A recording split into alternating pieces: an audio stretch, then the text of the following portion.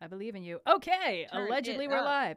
All right. Allegedly. Hello, everybody. Welcome to an After Dark tier list. As always, we got to do our traditional. Got to make sure the audio's working. Got to wait for our viewers to filter in. No, Red, I know what you're leading up to here. So before you, before I tell them to do anything in the chat. Before you tell them to do anything in the chat or pick two emojis that look suspiciously similar to each other, could we maybe like game this out a little bit? Like maybe just make a point to pick fruits of different colors. Or All right. Something of Okay. That. Yeah, we can do fruits of different colors, I suppose. All right. So chat. Here's the situation. My audio is coming through my microphone. Indigo and Blue's audio is coming through Discord routing. That's probably the shaky one. So if you can hear me, put an apple in the chat. And if you can hear Blue and Indigo, say hi, please. Hello. Hi. Perfect. If you can hear them, put an onion in the chat. Let's do this. Okay. Well, chat seems to be filtering in. Let's see. Do we have the there's the donation link now added. Nice. And presumably we're tweeting out that sweet tasty link. There we go. Delicious. All righty. Perfect. All right, I'm seeing plenty of apples and onions. All right, we seem to have nailed this on the first try, folks. Fantastic. This is a clever system. I usually just kind of scream at the microphone for a few minutes until people are like, your audio levels are fine. Well, I'm glad somebody appreciates my genius. Here's the thing. Yes. I have beef with this system because last time we did this, which was I think last week, Red, the two things what were the two vegetables that you asked chat to spam last time? Potatoes and onions. And notably, do those two emojis look very similar? Oh, you're going to hate what the apple and onion ones look like. Hello, Tim. Hello, future me. Oh, Tim. Hello. Yay. Welcome. Don't worry, Tim, you're going to like our early with mentors. this one. Yeah. Oh, baby. We're here to do a little mentors tier list. If y'all have seen the After Dark before, you know what this is going to be. It's going to be fun. It's going to be nonsense. I'm personally very excited for this particular group because I consider mentors one of the hottest groups of characters in all of fiction. But that's neither here nor there. And that's the word you're using? Actually, sorry, real quick, a little audio technical thing. Blue, your mic is apparently rather louder than either of us. That's not something I can control because you're both coming through the same channel on my end. I fix. You fix, yes. Perhaps you could lower your... Oh, that's much better. That's, all right, yeah, I think we should be good. Perfect. Cool. Fantastic. Smack that bitch down to 70% input volume. Yeah, that'll do it. All right, let me just make myself a tasty new folder for all the text we're going to add. If you don't swear at your recording equipment, are you even a person who owns recording equipment? I know, right? Let me just contextualize that sentence real quick. Yes. Oh boy. Oh, and we should probably lay out tier rewards before we get super started. We're trying to make more of a system out of this now. We're not just streaming this time for funsies. We're streaming for Ukraine. So if you are able and willing to donate, we do have some rewards at the tier, which is, I already see chat has comment. I hoped we would breeze past my previous comment, but I see not. You really thought they would overlook you being like, mentors are the foxiest trope in existence, and today I'm here to thirst all over those bad boys. Someone's got to hold down the fort. We're streaming for Ukraine, and for every $1,000 that we raise, we will be taking suggestions directly from the chat for 5 minutes. We have our own list of mentors that we're going to be powering through. But whenever we hit that $1,000 mark or 2,000 or whatever, however much we raise, we will, expand the list based on you guys' suggestions. So if you want to have some direct influence over the mentors tier list and be able to influence us and change how we see the world to progress in our own heroic journeys, control your destiny. Donating. Yes. yes. Alrighty. None of us are getting killed off over the course of the stream, knock on wood. But well, I also none don't consider any of us mentors. Yeah, exactly. I will probably be going to sleep early, so okay, so we might lose Blue. No, the trope name for that is being put on a bus. It's when the writers don't really know what to do with you, and maybe the actor's gotten a little expensive, but they don't want to kill you off, so they put your character on a bus to somewhere, and then if they want to bring you back, they can, but they don't have to. This is also the Han Solo and Carbonite school of getting rid of characters for a while. Yes, Han Solo. Is that a faux pas now? I feel like it's Han, like, consistently. I wasn't gonna say. I had to think for a moment. Am I gonna call Red out this early on saying Han Solo? I stumbled. It happens. I was gonna let it slide, but then you brought it up yourself, so you know what? It all worked out. I gotta hold myself accountable. You know, you're only accountable to yourself ultimately in this crazy world. Exactly. And we've also added a special under the chair shame zone for some entries because at last stream we noticed there's some category, some topics that like, hey, we just haven't experienced enough of this particular medium to be able to rank this person and or thing. So if we see a suggestion pop up a lot, but we just don't know it, it might end up in the we haven't seen it shame zone, which means that we got nothing. Like we could just randomly spin a wheel and place it, but it's much easier to just put it under the chair. I worry we're gonna reach 1,000 before we put a single name on the board, which is the best kind of problem to have. But just real quick, I'm gonna add our first mentor. Let's get our first one out of the way because I think he's gonna also I've seen him pop up in chat a few times already. A few. Like maybe we should knock this one up. Alrighty, there's the boy. Uncle Iroh from Uncle Avatar: Iroh. The Last Airbender. I mean, obviously he's going in S tier. Like, we really don't even need to debate this. Yeah. This is similar to when we had a Kronk on the hippo tier list. We're like, we just gotta set the standard going into it. This is like the trope setter example where every example is functionally compared against this one. Yeah. Uncle Iroh is, I mean, he's wise, he's gentle, he is very much the guiding force behind Zuko's character arc. Oops, we hit 1K. Oh boy. So yeah, I mean, he's just an ideal character. I love how he also can't resist mentoring every character he runs into. Like the one episode that's just him and Toph hanging out, sharing tea. It's just delightful. I think that's part of what makes him such a good mentor across the board, though, is because he's not just a mentor to one specific character. He's able to kind of understand the needs of the various other still, learning and developing characters in the show. Toph and Natch. Aang and whoever he runs into. So yeah, he's an easy S tier. Easy S tier.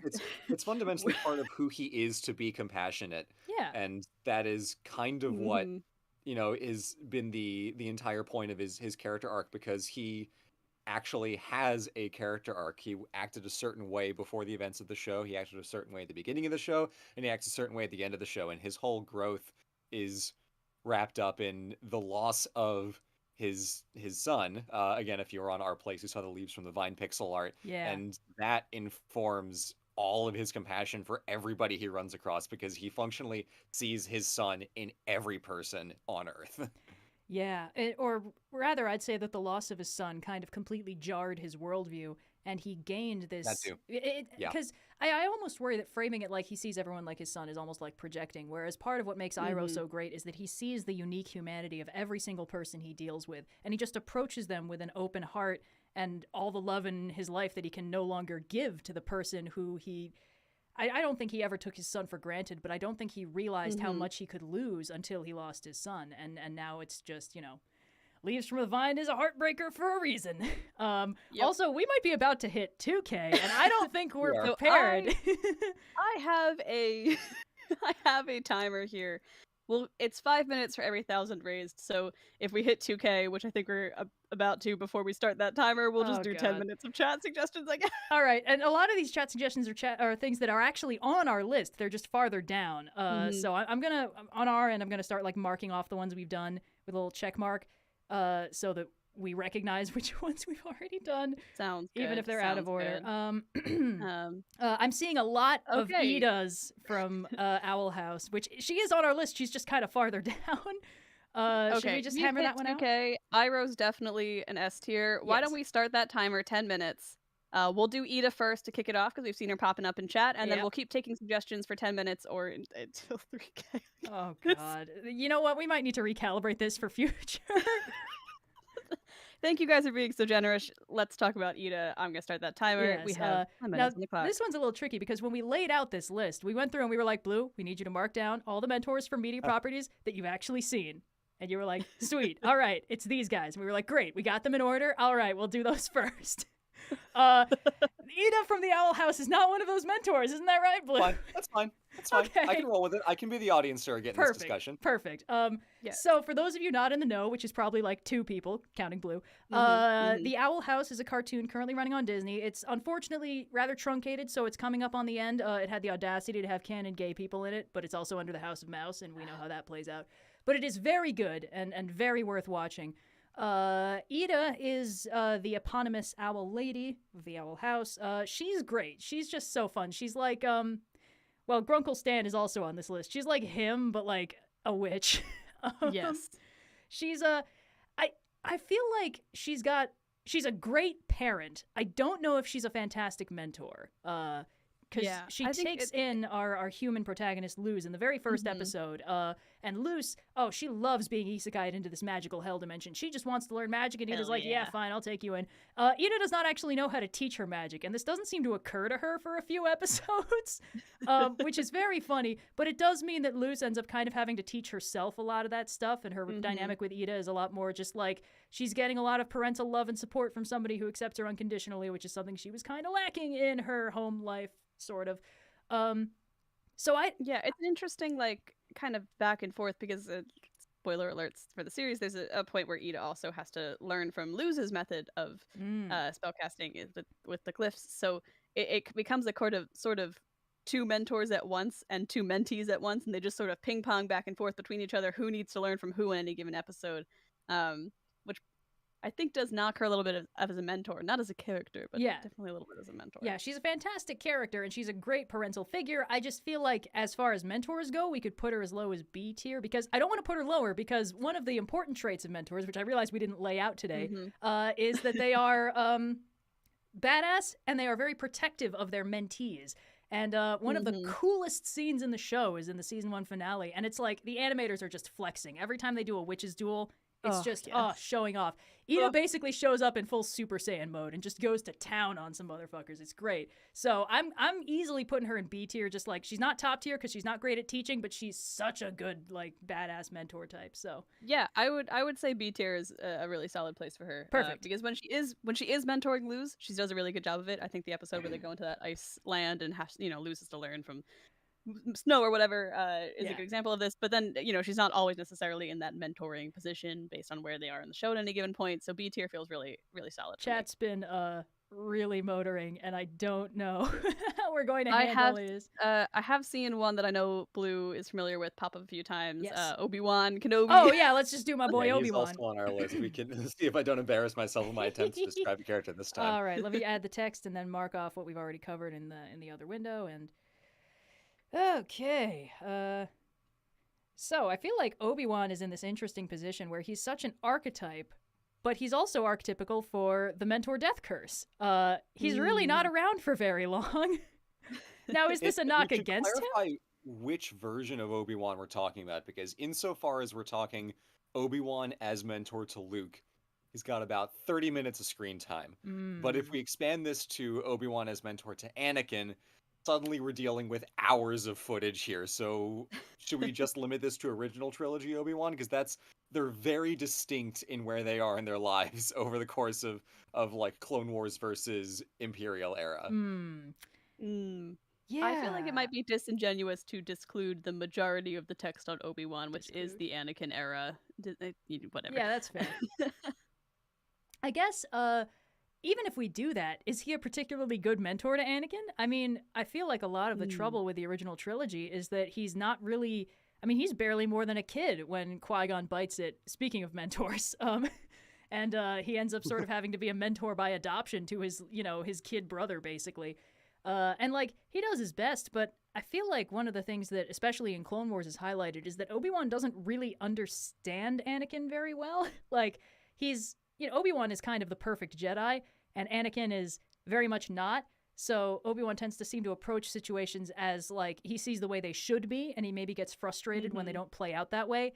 Whereas Anakin is kind of a wild card. That's very fair. Yeah. I was going to say, I feel like Obi-Wan always sees Anakin for what Obi-Wan thinks that Anakin can be and what he can achieve. And Obi-Wan is willing to overlook a lot of stuff. There's a meme that goes around of a text from the Episode 3 novelization where Obi-Wan's talking to Padme, and there's this whole speech where he's like, "You don't think I know exactly what the fuck has been happening? I know all of this, but I look the other way because I know that you are the only person that can possibly make Anakin happy. So I let it go." So Obi-Wan, like, even if he sees like, "Anakin, you're fucking killing me here," he still gives him some slack. And part of the reason that Obi-Wan fundamentally can't be the right mentor to Anakin is because they are close in age. They're much more like brothers than like a father or uncle relationship. And Anakin wants a father in Obi-Wan, but he has a brother, and that's not what he needs, which is part of why it doesn't work.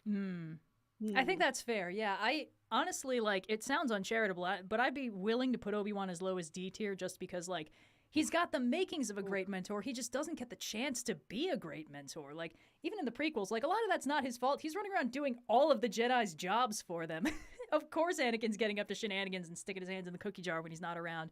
And then in the sequels, he's there for about half an hour, and he makes the traditional mentor mistake of being like, that's an interesting story, but I'll explain everything to you later. And that, of course, means he's going to die before he gets the chance. So he barely gets anything. He doesn't even really teach Luke which end the lightsaber comes out of. So, you know. I almost feel like we could make a trope category of, like, a tragic mentor, because Obi-Wan is a fantastic character, but his mentorship is bad. In the original trilogy, he just makes some dumbass mistakes. I will absolutely agree with you on that. But in the prequels, I feel like his mentorship is laced with tragedy, which is why a lower tier is justifiable, but with an asterisk of, like, circumstance conspired to put Obi-Wan in an impossible situation where he did his best, but there was no way that he could have ever been enough. Oh my god, sorry. Chat turned my cookie jar thing into an innuendo, and now I hate all of you. Okay. I think we can put Obi-Wan like maybe like C tier, you know, let's you pointed out, you know, he had the makings of a good mentor. He just really got kind of screwed over by circumstance, and he really did try his best at every turn. And then he got to come back as a ghost and was much more helpful. So he's a better character than he is a mentor, which is part of why like there's the fundamental disconnect of like, but Obi-Wan is S tier as a character. Yes. Yeah. As a mentor, yes. I think you're right, Red. Yeah. Yeah. He's played by Ewan McGregor, so he's automatically like a beautiful human being. But right. Yes. Does that make him the best mentor of all time? No, not necessarily. No, definitely. I think C is a very fair rating. May be there. Excuse me. Jeez. All right. Chat's been flying by. I'm not sure how we're gonna do this. I've seen a lot of Rengokus from Demon Slayer go by. Have either of you seen Demon Slayer and or read it? Nope. You know, I have, but I genuinely don't remember which one Rengoku is. Is that the fire guy with the crazy the fire eyebrows? guy who sets your heart ablaze. Yes, all right. exactly. Yeah, he's the crazy eyebrows guy. One of the he got donutted.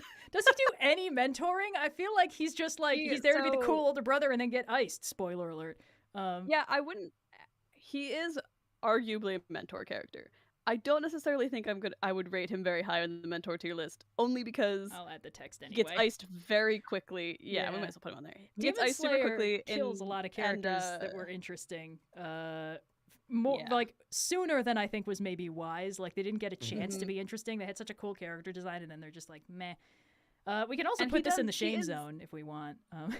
I have seen Demon Slayer, so I feel pretty comfortable. We'll just defer to your expertise. Ranking him on the actual chart. We're gonna have to do Izumi next. Really... Chat has just been going nuts over her. Nice. He is a mentor character to Tanjiro, the shonen protagonist or whatever. Right. Yeah. But he's not Tanjiro's only mentor, and I don't necessarily think he's his most important. He's just sort of his most relevant at the beginning of season 2 because that's kind of the end of the Mugen Train arc. The train. And he gets killed off very early in the series relative to a lot of the other characters who end up getting killed off. Spoiler alert if you haven't read Demon Slayer. Demon Slayer has a near 100% fatality rate. If you are a character in Demon Slayer, you are not going to be a character in Demon Slayer for very long. Yeah. And he gives him an important piece of advice that is echoed in his mind and later in season 2, set your heart ablaze. And he does the whole sun breathing thing. And it's like an inspiring word, but I don't necessarily think the amount of mentorship he gives relative to even other characters in the series who appeared prior, like the former water Hashira, whose name I'm blanking on, and even Gyu arguably like have more influence on Tanjiro later down the line. So I would put Rengoku maybe in like a D tier. He gets knocked a little bit because unfortunately, he dies very early on before he could do a lot more mentoring, but the mentoring he does isn't bad. He never leads him down the wrong chart or anything. Yeah. Excuse me. Jeez. Yeah. Plus, he gets to be the second example of a trend that I swear is happening in anime where they keep having fan favorite fire characters get donutted. This justice for Ace from One Piece down. What is it keeps happening? Why is Gets it a big hole twice? put in him. Why did it happen twice? So yes, I would maybe put Rengoku in D tier. I don't think he's the best mentor in Demon Slayer, but he is a fun. And this is no shade on him. He's a very what's fun up, character. Blue? We love a himbo. What is donutting? It's when you get a big hole put in you. Punch through them. Yeah, they get punched through the middle. Yeah. Gotcha. It also happened to what's his name? It wasn't a fire guy, so it left my mind because I started seeing the pattern and I was like, I'm putting the threads together like Manic at 2 a.m. This is why Inuyasha is the superior anime, because that happens to our protagonist like 3 times and he survives. All right, It very I'm gonna selectively happens in other Okay, shows. you know Anyway, what? We just saw a chance for one that Blue has actually seen. Yes, we also passed 10 minutes, so this is the last one we're taking from chat What? until we hit Wait, 3K. okay, that and then doesn't we'll feel go back fair to to our chat. We were taking our sweet time on some of those. Cash in the 2,000 reward if we want to take another 10 minutes of chat No, suggestions. it was 5 minutes each. 10 minutes was total. We're at oops. 2.5K, so I would Yeah. be surprised if we did not quickly hit That's a good point. another 5 minutes. Oh, So boy. maybe. All right. Well, anyway, Piccolo. No, I don't remember if I'm spelling that right. From Demon Slayer. Not Demon Slayer. Maze Hughes doesn't get donated. He gets shot. There's a difference. Come on, Yes, chat. the difference. It's very Small important. donut. Guys, it's very important to recognize the difference here because the donutting of fan favorite fire anime characters and the just murder of other characters for the story are very different. Oh no. Okay, Piccolo from Dragon Ball Z. Dragon Ball. Now, good. He's a good mentor. It takes him a little while to get there. Most of the mentors in Dragon Ball Z are like effective but not nice, which is actually a pretty common trope. And I think that a mentor's effectiveness has very little to do with how nice they are a lot of the time. It's like, as long as they teach him, who cares how they do it, right? I think, I don't know, Piccolo, it's one of those cases where like he learns more from his student than his student maybe learns from him. Piccolo's main character arc is that he takes in Gohan after Goku is killed and trains him for about a year before the Saiyans show up, and then he heroically sacrifices himself to save Gohan, and then he's brought back later. And then he doesn't really continue teaching Gohan so much. He just kind of hangs out in the background as like their cranky friend, which is great. I love that dynamic.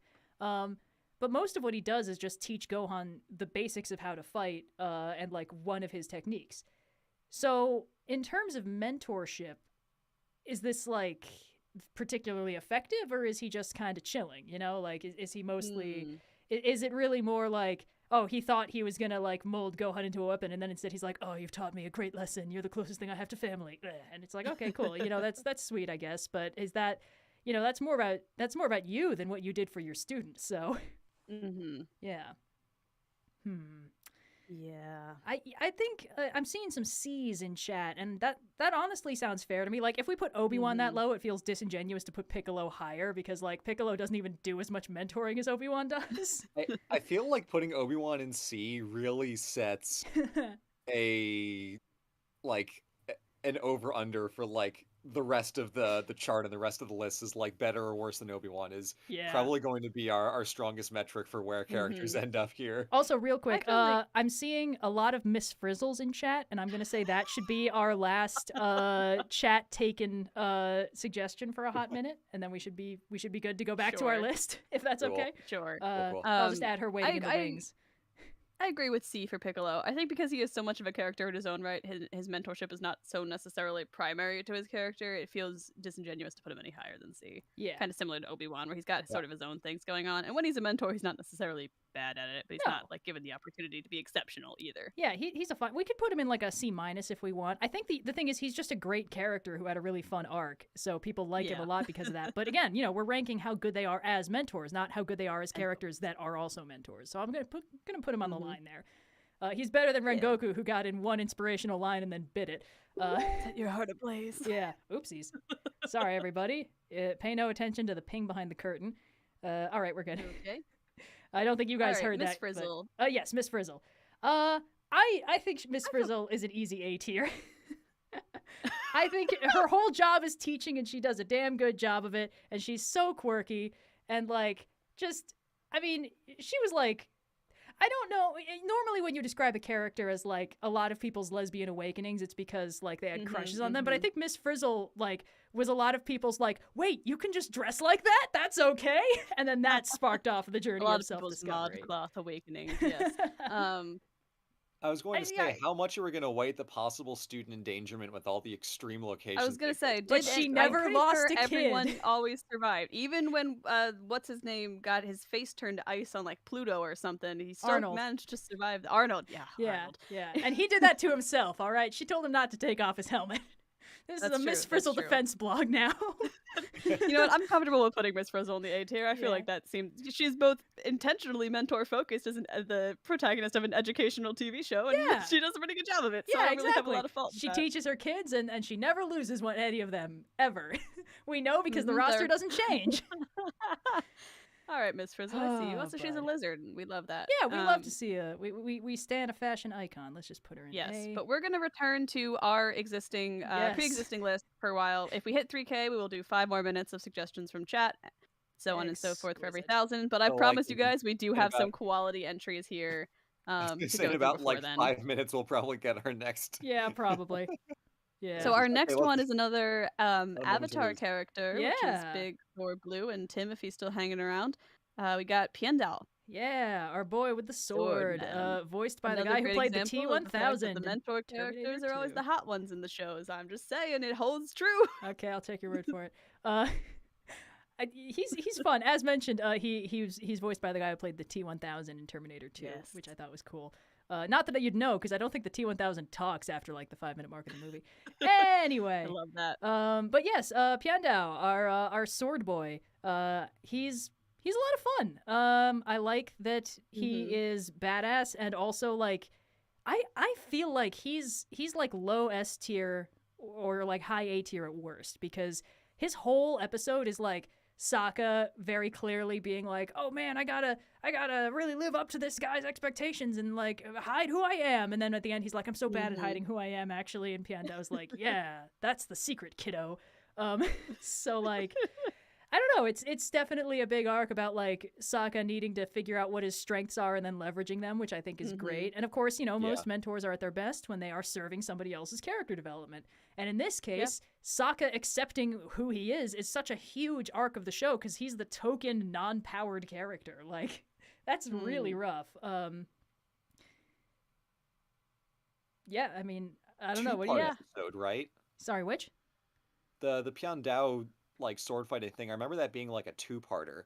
I don't think so. Unless I'm crazy. No, it's just Is one it part. Really? Only one episode? Damn. A Okay, lot yeah, happens in that one episode. There's a then. meteor It's one strike. episode. He does reappear later in the series when they Yeah, go he's the the White White Lotus Lotus together. Club, But yeah. he only features in one episode originally. Yeah, he is a fantastic character, and one of the things that I will put as a point in his favor is that he is exactly the kind of person whom Sokka needed in that moment, which is like big mentor points.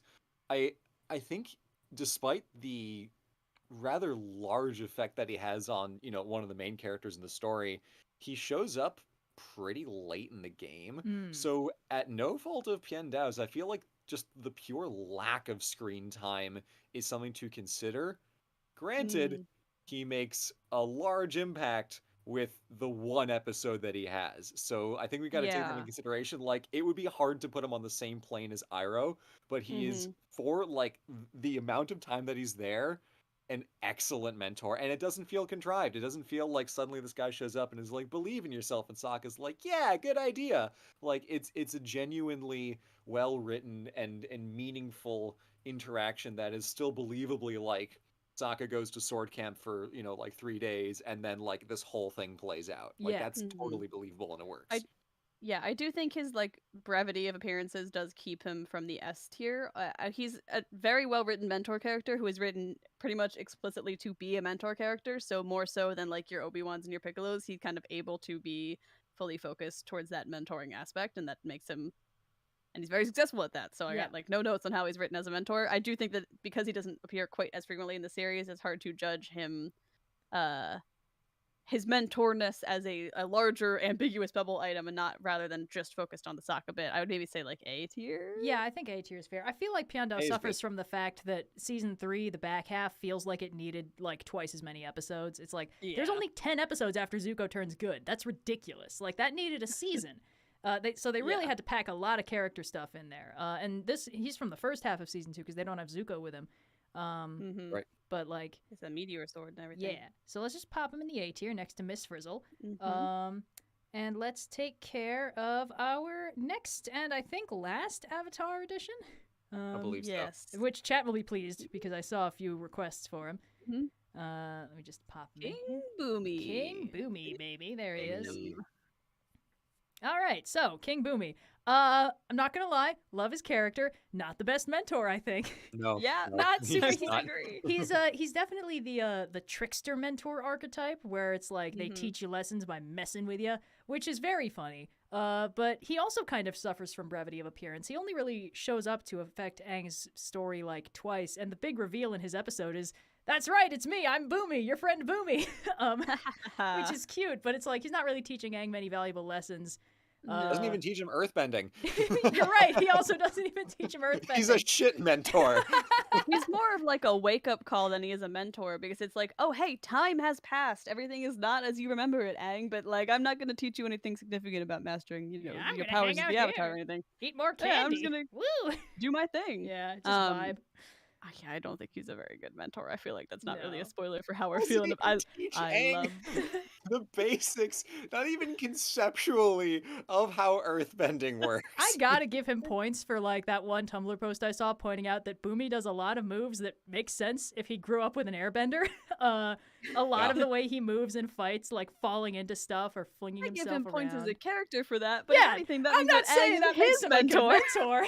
I think that just makes him more fun. That So- makes him the mentee, not the mentor. Are we feeling like D tier on this? I feel like putting him in the same tier as Obi-Wan is disingenuous. No, Yeah. E. I think he's E. Ooh, Yeah, all I right, think all right. he Here we go. He is a The fact truly that useless three people mentor. cannot as a group point out any one thing that he actually taught to Aang. I feel like we Hilarious. gotta put him Only really thing- low. Guys, the only thing that Bumi did for Aang was to let them through Umashu. That's a good point. That's fair. We hit E tier. 3K. E tier. Okay. All right, we hit 3K, everybody. Indigo, please start the timer. We will now start trying to take requests from the chat. Again, we cannot get all of them, so like don't spam just a huge number. We won't be able to get to them. We kind of have to go with the ones we see most. I am seeing a lot of things for Chiron, but I feel like they need to specify if they mean mythology or not. I believe they mean Percy Funko Jackson. Killers. Probably. He's pretty. I mean, we can do that. Do we want to? We can do that. Yeah, let's go for it. Sure. Yeah, this is one we could all weigh in on. Are we going Percy Jackson? I think we should. Yeah, that is Okay. almost certainly the one they're talking about. And also, like every Greek mythology figure, he doesn't really have any consistent characterization in the myths. And also, most of his students die. So let's do the Percy Jackson version, which is a little more fun. It's been a while since I read the books, but I remember him being very solid. He's oh shit, we hit 4K. Did someone just donate $1,000? Who are you? I'm scrolling back. Guys, for your 100. infinite Anonymous! generosity. How could you? All right, well, thanks so much. Uh, Indigo, crank that timer up to 10 minutes. It's going. Good God. Okay, so Chiron, Percy Jackson, he is a centaur. He is a Horse. horseman. He is a horseman. Hobbs. And yet he is, and in his giant horse heart, there is so much room for caring for the students, campers under his care. I don't know, guys. It's been a really long time since I read Percy Jackson. Would a centaur have two hearts? Like one in the horse You rib know what? cage? This is a and- fascinating question that we should talk about at literally any other time. Okay. All right, I feel fine. like the horse part is just like pure muscle. Terrifying. What, like a gummy bear? There's no bones in there. All right, this has just gotten incredibly unsettling. I'm inclined to Yeah. put him in like B tier because unfortunately the nature of those books kind of means Percy's on his own a lot of the time. You know, Yeah. mentors can't really save him. They can't really help him out. He has to do all the scary chosen one stuff at age 12, and you know. Yeah, like the advice that Chiron gives and the guidance he does give is good, but yeah, like you said, the limitations of the books and the limitations of the type of story that it's telling means that he can't necessarily guide in the way that like an S tier mentor like Iroh would Right. throughout the whole story. Yeah. He maintains a healthy home base for Percy and friends, but he does not accompany Percy on really almost any part of his journey, and it's pretty much up to him. So he's great at running Camp Half-Blood, but he's much more the Camp Half-Blood counselor than he is Percy's mentor. That's fair. Yeah. So Yeah. are we thinking B tier or somewhere else? I would say B or C. I don't know. I'm kind of between the two. It's been a while since I read the book, so I'm That's interested fair. to hear I'll, where you I'll guys put him on say the some. line. May as well. Just above Yeah, I'll put him on the Obi-Wan. All right. Let's see. All right. Chat's been really flying. I'm seeing some Master Splinters. We could. Sure. Okay. Oh my Oh boy. Here we go. You've Chat, unleashed the I love floodgates. TMNT. growing up, I watched the 2003 animated version, and then went back to the OG 90s, and since then I've done a lot of watching the other series. Ooh, I think both of those have my boy Usagi in them, which is all I care about. Do? Yes, they do. That's what he deserves. One of them features Sam Riegel as, I think, Mikey or Donnie. I don't remember which one. But probably Mikey, statistically speaking. Oh, statistically speaking, overlaps. He might have been a left field pick for Donnie. All right, I okay. don't remember. Well, let's not torment chat. Anyway. Okay. Splinter. Yes. From what I recall of what I've seen of Teenage Mutant Ninja Turtles, Master Splinter is a very solid mentor. I mean, he's got the mentor part and the surrogate father thing down pat. So like he's got both of them. He's great. He's a good teacher. He taught them ninjutsu, which he learned from a book or possibly from being an actual martial artist, depending on which version you're doing. Yes, it depends. And he's just like he's a solid teacher and just a good dad to the boys. So I'd probably put him in A tier, honestly. We just got $1,000. Oh my god! Oh, again. wow. Wait, hold Yeah. on. It didn't register yet. I can't see it on the... Anyway, I don't know if my chat's just like really laggy, but I just saw 1,000 flash on the screen. You might be a little bit behind. We Might saw be a an little anonymous bit donation for behind. 1,000 that took us over 4K. Then yes. maybe that's But it. Yeah, Let me just refresh my page here. probably, yeah. very kindly, all of you. Chat, thank you. Sam Riegel was Donatello. Oh, really? Whoops. Yeah. Coin flip on that one. Yep. But I think you're right. Splinter is, I think, an easy A tier for me. He's an excellent mentor to his sons. Occasionally, he does suffer from some paternal oversight, and they have to go off and do teenage rebellion. But they're teenagers, and they have to. Yeah. That's, I think, the only thing keeping him from the S tier. Otherwise, like, he not only managed to raise skilled warriors of the sewers, but also happy teenagers. So he struck a very difficult balance. He wasn't too harsh of a mentor, but he also wasn't, too soft of a mentor. It's a nice think that's middle the thing. ground. There's very little wrong with Master Splinter. He very rarely messes up. Mostly because one of the easiest ways to upset and motivate the boys is by hurting or damseling Master Splinter. So he needs to kind of be lovable to make that work. Let's just put him in the same spot with Piandao. All right, what do we do next? I'm seeing some Grandpa Max fly by, who is on our list. We can just take care of him now if we want. Might alienate Blue a smidge. You never watched any of the Ben 10s? All right. I saw Ben 10 a while ago. I watched TMNT a while ago. I have like a fundamental picture of what this character is in both cases, but like, So go ahead. Give me the pitch on quick Ben 10. We'll do Grandpa from Ben 10, and then Blue, you watch chat and you pick one out for the next one. Ooh, good idea. While we're in the store, you can pick out one candy item. Go browse the aisle. Now, caveat, I did not watch the original Ben 10. I saw Alien Force and Ultimate Alien. I missed the boat on that. Alien device did what it did and stuck itself upon its wrist. Okay, look, I know the theme song, and then the first time I heard it, and then when I watched Alien Force, I was like, wait, is the opening just an orchestral remix of the original dumb, like, Saturday morning cartoon style? And it was. But as I understand it, Grandpa Max plays a more structural role in the original because, they're like 10 in the first, whereas in the sequel, they're very mature and grown-up 15-year-olds running around. Yeah, the core trio of the original series is Gwen, Ben, and Grandpa Max, more so than in, subsequent series where they slide in your boy Kevin. Save it for the Lancers tier list. Really integral to the original series in the way that he is to the subsequent follow-ups. So Grandpa Max really does take on kind of the guiding force for Ben and Gwen as they, travel road trip across the country to go fight aliens or what have you, or just do fun summer activities. So he is much more important in the original series. I'm interested to hear what your thoughts on him having only seen was Alien Force, I think. Alien Force and Ultimate Alien. I also didn't watch the new one, the rebooted new art style, so I'm sure he's important in that too. The impression I get from Alien Force and Ultimate Alien is that he's their grandpa and they love him, and he's also like the fun kind of like when he was younger, he was like a real James Bond style badass, and now he's older, he's still really badass, but now he wears Hawaiian shirts and cooks weird stuff. But he spends most of the early parts of Alien Force getting like kidnapped or lost in alternate dimensions so that the kids have to handle stuff on their own, which I feel like it's not actually a knock against his mentorship because, again, circumstances beyond his control. And also, he does a really good job of like mentoring them even when he's not there. Like one of the first just signs of what tone the show is going to take is that he sends Ben like a little hologram thingy that's like, all right, don't worry, kiddo, I'm taking care of some stuff. Also, don't worry about the Omnitrix. I have it, and it's super safe. And Ben's like, what are you trying to tell me, Grandpa? I have the Omnitrix. And it's just like, oh, sneaky. He's worried they're being listened in on. I see what's going on. And I don't know. I feel like Grandpa Max is an unusually competent mentor, Like, he gets to do a lot of cool stuff. And I think it's because, you know, the power scaling in that show is like all the kids are running around with full-blown superpowers, and Grandpa Max is just some guy. So they sort of make up for it by making him Batman, which I actually really respect. Yeah. Yeah, I think that's pretty... I mean, it's not perfectly accurate to the original series experience. I think they do a little bit more of, like, delayed reveals of just how involved the plumber's Grandpa Max was and how, like, cool and badass he was. As the series goes on, it becomes, like, kind of just an unsaid thing that he is very competent. Right. But when it first starts, he's still playing up the, like, I am just Oops, a fun-loving $500. grandpa. Don't worry, kid. We just crossed 5K. I'm gonna go. Hold on, I'm gonna go raise our thing. Thank you. Also, after you guys give your ranking, I've got two that I've been seeing a lot of. Ooh, yes, good. Awesome.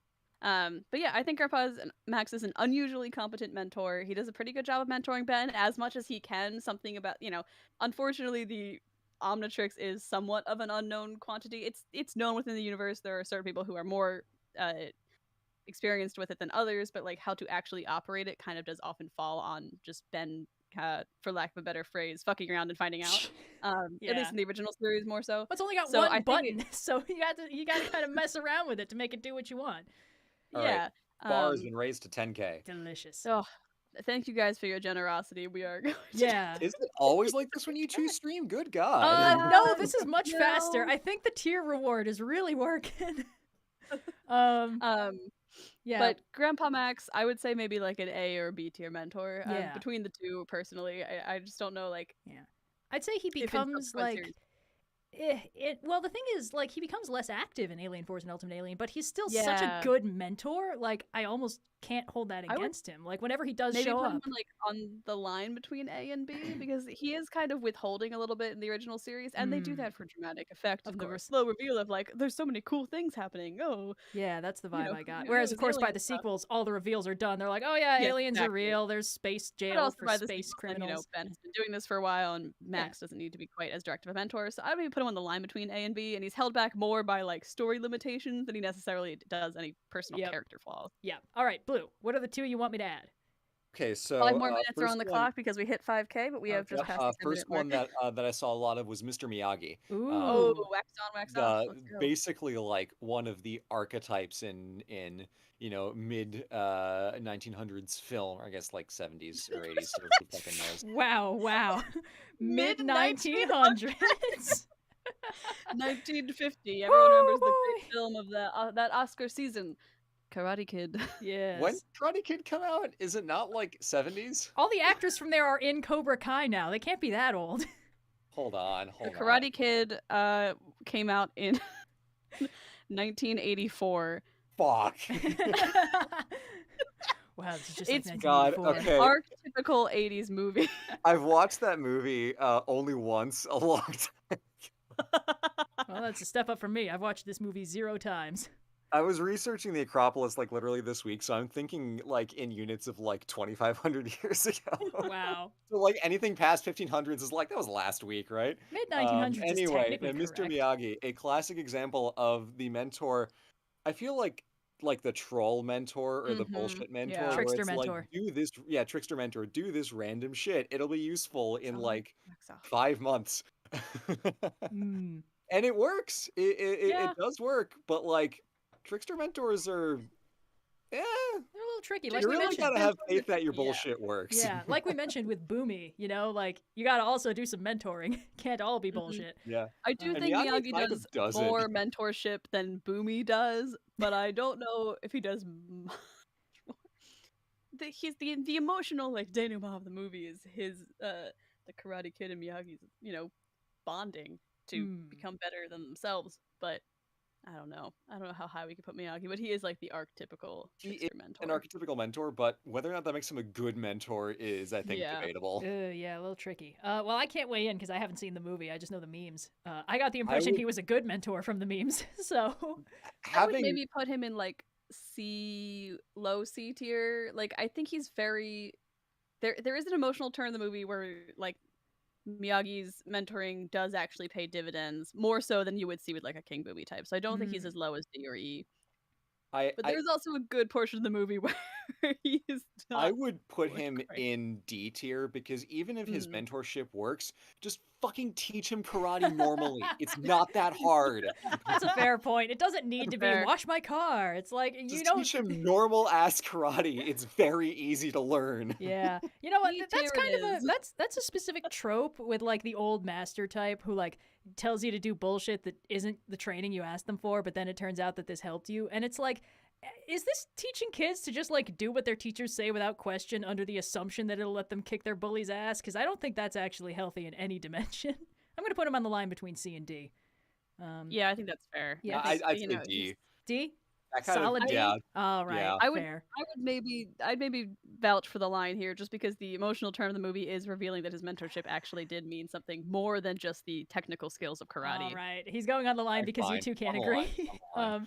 All Fair right. enough. I will accept on the line. Yeah, what was the second one you saw? Second one was we have one of these characters on our list, but not the other. I was seeing a lot of pairing of Jiraiya and Kakashi. More leaning towards Ah. Jiraiya, but we do have Kakashi on our personal list, so we can maybe start from one and go to the other. All right, let's start with Kakashi because he's on the list. In fact, I think I he's feel like like the before we second get into entry. We had a little chat before we jumped onto the stream where we were talking about our favorites of the big three anime of the early 2000s, and I feel like this is a good time to maybe just so it's out there. I think my favorite and Red's favorite were both Bleach. Yeah. Well, not Naruto. I wanted Bleach to be a different show than it was, and when I realized it wasn't going to be that show, I sort of lost interest. But it was the one that held me for the longest. I got through like 2 episodes of Naruto and none of One Piece. Just couldn't get past the animation style. Most of Naruto when it was coming out. I pretty much watched all of Bleach, and then all of that information immediately left my brain and disappeared because it was like basically nothing. And I'm still watching One Piece because it's still airing. So. Of course, yes. Yeah. But Kakashi is my favorite character from Naruto. So Yeah, I was a Naruto kid growing up. I got bullied for it relentlessly. That's fine. But yeah, Kakashi is really cool. But as a mentor, like, the man reads porn on the job. Hey, does that make him a worse teacher? Wait, does it? Kinda, Okay, yeah. Just checking. I don't know. Oh god, all I know about Kakashi is that shit, we hit 6K. Is that not an automatic yes answer? I don't know what's normal for people sometimes. Oh no. Okay. The man is instructing children. That's a pretty all right. big red Yeah, flag. yeah. Well, he's not He is sharing with cool. the class. He I gets to think. be cool. Kakashi gets to be cool. The Sharingan kicks ass. I loved that shit. Okay. But as a mentor, he gives Squad Team 7 the skills that they need to get started and is useful in the early game. He's a perfectly solid mentor. He's just really weird. All right, what are we thinking for a number score or a letter score? Is he the hottest Naruto character? Debatable, but I would say yes. Okay. Yeah. Is he a good mentor? Maybe not top tier compared to some other mentors in the series. So I may put him in like C or D. I think we're working in that same area. All again. right. Blue, what are you feeling? I'd say C because he's always out there with Sakura, Naruto, and Sasuke. Like, he's always out there with them in the early part of the show, like, as a team. Like, they do everything as a group until the whole like fucking Chunin exam subplot starts. Yeah. But he's out in the front lines with them. Like, he's not doing bullshit hanging out. He's out there. Actively mentoring, and he's he showing kind up, of has some trickster mentor elements, but he is more involved than your Miyagis and your Bumis. Okay, I'm gonna put He's forward. actually pretty good. I'm gonna put I'll forward one say that at I least saw C. in the chat several times that we can all talk about. That I think is going to be fun. Cool. Also, we hit 15 6K, minutes and also 6K, so yeah. 5 more minutes are on the time. Oh my All right. god.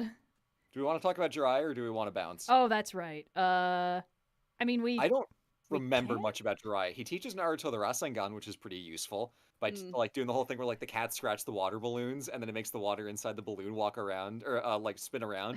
And Naruto's like, "Whoa, I can do like this cool move now." And like that's We have kinda been neat, getting but a also lot of Jiraiya's requests, super and weird, I believe we may have so- promised this one a few thousand K ago. oh god. For Izumi from Full Metal.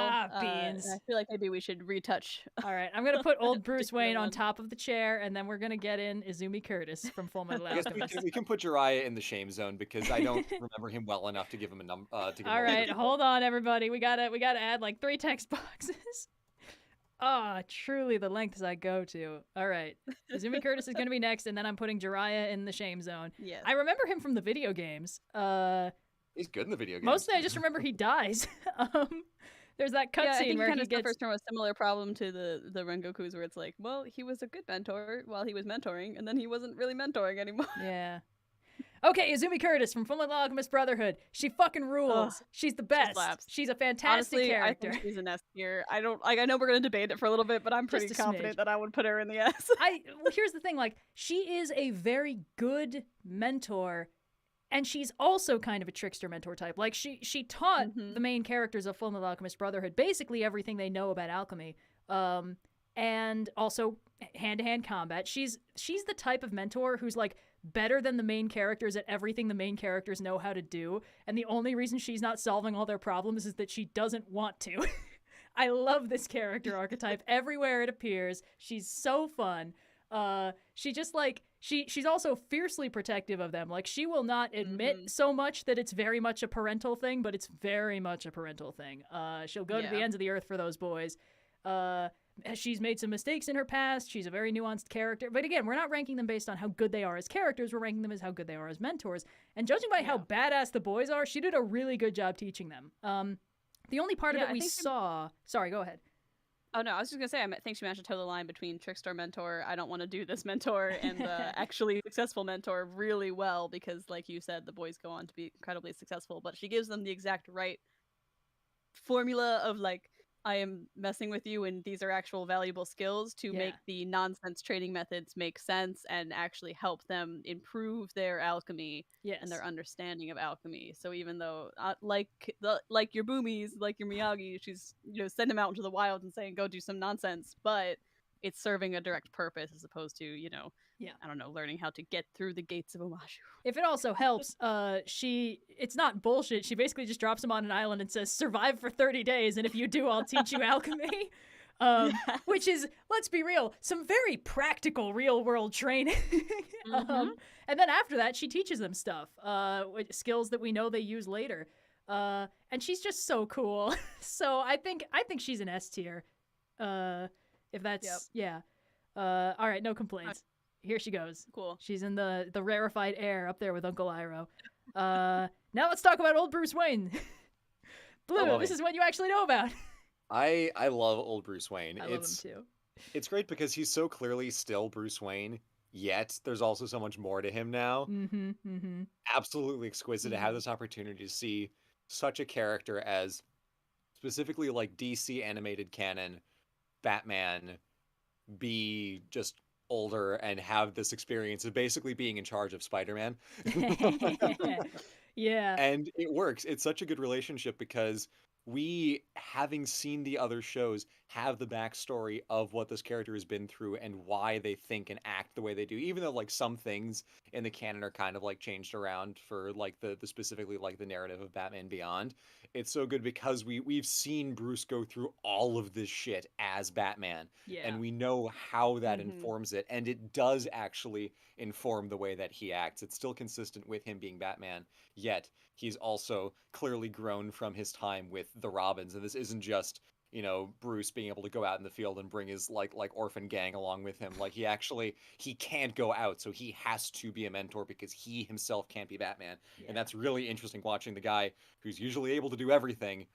He can't go out there anymore, so he's got to rely on someone else. That's a fascinating dynamic. And in terms of his mentorship, I think one thing that's very interesting about old Bruce Wayne is that he and Terry are very different people. So like they both know that he can't just teach Terry like how to be Batman the way he was Batman, like he can't teach him go wash my car. Go spend 10 years traveling the world learning all the random bullshit from all these random people. Like he can't do that, and Terry wouldn't really get anything from that. And that's one of his strengths, is that he's just a very different kind of Batman from Bruce Wayne, which means instead of this is the thing that happens sometimes when mentors train students that are really good, the student almost makes the mentor redundant. So one thing that is very good about this is that Bruce never loses narrative value, as it were. Terry never becomes able to fully replace what Bruce contributes to the story, because Bruce is still brilliant. He's still the world's greatest detective. Terry doesn't really ever I was get just gonna that. say that. Yeah. He's no longer like Batman, but he is still the world's greatest detective. And sometimes it's fun when like Terry's off doing his Batman thing, Bruce is like in the background actually solving the problem, which is quite fun. Because it means that they sort of end up in a symbiotic relationship where it's like Terry is providing the physicality that Bruce can no longer do, while Bruce is still just as sharp as he was, and possibly more jaded and brutal than he ever was when he was actually Batman, which is great. I mean, there's the one crossover sequence where the Justice League goes to Batman Beyond, and Bruce, like, Batman's interrogating a guy, and like the guy's already scared. Old Bruce Wayne is like, I can't believe I was ever that green. This is how you do an interrogation. And then the guy is like, I'll tell you everything. It's so good. It's so I think funny. really what sells this is that old Bruce Wayne and Terry McGinnis are an exquisite team. Much more than just a mentor-student relationship. They are a team through and through, and they work together so well, where they complement each other, yet Bruce is still always able to continue teaching Terry. I feel like this is easy S tier. Bruce is such a good mentor character. I think that's fair. I think he's very much in the like reluctant, doesn't want to do it phase, especially early, but he comes around pretty quick, mostly because he's like, no, I'm done with this stuff. I don't do it. The world doesn't need Batman anymore. And Terry's like, interesting, but have you considered? And then just steals the suit and runs. And he's like, God damn it. And then after that, he's like, all right, fine. I guess I'll adapt. It's just so fun. So I'm putting him up in S tier, the rarefied air. Cool. We've also hit our time for that last couple of batches of tier awards.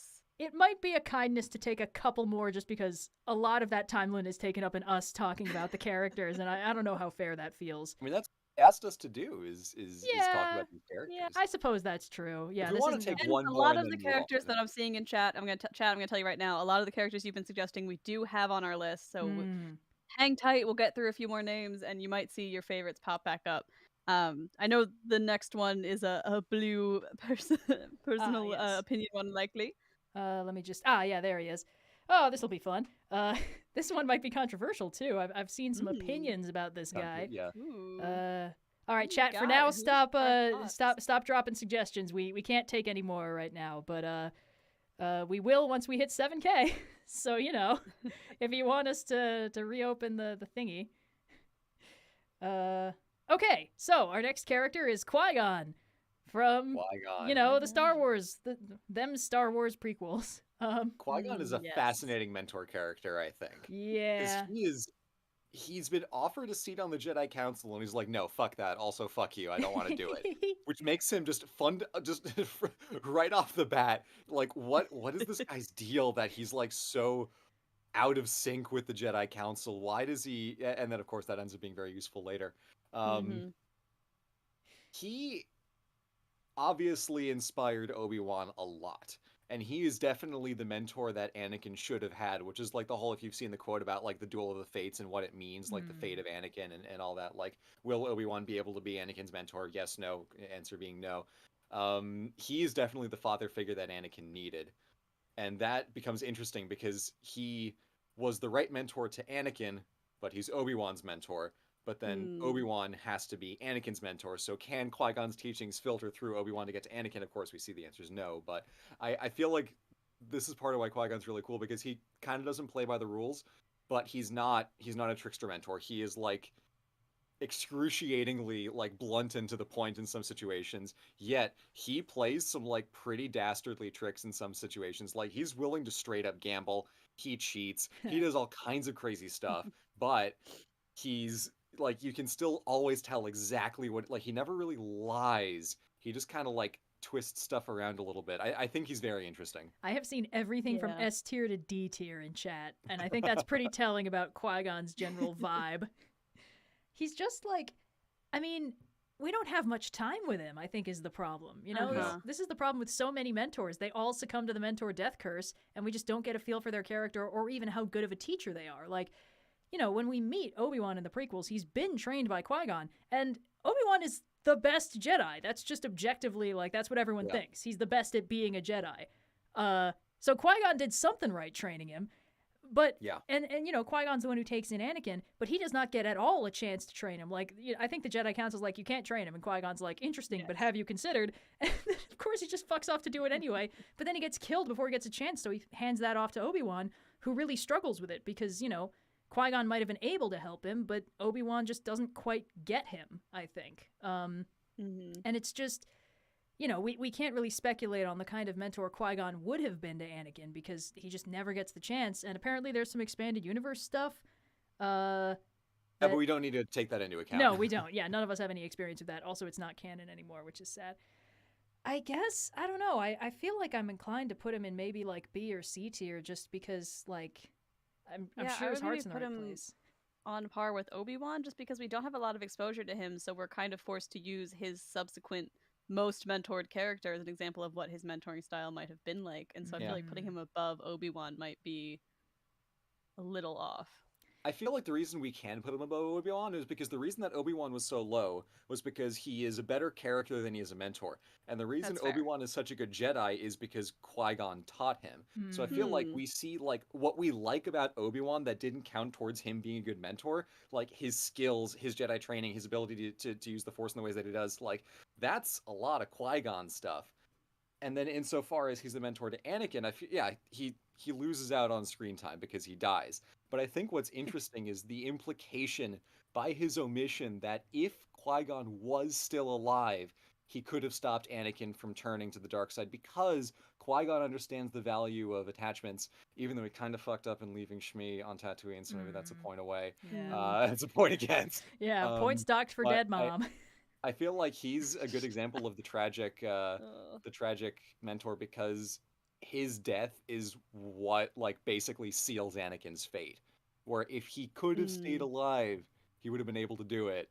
So I'd say we can put him on the line between B and C, but like I'm not gonna railroad this. That's fair. I'm seeing a lot of B's in the chat. I think we're kind of dancing around it. I think maybe B tier is a fair place to put him. B tier is fine. I mean, he does about as much mentoring as Eda does, and she doesn't even die. So, alrighty, let's see what's up next. Don't jinx that.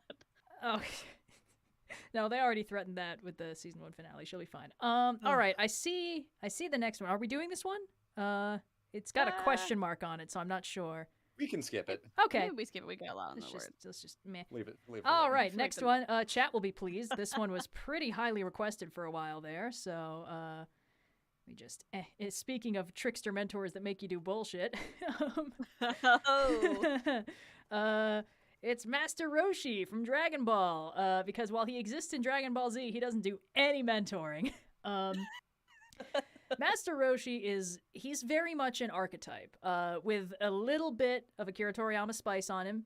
Just about the only funny thing about him is that he's a hilarious pervert, which is a trope I hate more than life itself. But if we ignore that, if we just focus on his mentor abilities, he's actually pretty solid. There's a few moments that really make him pretty standout as far as mentors go. But in general, the main thing that happens is he does a lot of things where like he tells his students to do stuff that seems like dumb bullshit, but then it turns out, oh, actually, like this is, he's testing their skills and he's building them up. So his school of training involves making his students wear very heavy turtle shells while they do all their martial arts training. Then when they take them off, they're really lightweight and fast and agile because of the, all that stuff. Yes, the broccoli effect. And a lot of their training is just doing chores like running milk bottles across this very treacherous mountainous landscape to like deliver them to people, because that takes a lot of dexterity and care. So, he does actually train them pretty well. And to sort of test their skills, he takes them to the Strongest Under the Heavens martial arts tournaments like once a year, basically, which becomes sort of a recurring touchstone plot point that they revisit several times in Dragon Ball and then later in Dragon Ball Z as just like the place they go to hang out and like fight cool people and test their skills. But when they first go, Goku and Krillin are kids. Like this is actually a very exciting like new test thing. And there's a thing that Master Roshi does that I think is actually quite cool, which is he enters the tournament in disguise as Jackie Chun. He glues a wig to his head and he takes off his glasses, and he's only there to keep Goku from winning. And this sounds like a dick move, but he actually has a reason for it. He worries that if Goku just breezes through everything and wins on raw talent, he'll get too like egotistical or complacent and will just fully like either stop training or just become a huge jerk about it. And he's like, the kid needs to learn a little bit of humility or we're all going to be in trouble. And he does manage to defeat Goku. I believe turning into an Ozoru and blowing up the moon might be involved. But of course. Yes. So I think that alone pretty much serves as a solid testament to how much he cares about his students and the lengths he's willing to go to help them, even in inobvious ways. Like, obviously defeating your student in a martial arts tournament doesn't seem like it should be helpful, but it really is. It teaches Goku a pretty valuable lesson about, you know, always having more to learn and always having more room to improve, which becomes his pretty much central character arc forever. So that's just a very valuable addition, and I think it's pretty cool. I don't know if he's like, I don't know, there's a few marks against him. Some of his training really is random bullshit, and some of it ties into his aforementioned being a hilarious pervert thing. So that's not great. There is, I don't know, is it funny? They basically get this like personal assistant lady named Launch who has a split personality who's very violent. And when she initially shows up, Master Roshi has everyone dress up in these kind of lacy bustiers as like, this is the official uniform of the Kame House. We all wear them. It's totally not weird if you wear it too. And she's like, that makes sense. And I'm like, is this funny? Is this weird? I think it might be weird. So, you know, it's like he's a solid character. He's a pretty good mentor if you ignore the other stuff. So I feel like that might knock him down a couple notches. Yeah, I don't think he's S tier. I think he just, we know we're just ranking mentorship, but character, you know, does factor into this. So I think his character does knock him out of that highest level for me, at least. I think he could be A tier, though. Apparently, he does continue to provide like help and moral support and useful advice and mentorship, even in the later series. So that's good. That's good, at least. Yeah. So A tier, is that it opens me up to the headcanon of what if Mr. Miyagi had also entered the karate tournament in the karate Glues on a mustache. Does he already have a mustache? Glues on a different mustache. No, I can't be Master Miyagi. He doesn't have a goatee. All right. Blue, any objections to popping Master Roshi in the A tier? Or actually, that sounds fine to me. We can maybe do A minus. I don't feel like putting him in the same level as Miss Frizzle makes sense. Yeah. Yeah, that feels right. Okay. All right. Yeah. Just pop him in there. I mean, because that's instilling a pretty fundamental aspect of Goku's characterization. Like, that counts for a lot. It does, yeah. That's genuinely some good mentoring, even if like there's some weirdness, and even if that was pretty much the only example of him mentoring Goku, like that counts for a bunch. Because that's knowing the student too. It's not just teaching the student stuff. You have to understand them and know what they specifically need. So that's a good example. I'm good with that. I'm good with that. Yeah. All right, let's see. There were a couple others I saw flying by, but we're not quite yet in the 5-minute window. So let's pop in one that a lot of people have been asking for, reasonably so, I believe. Fly, you fools! Hey, no spoilers. I'm just gonna quote it things every time we're going through the list now because I don't have a lot else to contribute. Oh no! Like, hey, when we get to Speed Racer, it's gonna be insufferable. Okay, Gandalf. Yeah, when we get to reboot, it's gonna be on the other side of the table. Oh so yeah, I'm gonna milk that for all it's worth. So Gandalf, this one we might have a little bit of a split on. I feel, because here's the problem: Gandalf is in both The Hobbit and The Lord of the Rings, and those were written with very different tones. And Gandalf in The Hobbit does not really come across as a particularly good mentor. Because this is something I noticed when I was rewatching the Hobbit movies semi-recently, which is that if you, I know, it was rough. If you kind of look at it from Bilbo's perspective, which is what the movie, encourages you to do, it's just kind of, it's a really scary and harrowing experience with almost no benefit, and none of the dwarves act like they care if he lives or dies at any point in the series, and then he goes home afterwards, which is like, what a good adventure, I'm going to write a book now. And it's like, Gandalf flinging him bodily into this adventure with seemingly no regard for whether he lives or dies does not really scream great mentor to me, but this is also because the tone of it is just completely wild. Also, I'm going to recommend we start the 5-minute timer once we're done talking about Gandalf, just to be fair to chat. Yes. Because we just hit 7K. Thank you very much, guys. So Gandalf in The Hobbit is more of an inciting incident, so he's not so much a mentor exactly, and he kind of mostly slides into the mentor role in Lord of the Rings, obviously, when he initially sort of helps out Frodo, gets him on the road to adventure, smacks him on the butt to get him going, and then later when he comes back as Gandalf the White, he sort of mentors the other half of the group while they're working. But I can't really think of much that he does. I mean, he fights the Balrog, and that kicks ass, but, like, that problem kind of got solved when it fell off the cliff. I think you kind of hit the nail on the head when you described him as an inciting incident, which is also how I'm going to describe myself every time I walk into a building from now on. But welcome to the first act, bitches! Hello, the inciting incident is here. Next drink is on me. But no, I think it's right in describing him more as that than a mentor, because trying to pick one instance of Gandalf actually providing some sort of mentorship to a specific character is really hard to do. He throws pine cones at that thing that one time. I feel like the most damning way that I can yeah. I feel like the most damning way that I can describe Gandalf is that he's not a mentor, he's just an older supporting character.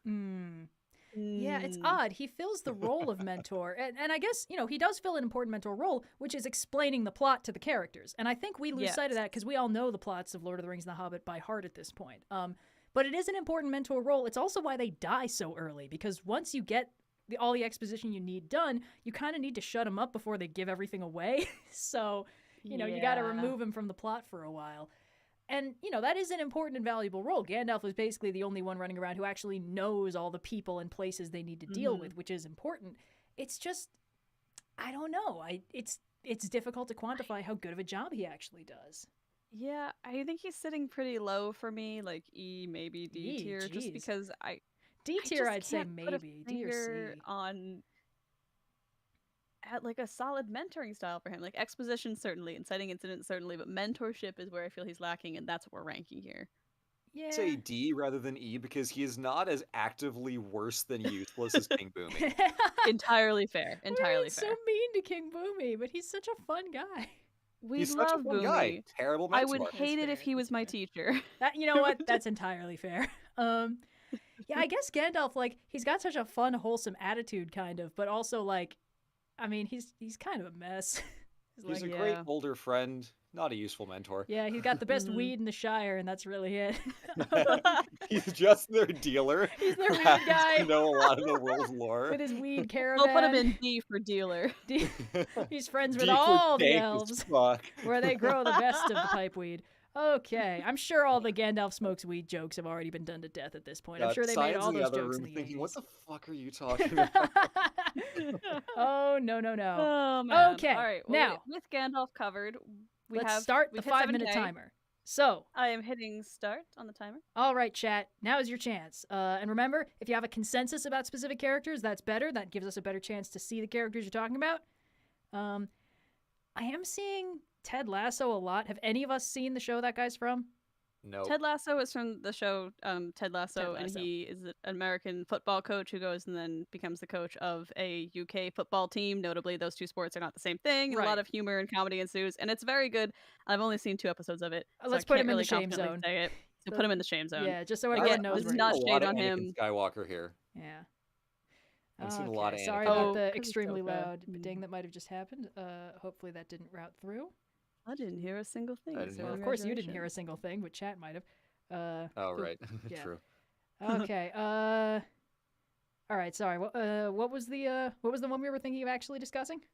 I'm seeing a lot of Anakin in here for whatever that's worth. Anakin. Oh, yeah. to Ahsoka. Ahsoka. Yeah. I guess that makes sense. Well, let's add him. I guess. Here we go. He is on our list. Oh yeah. All right. From what I remember, he's a pretty good mentor, which is, I think, a purposeful bit of cognitive dissonance. It's like, we know that he's screwed and going to turn evil, but, like, Ahsoka's kind of a wild card because she's not in the movies, and at the time the Clone Wars was coming out, it's like, I feel like there was probably a running theory that she was super screwed, right? Like, she was definitely going to die to motivate somebody or in Order 66. Yeah. So Anakin being a good mentor to her, I feel like would kind of play into that of like, oh man, how screwed is she? Like, they were really building up this great relationship. Is this going to contribute to his downfall? And I think it kind of does. Like, season 5 is all about her sort of losing faith in the Jedi Order and running off as a fugitive and because she gets framed or something. I don't know. Whatever. I feel like Anakin is a decent mentor, but not a great one because he's also kind of doing the Obi-Wan thing of just being like the cool older brother. So yeah, I don't know. What do you guys think? Yeah, I'd agree. I think he's pretty middle of the road. Like he's doing kind of like you said, the Obi-Wan thing. He's almost more an older brother at times, and he certainly does provide some guidance because he's been the rebellious new Jedi on the scene before. But I don't necessarily know if that makes him an exceptional mentor or a poor one. It kind of just puts him in the middle. Yeah, I guess we could put him in like the C tier. Oh, excuse me, next to Obi-Wan. Oh, sorry. Our bud Ludo Histories in chat pointing out that Gandalf coaches Pippin for most of Return of the King. I will admit that I definitely forgot about that because I was mostly focusing on the Hobbits Brokeback Mountain it up. Yeah. But, whatever was going on with Pippin, I'm sure was also very important. I don't Pippin's know. off there having his own hero's journey, meanwhile. Yeah, that's really it. Pippin's doing his he's a hero of a different story. I was kind of focusing on the plot. Anyway, so Anakin, are we feeling like C tier maybe? I think C tier is valid because he is a good mentor to Ahsoka. It's not abundantly clear what she needs because she's kind of a blank slate when she shows up. There's not a lot to her. And it's telling that he's able to, impart some of his rebelliousness into her, which leads to her becoming a great Jedi, which is very interesting for its own plot and thematic reasons. So I feel like weirdly enough, he's a slightly better mentor than Obi-Wan. So I'd say putting him on the high C. Yeah. But I think the reason that they decided to give Anakin a mentorship beyond just add a younger character so that the tiny children watching Clone Wars can feel connection to someone on screen. That's a good point. Which I think was one of the stated reasons for adding Ahsoka it makes his fall even more tragic to see him genuinely being a good mentor to someone.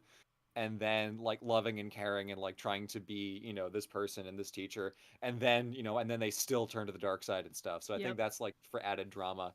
I feel like we can, to Ludo History's point, I feel like we can bump Gandalf up a few pixels. Just a smidge. He's slightly we can get him on the line under Obi-Wan. I don't think we can bump him into C. I still think what we said stands, but I think we can we can give him a little scooch. We can give him a scooch up. Let's do one that I've been seeing consistently since we hit 1K. Shadow Weaver. I think this will be a very interesting conversation. Talking Chiron now. Yes. Now, just to get my opinion out of the way, Shadow Weaver sucks. She's terrible at everything she does. She's the worst. She's not a good mentor. She's a classic narcissist parent figure, and that means she's terrible at teaching everybody because she can't see past her own mask. She's, you can't teach somebody if you don't understand them, and she does not understand the people she's dealing with at all. So she sucks. I'd say easy F tier. She's she is a mentor figure. She's an evil mentor, and she's not even a functional, a good evil mentor. She's there to be a problem.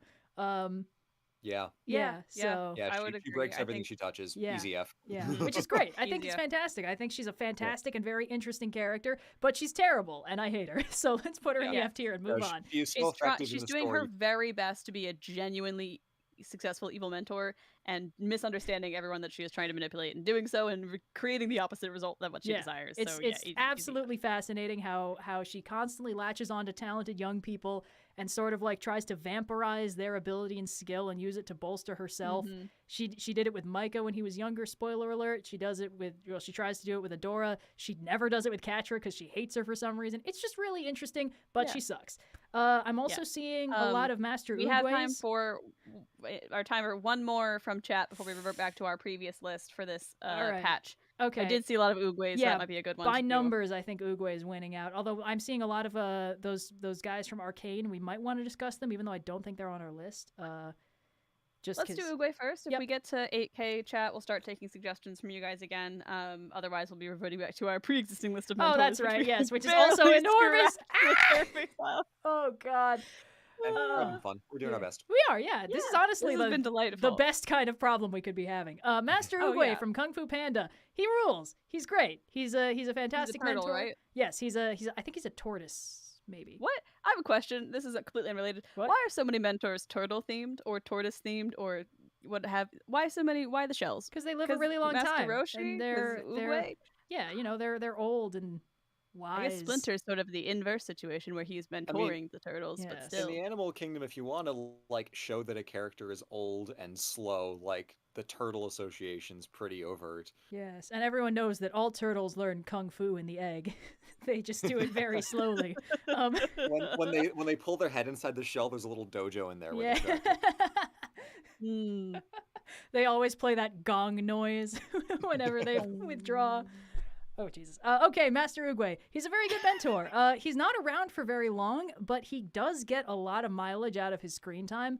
And he's an interesting case because he sort of mentors everybody in different ways. So the main mentor in Kung Fu Panda is Master Shifu, which means master, which is very funny. It's very funny. I love it when they do that. It's like chai tea all over again. But Oogway trains Shifu, and when Shifu is having trouble connecting with Po and figuring out how to train him, and it's just kind of being a jerk, Master Oogway is the one who sort of helps him figure out. They have a very interesting philosophical discussion. Basically, it's the thing with the peach. You know, like you can't, you can plant a peach pit and it'll grow into a peach tree no matter what you want it to grow into. And then, she was like, but there are things we can control. We can control how the thank you chat for spamming turtle emojis. That's definitely what we needed right now. Oh, you know what? Tortoise and the hare is probably a contributing factor too. The idea that turtles are like, slow and steady and wise and not impulsive. So it's a good bit of like contrast. Anyway, so Oogway kind of shows a very versatile form of mentorship, and that he can mentor characters as different as Master Shifu and Po, because when Po comes up to the sacred peach tree to eat his troubles away, Oogway kind of helps him out, which is cool. And then they sort of meet up again in the spirit realm in the third movie and get another little bit of mutual mentoring out, and then they're good. So, yeah, I don't know. I think Oogway's great. I think I could easily put him in like A or S tier, depending on how you guys feel about him. He's just fun. So, yeah, what do you guys think? Yeah, I remember that he turned into all those flower petals in the movie, and generally agree with what you said. Sorry, I had to be the fastest man in the West. Yeah, I saw that guy. Nobody escapes. Quick draw. But no, I agree with you. I don't think anything you said was incorrect. And honestly, my brain sort of started short-circuiting once I started trying to put the thread of turtle mentors together. So I'm inclined to kind of go with your gut on this one. You had the conspiracy board snap out in front of you. And So I recently, this is the tangent. Oh, no. As if we need those. I've been trying to get this cork board on my back wall for a while, and it was kept falling down. So I finally just got these like panels of cork instead. And I've been trying to figure out what I would try and solve on it, because you have to have a conspiracy. We're gonna have a conspiracy board. Of course. And at first I thought, well, there's, it's weird that it happened twice. Anime fire favorite boys who got donutted, but that just feels like a one-line thing. So now I'm thinking maybe I'm going to try and unravel the mystery of the turtle. But this is a different stream. I still love that you call it being donutted. It's just... It is! I mean, it is. I'm putting him on the line between A and S. Saying that they get punched doesn't really have the same descriptive effect. Saying they get donutted, you understand exactly what has happened to this character. I mean, sure. Okay. It's weird that it happened twice. It is weird that it's happened twice. All right, let's go back to the list until we hit 8K. Yep. Oh boy, it's time for our standard caveat when discussing this property. Here comes everyone who caught the last After Dark will remember our caveat. Systems, yep. Trans rights are human rights, and no one on this channel supports anything that is anti-trans. We support the transgender community. Yes. And we're going to have to talk about Harry Potter real quick. So, yes. Conveniently, like when we were ranking magic systems, we were also like, even from a semi-objective perspective, this is a very bad magic system. And I feel like even from a semi-objective perspective, this is a very bad mentor.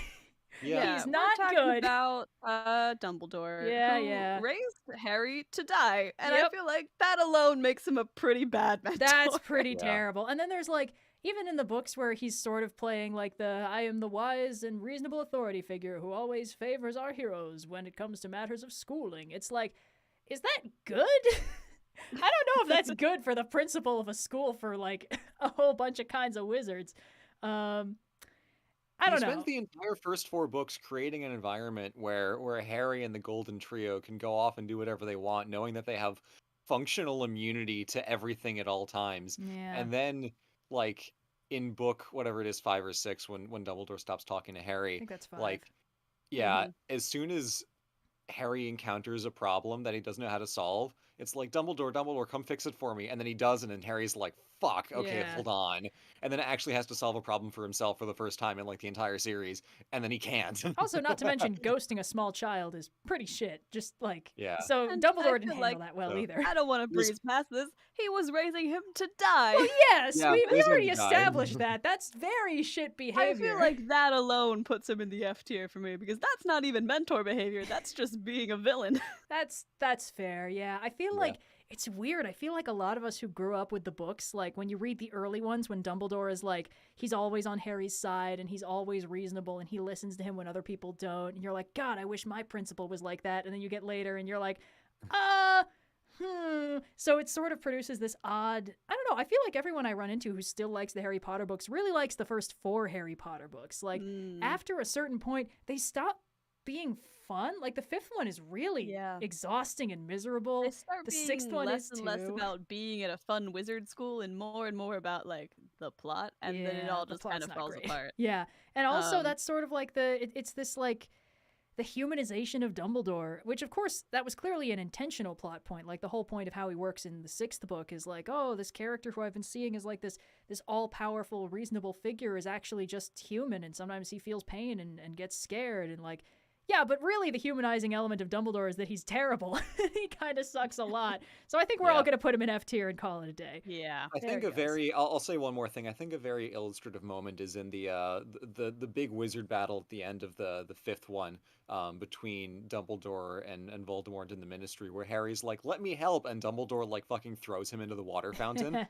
That's very illustrative of the way that Dumbledore sees himself in the plot. Is like, this is for me to fix and for me to throw you around when I need you to. That's fair. Yeah, I feel like Dumbledore suffers from not being well written, because the intention is, I think, pretty clearly to make him seem like this wise, all-knowing figure who really can be relied on. And the whole like raising Harry to die is like, yes, he'll die, but if he's, we'll meet in the Grand Central Station in the afterlife, and then he can just choose to come back to life, I guess. So it's like, if Dumbledore knew that, does that make it okay? And it's like, no, I feel like child murder is always bad, even if you're pretty sure they'll bounce back.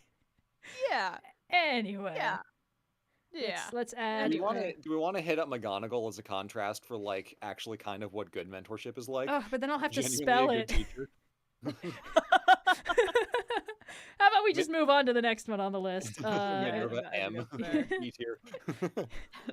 McGonagall is a better mentor than Dumbledore in the series, but also does not have as significant of a role in terms of the final arc of the plot. Yeah, so, she does very let's move on. little. Let's She move does on. also like lest we forget, this is a story set in a wizard school, and our heroes learn nothing that we hear about. Like We never. discussed this at length on the previous After Dark when we talk about magic systems. So Yeah, maybe like, we'll Harry go skips doing rewatch his that. homework. We never learn a single goddamn thing about how magic works. Hermione does all his homework for him, and we're supposed to be like, what a strong female character she is. Yes, doing her but, homework for the next on boys. the mentors list. Since we Yoda. are It's on Yoda. this. Speaking Ah. of trickster mentors with bullshit, I think Yoda's fun. Yoda has the benefit of like, Yeah. I've mentioned this before. Everyone forgets that he's a plot twist in the original trilogy. Mhm. Like, you go to the swamp to learn from Yoda, and you run into this goofy little creature shop thing voiced by Jim Henson, or not Jim Henson, the other one. Let me just look this up so I don't get it wrong. But you guys can talk about him. I mean, the Yeah. whole thing is that, the Frank reveal Oz. that, So he is sorry. actually, Frank Oz. Frank Oz. Yeah, the reveal Yeah. that he's Yoda is like, what? And I feel like we can give Yoda a little bit of a pass on the trickster mentor thing because he only actually, like, does bullshit with Luke for, like, 2 days. Yeah. Before he's actually like, okay, let me actually teach you at the Force. And then he teaches him everything he needs to know. Your biggest Yoda, meetings are like, me. Yoda has fun, but even though he was absolute moron in the prequel trilogy and is, like, half of the fault that Anakin turned to the dark side, he's like, feelings of fear, have you? Bottle it up, you should. Repress that shit, you will. If good for you, you know what is. That doesn't feel right. Anyway, yeah, I feel like Yoda has this problem where in the original trilogy, he's pretty fantastic. He seems to be the only character who really gets the Force. Yeah. His whole, size matters not. Luminous beings are we, not this crude matter. That kind of like the Yoda impersonations out of the podcast. inevitable it is. Everyone's got a Yoda impression hiding within them, waiting to be released. I feel like in the original trilogy, Yoda runs into the problem that he's not really allowed to do anything, and he's kind of just on the council and doesn't really get Anakin in the same way that none of the other characters do. But by the time the sequel, the original trilogy rolls around, not the sequel, Yoda, like I said, he seems to be the only character that really gets the Force. He knows that it's not about physical strength. It's not about your body. It's not about anything in this world. It's just like you get in touch with the vibe of the universe, and then you can do anything, basically. And I think that's really cool. I think he serves as an important mentor to Luke. And the problem is really that Luke runs off on his own, without finishing his training, because he gets lured in by the bad guys holding his friends hostage, which was the whole plan. So, in that case, Yoda being like, this is a bad decision is like correct. And then when he comes back and there's that kind of, speaking of, this mentor I thought was like this great figure is actually just kind of like well, obviously not in Yoda's case, a human, but like, they're vulnerable, they're mortal, they feel pain and they need help sometimes. Fallible. Yeah. And when in the third one, when Yoda is basically just like, when he dies and vanishes, it's this very sad little moment of like, oh man, I feel like there was a lot of wisdom in that guy and I only got a little glimpse of the surface of those still waters. So I feel like Yoda, especially in the original trilogy, implies great mentorship that we barely get to see. And then in the prequels, it's like, what are you talking about? He does backflips and he sword fights. So I do think I will give some credit to the implication that Yoda has had a lot of time to think on just how badly he screwed up when he was in charge of the Jedi and like all of his culpability for Anakin's fall, and was genuinely able to turn it around and be a much better mentor to Luke than he was to Anakin the first time. So like I'll give Yoda points for actually learning from his own mistakes for the betterment of his mentorship skills in the future. Yeah. I think we could put him in like high B, low A, as just kind of like he really pulled it together and just became a very solid mentor. And I think his main problem in the original is just that like he's not very well used, war crimes I must commit. Yeah, I would say high B feels right for him. This is gonna be a fun one. You just pop this sucker in here. Okay, here we go. There's like 5 steps to adding a text box. This is this is a party. I love it.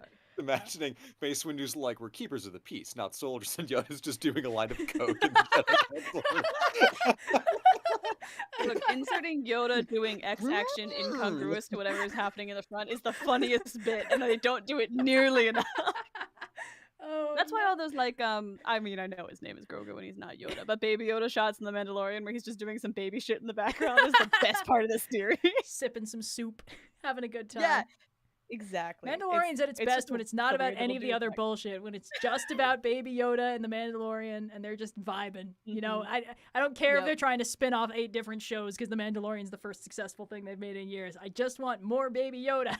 Yes. Yoda's most redeeming quality in the prequels is that he's friends with Yarl Poof. Yeah.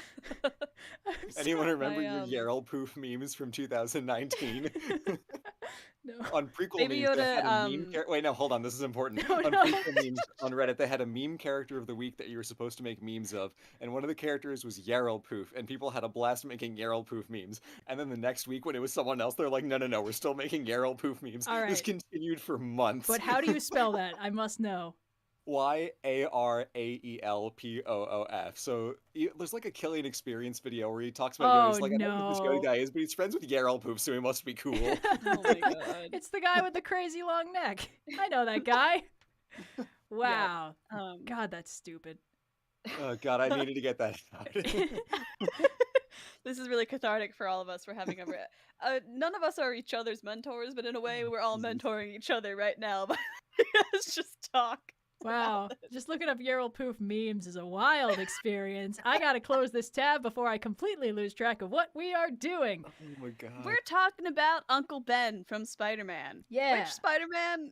All Undecided. the Spider-Mans. All of the Spider-Mans. The most Spider-Mans. The Peter Parker-y Spider-Mans. Yes. Because Miles has his own mentors going on. Yeah, we'll get there. Uncle Ben is, well, unfortunately, he does kind of vary depending on the adaptation. The Sam Raimi version is pretty solid, in that he's just, he's just an old guy, not really expecting to re-enter the workforce. Yarl Poof S+ tier. Get out of there, Blue. Say it You're on stream. You're on stream. Oh no. No, but it's funnier if I subtweet it. Well, that's true. So in the Sam Raimi one, Uncle Ben, from what I remember, he's pretty beatific. He's got very few downsides. He's wise and kind. And this is all to twist the knife, you know, when he inevitably gets capped and Spidey has his heroic origin story of oopsies, accidentally got my Uncle Man slaughtered. So that's fun. Yeah, he's pretty solid, and of course, you know, he's a very archetypical mentor. The only things you need from Uncle Ben is that he's likable and that he says, "With great power comes great responsibility," or words to that effect. I was also somewhat disturbed to learn that he doesn't seem to exist in the MCU, which is just such a baffling decision for Spider-Man. Well, they cast Marissa Tomei, so they had to have it. Oh, Aunt May is hot now, guys. We gotta. Aunt May can be hot and also a widow. It's just weird. I don't know. I'm not the casting director for the MCU. The impression I got from, not from Homecoming, but from his appearance in Civil War is that, like, the set dressing and the way Spider-Man talks, you kind of get the impression that, like, they recently had to move to a much smaller apartment and Pete is still kind of recovering. You get the impression that this is like 6 months after Uncle Ben's dead, and then just the rest of the movies are like, Uncle who? Doesn't ring a bell. Hey, look what we did to Aunt May. Wow, we're so progressive. Yeah, they kind of, and this is a tangent because we have a character later on that I think is a better place to discuss the mentorship and lack thereof of the MCU Spider-Man. But in aging, Aunt May and Peter kind of like not necessarily down too much because Peter's in high school is pretty standard. Peter's about the right age. Aunt May's way downscaled. It has rippling effects on how the rest of the story plays out, and I don't think that they necessarily thought of how that would translate to the rest of their cinematic universe. But that is a discussion for a later character on the list because we have an MCU character on here. That's true, yeah. So for Uncle Ben specifically. Yeah, I feel like he's pretty solid most of the time in a fairly inoffensive way. Like, you know, he gets the job done, but he doesn't last very long. It's been a while since I watched the Amazing Spider-Man movies, but I feel like they sort of played up a slightly more, like, confrontational attitude between him and Pete. Like, Pete's way more in his, like, skater punk teen rebellion phase. Oops, we just hit 8K. Okay, after we're done with Uncle Ben, we'll start taking suggestions, guys. That way it's fair. Amazing Spider-Man Uncle Ben is basically what if, like, Peter Parker was Bully Maguire, like, you know, third movie Spider-Man having the Uncle Ben moment. It's Maguire? A very weird dynamic. It's Tobey Maguire, bud. No, Bully Maguire. Oh, that makes way more sense. I'm so sorry. Yes, Bully Maguire. Anyway, yes. That is kind of the vibe you get, which is also there to twist the knife, because that way when Uncle Ben dies, you know, you get the you get regret that the last conversation they had was a fight, which is very, you know, knife twisty and sad. Spectacular Spider-Man's version of Uncle Ben is fun. He shows up in Peter's mind escape when he's battling the Venom symbiote, because I don't think we ever see him alive. I feel like, well, do we? It's a valid choice. Yeah, I genuinely can't remember. I feel like he's certainly not around for very long if he is ever shown alive. But he's just like a sweet, chill mentor guy, and he's clearly in Peter's mind as the manifestation of all that is good and right. And, like, essentially he embodies Peter's moral compass, which is a very interesting way to frame his character. So I just overall think he's kind of... I can't put him in S tier because he's not that interesting, because he kind of gets flattened into the platonic ideal of a mentor without really having a personality beyond that. But I think we could put him in A tier if we wanted. Easy A. Yeah, we can put him high in A. That's fair. Right up next to Master Splinter. And again, there's a lot of different variances of Uncle Ben, especially if you go into the comics. So we run into this problem a lot when we do comic characters. Where it's like, well, which specific version are we talking about? Because some of them are better than others. But I think A is a fair place to place him, because if you ask for a mentor, people often give you Uncle Ben. And like it takes some serious mentorship to, even with like a limited screen time, to be able to give a protagonist a one-sentence piece of advice that can define their entire crusade of heroism. That's good mentorship. That's fundamentally good mentorship. Yep. Or if you're in the Amazing Spider-Man, if you can do things, you have a moral responsibility to do those things, which doesn't quite roll off the tongue as well. Yes. All right. We're done talking about Uncle Ben. We're going to start taking suggestions from the chat. I am seeing... I want to start the timer right now. Okay, yes. Yeah, 5 minutes. I want to get those boys from Arcane, just because we should probably do them one at a time, because they are very different kinds of mentors. Just checking. Indigo, I know you've watched Arcane. Blue, no Arcane? I have. Nah. Okay. That's okay. I'll be the surrogate. Perfect.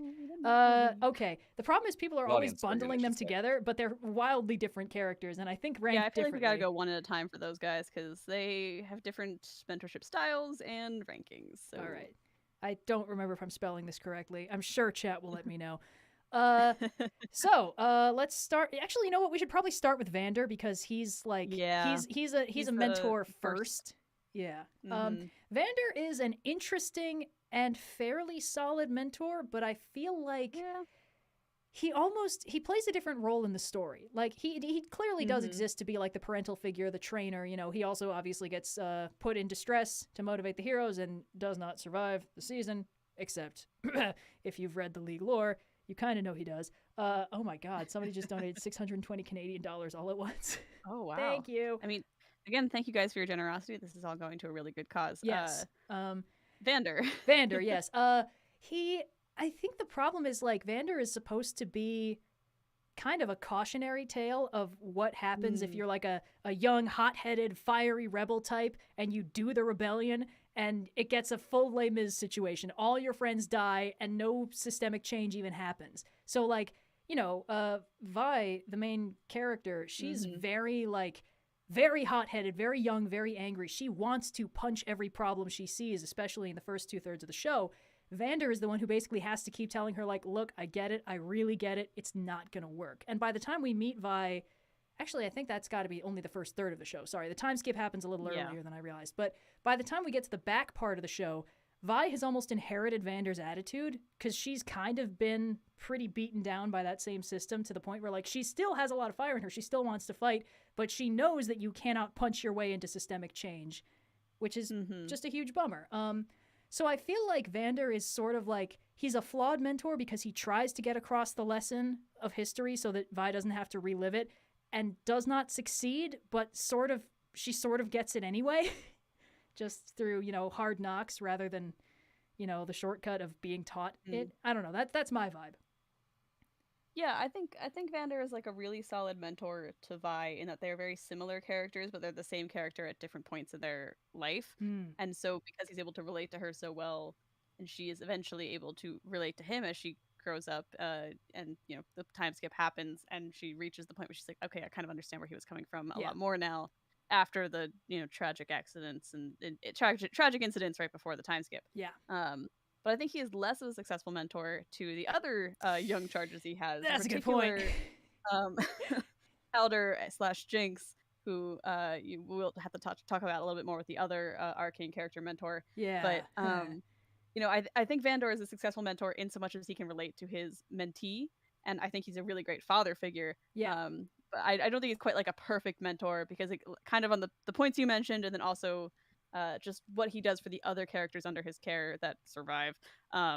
It just sort of levels out. I'd say we could put him in B or C either way. Yeah. Like, he's got a lot of heart, but he's not super good at it. But that's the thing. Like, put him in B because he feels like more of like a protective mentor to me. Yeah, you know what? That's a good he's point. Not really like, if we factor in that going to war to protect your kids is a very valuable mentor factor, then yes, Vander absolutely slaps at that. He will do absolutely anything to protect his charges, even if he doesn't fully understand them.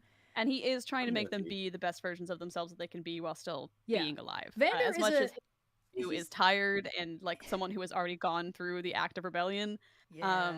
Vander is in this awkward position where he didn't sign up for this, but when basically those kids lost everybody, he was like, all right, I guess I'm a dad now. So like, he's not the best at it. He wasn't prepared for it. He's still doing his best. And I think that's worth a lot. Let's cover Silco and then let's take a couple from chat because we've really been going on this one for a while. Yes.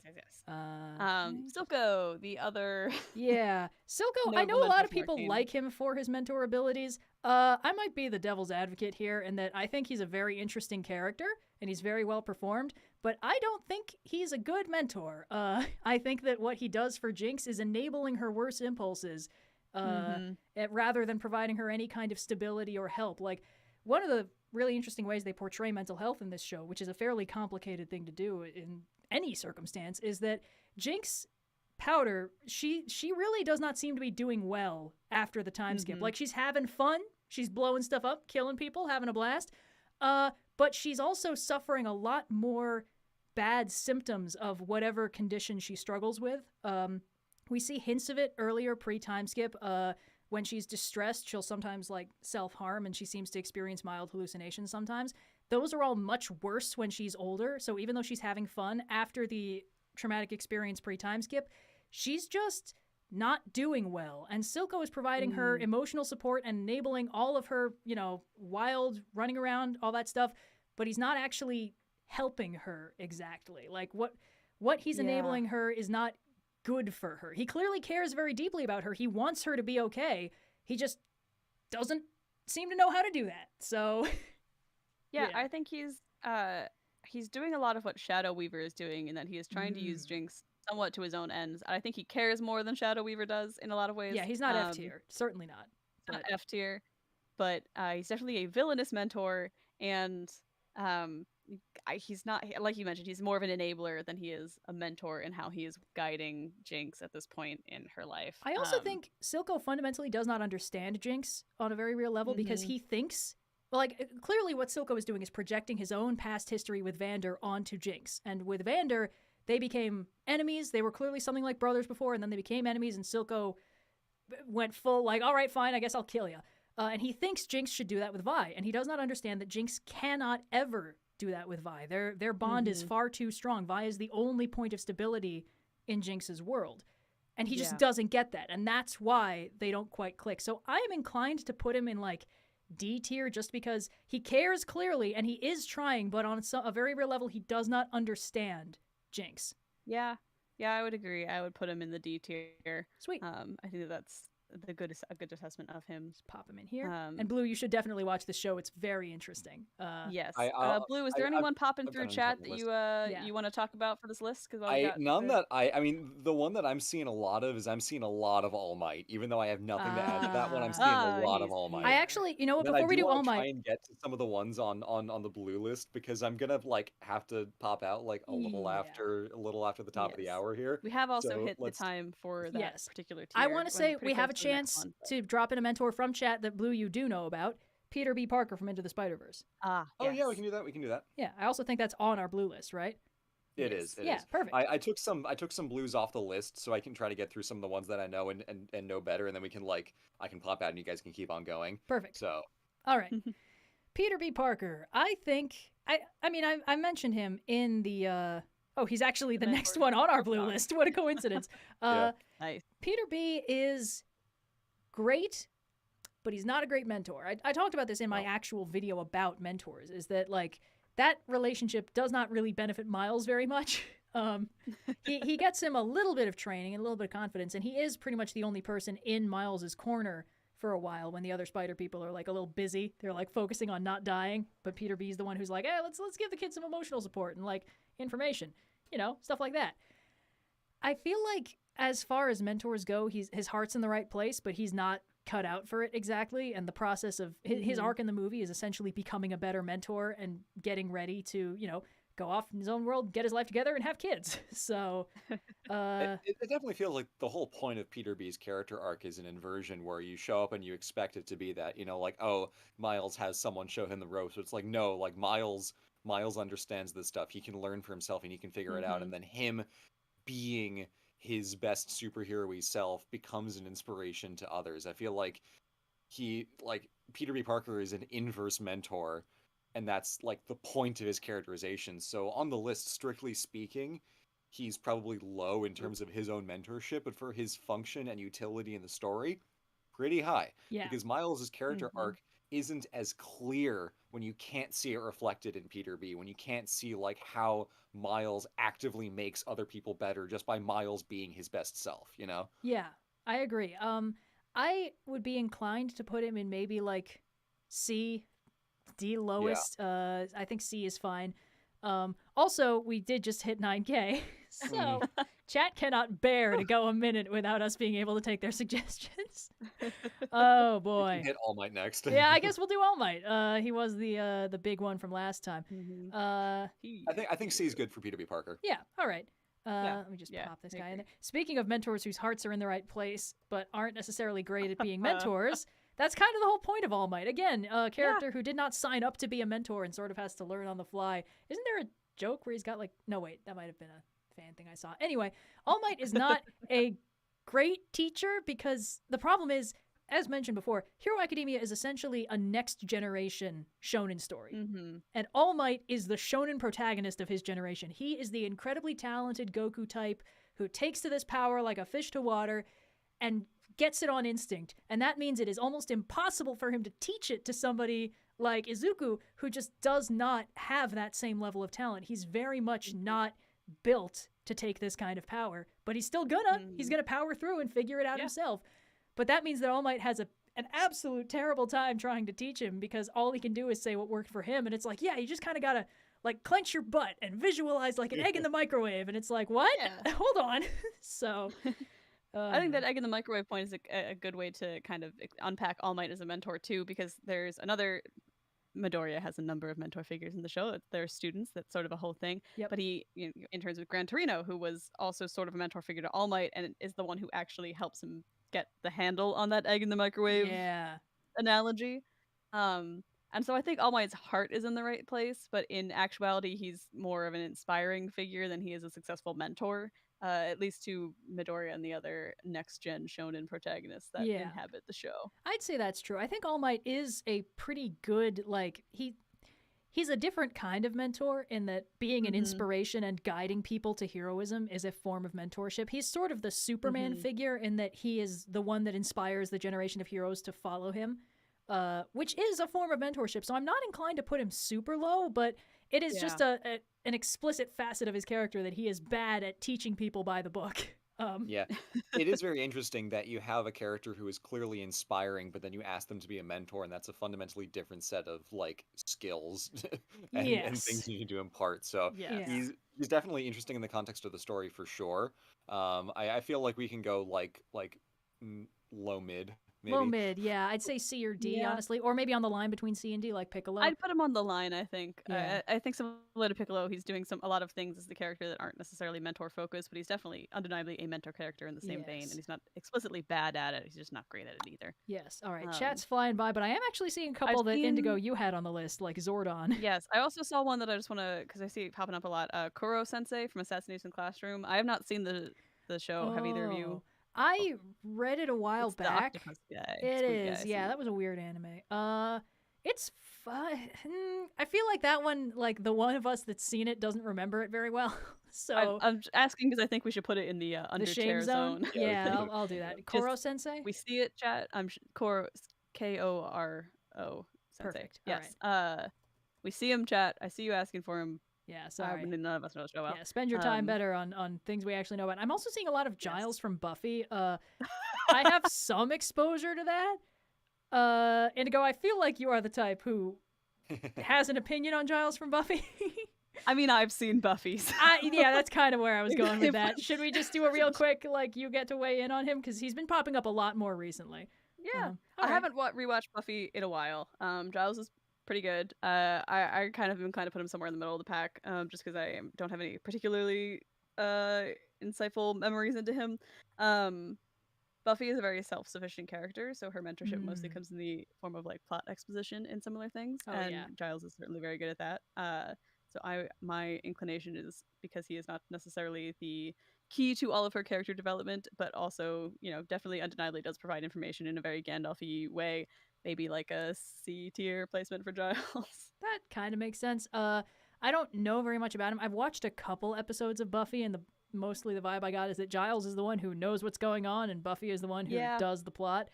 So that's something. Yeah. You know what? I like Giles. Yeah. I just also think that he's, kind of an exposition device, almost more so than a mentor. But he's in the mentor role of the show. So yeah. I've been seeing a lot of Ron Swanson.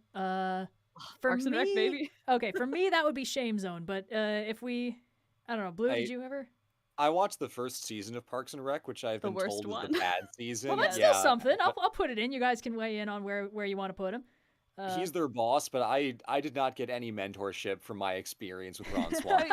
I kind of actually would agree. Ron is definitely a mentor to April, the intern turned assistant in the department, and he arguably is a mentor to Leslie, the main protagonist of the show. But because of the show is a sitcom, the structure, I think, doesn't quite fall into a very conducive to mentor type of format. So while Ron certainly is could be described as a mentor character, I don't think that's like very apt way to describe him. He's just a mentor insofar as anyone who's a boss is a mentor. He's their In later leader, seasons, but, I think like, he does do more direct mentorship too, especially to like some of the younger members Okay. of the Yeah. department, like April Yeah, and Andy in particular. Again, I'm just speaking from my experience. Right. Yeah, but in season 1, he's just kind of the boss. So his mentorship All I is remember good, is the but he part where also Very good. I was gonna say he is a good mentor when he is the one dispensing advice, but he also gets almost an equal amount of advice and mentorship from the other characters around him. So I'm inclined to put him somewhere in like the lower middle, only because when he's a mentor, he does a good job of it, but when he's not a mentor, Yeah, I would say D because he's not malicious like Bumi. Yeah. Well, but there's he's room just in D like tier. he just doesn't do Pop 'em in there. much. Squash him in under Gandalf. That'll get some opinions, I'm sure. Okay. yes, I love Ron, but he's not really a mentor character. All right. I've been seeing a few flying by that I'm pretty sure are from shows only I watched. Anyone else here see Yu Yu Hakusho? I'm seeing some Kratos, but I don't think that he counts. He's a dad. You have to be a mentor if you're a dad. Yeah. Guys, the dad tier list is an entirely different stream. Yeah, I But I feel get the like feeling your intro would be similar of the hottest category of characters. It's God. a category with broad overlap. emphasis no. on one. You know what? We did cover a Hero Academia. We should probably drop in Aizawa just before we forget. Yes. Because Aizawa is actually a good teacher, a really good teacher. Yeah, I was gonna say, I'd like to acknowledge Kratos to say, like, I don't think he belongs in this tier list, but just like your comments have been heard. All right, let's put Kratos. Deal with him later. Let's not put him in the shame zone. Let's put him on top of Cleo. There we go. Kratos is yes, just that napping with the will- cat. That will be clear to all viewers who join midway through. this Everyone will stream. totally get the vibe of why Kratos is chilling at the very bottom of the screen with Cleo. All right. No, if Kratos is in the fire, that'll. That's a good point. Maybe I'll shift him in after I add Aizawa. Aizawa, Okay. another great example of mentors. And then we always can the hottest pop back to the character. blue list. Yes, actual things that Blue knows. Aizawa is a great mentor. He's an actually good teacher. And not only that, he actively is like the first person to stop Midoriya's self-destructive tendencies by basically being like, look, it's cool that right now you can only use your superpowers by grievously injuring yourself. I get it. But if you don't stop grievously injuring yourself, we're going to have words. Which is good. That's a very important role to play because at that point in the story, Midoriya is like, he's kind of panicking and stressing and trying just to get into this school and stay there and prove that he deserves to be there even though he feels like he doesn't. So of course he's going to be wildly self-destructive to pass the tests and prove he belongs. And Aizawa is the first person who's like, you got to cut that shit out, bro. It's not healthy and sustainable. If the only way you can function in a fight is by incapacitating yourself, you're not going to last long in the fight. Which is a very reasonable thing to point out. And not the kind of thing that All Might would think of. Yeah, I think Aizawa also gets points because not only is he explicitly a teacher in the show, which means he's a mentor to not only Midoriya, but a variety of other characters, but he's notably quite a mentor to Shinso, who's a character in later seasons, right? I don't know how far you've gotten. No, I've read the manga, so I know all that's coming. So he's quite a prominent mentor figure in the show, and not only is he a good one to just Midoriya, but he's a good mentor to a variety of characters that shows an adaptability in the mentor style that I think is quite admirable. Yeah. Should we put him in like B or A tier or something like that? I'd put him on the line maybe. I go both ways on where he could fall exactly. Because he does threaten to expel his entire class, but but turns he's out usually to be a mentor joking. thing. Yeah. So, Yeah. And Naruto too. That's fine. Yeah. Also, in terms of mentors that we can all weigh in on, Blue, do you have any thoughts on Alfred Pennyworth? Alfred Pennyworth is fascinating because we don't really see his mentorship much, depending on the iteration. Animated Batman, like, they definitely have that, that familiar relationship, but we don't really see Alfred doing a lot of mentoring in the animated shows. In the Dark Knight trilogy, we see that more, but it's not great. Everyone's kind of a non-character in the Dark Knight trilogy, so I don't know how much we can really put into that. Alfred is a great presence in the story, but I don't think we really see him doing a lot of mentoring to Batman. It all is kind of implied off-screen, which is rough. That's a fair point. I think we get a little bit of it, and I know that the comics sort of lean into this more, like, depending on the run. But Alfred as Bruce's basically dad, that gets a lot of focus, and Alfred is like the man who sort of turned him into who he is. That's actually sort of the read that the Batman took on Alfred. At least that's what I got from the movie. Right. And it's a good read. But it still doesn't get a ton of time. Yeah, it doesn't get a that's lot true. of play. Yeah. I think the thing with Alfred is that he has no flaws as mentors go, but part of that is just because he doesn't get that much focus. Like, whatever Batman needs, Alfred can provide, whether it's, a shotgun to defend the Batcave with, or sound advice or coffee or medical attention. So, like, Alfred is a very important figure in Batman's life. I just don't know if it's exactly a mentor figure so much as a butler. Yeah, he's Bruce's rock, but he's not a mentor. So I feel like I don't want to put him low because he's not bad at what he does. It's just what he does is not so much mentoring. So I'd put him like B lowest, because the thing is he's really good at what he does. Maybe like on the line between B and C, because we are unsure if he's a mentor. Just a little bit above Giles. Sorry, whatever. Yes. We also have time based on the benchmark that we've reached for one more suggestion from chat. Blue, do you want to pick one of the names from chat for us to do before we return to our pre-existing list? Yeah, just real quick. Let's see. What do we got here? There's a lot of requests for Captain Holt. Holt. It's hard to tell what's actually... I was going to say a lot of Captain Holt. It's hard to tell what's a lot of people putting it in chat and one person spamming it. Holt, I've seen from a couple different people. There's a lot of different people on Captain Holt. So so let's pop him in. Talk about him. And you have seen Brooklyn Nine-Nine. Yeah, I've seen Brooklyn Nine-Nine. I've seen half of it. On first glance, Phil's kind of a similar role to Ron Swanson, but Captain Holt is much, despite the fact that he, on the surface, does not emote, I think it's clear that he's a much better mentor than Swanson is. I don't know how much better, though. I think Holt is more explicitly a mentor than Swanson is, or to be more apt, is a mentor to a more main character than Swanson is, because Holt is very much a mentor, not only to his entire squad, but specifically to Jake. Who is in desperate need of a father figure, and has explicitly stated that Holt is filling that void for him, so... Yes, whereas Ron is off as a mentor to characters who are more like side characters in the show. They're certainly important, but they're not necessarily the main focus of most episodes. So I think Holt gets a lot more screen time as a mentor, and that's also to his benefit, because he's a pretty solid mentor character. Holt is a pretty solid mentor character. He fills a pretty important foil role to Jake, because Jake is he's not usually wrong, but he does frequently mess up, and it is almost always things that Holt told him was a bad idea. So Holt is pretty consistently framed as like correct in most things, and when he is wrong, this is usually a rare thing, a plot point that is then discussed. So I think he's a pretty solid guiding force. I think he's pretty solidly like A or B. I guess the only thing I'm sort of tripping up on is that Brooklyn Nine-Nine started aging really weirdly within the last couple years. I think if you look at it, irrespective of how the show has aged, Holt as a character is a very solid mentor in that he often provides the advice and space to learn from his mistakes that Jake needs.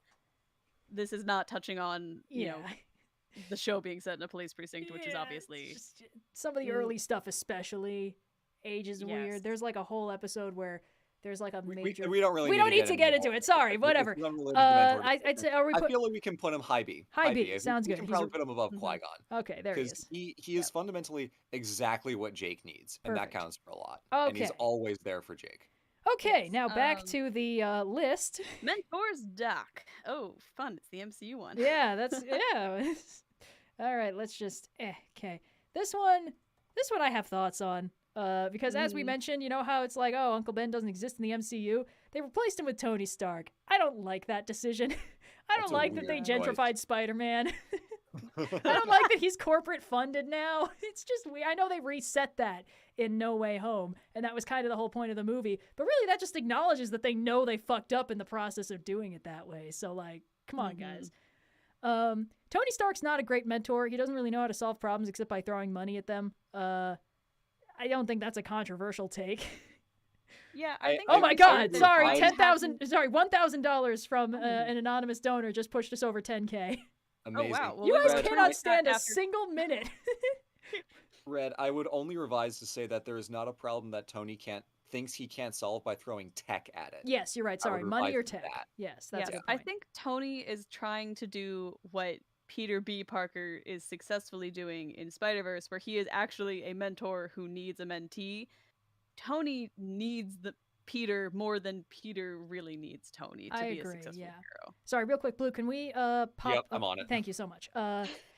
Okay. Yeah, I think Tony Stark as mentors go is not great because a lot of his arc is about how he's a deeply flawed human being who really struggles to get his own house in order and thus cannot really do much in the mentoring department. And also the MCU is sort of lacking in meaningful interpersonal connections in general, which makes it a little difficult for Tony to really play a valuable role. And if you look at, like, I'm looking at Homecoming specifically, like, Peter is trying to use Tony as a resource and Tony is adamantly avoiding him. And I just feel like that there's a certain amount of distance that mentors can have from their mentees that makes sense. Like, this is where a lot of your trickster mentors try to follow, your reluctant mentors. Yeah. But Tony is so reluctant that he's actively not mentoring Peter at that point. Yeah. And I don't think that makes for a good mentor character. No, ghosting the kid you took under your wing is just a huge dick move. See why we put Dumbledore in the F tier. So I think we could put this guy D or E if we really wanted to. I'm thinking E, honestly. Oh boy, okay.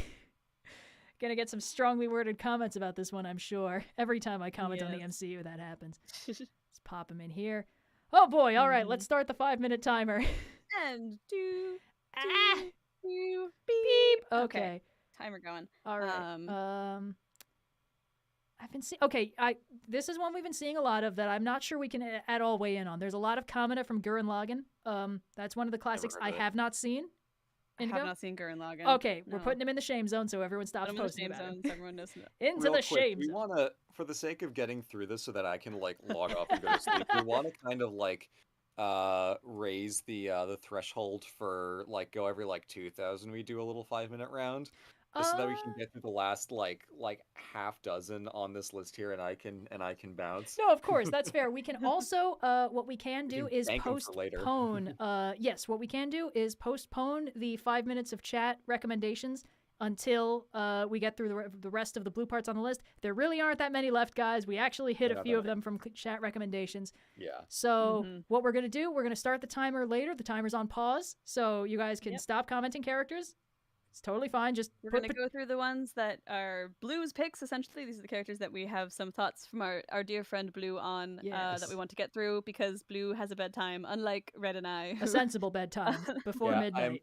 I'm coming up on an 11-hour workday with this stream, and that will make 2 in a row after yesterday on the marathon of r/place. Yes, we got to be kind of. So instead of spamming character names, spam potatoes instead. We all know how much we love potatoes in chat. You can mix it up, put in some French fries if you really want to, and we will get back to the list. Okay. With the spam. I got to keep you on your toes. We got Phil from Hercules. Phil from Hercules. This one will be funny. A great character. Yeah, he's great. Dubious mentorship skills. Yeah. Okay, Phil.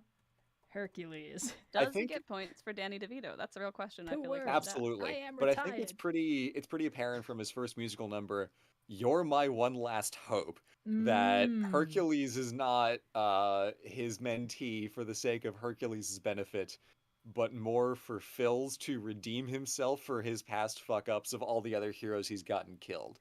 Hercules needs the mentorship, but Phil is like, the only reason I'm taking you on is to make me look like I suck less by actually having a good one for once. That's points off from the start. That's fair, yeah. But I gotta say, Phil's heart is in the right place. Like, you're clearly supposed to, like, kind of dismiss him out of the gate, but he really does a good job getting Hercules in heroic shape. He does. Yeah. He does. Over the course of a single musical number, even. Yeah. He goes from twink to hunk, or possibly twunk to hunk. Zero He's a little to hero. toned at the beginning. Yes, of course.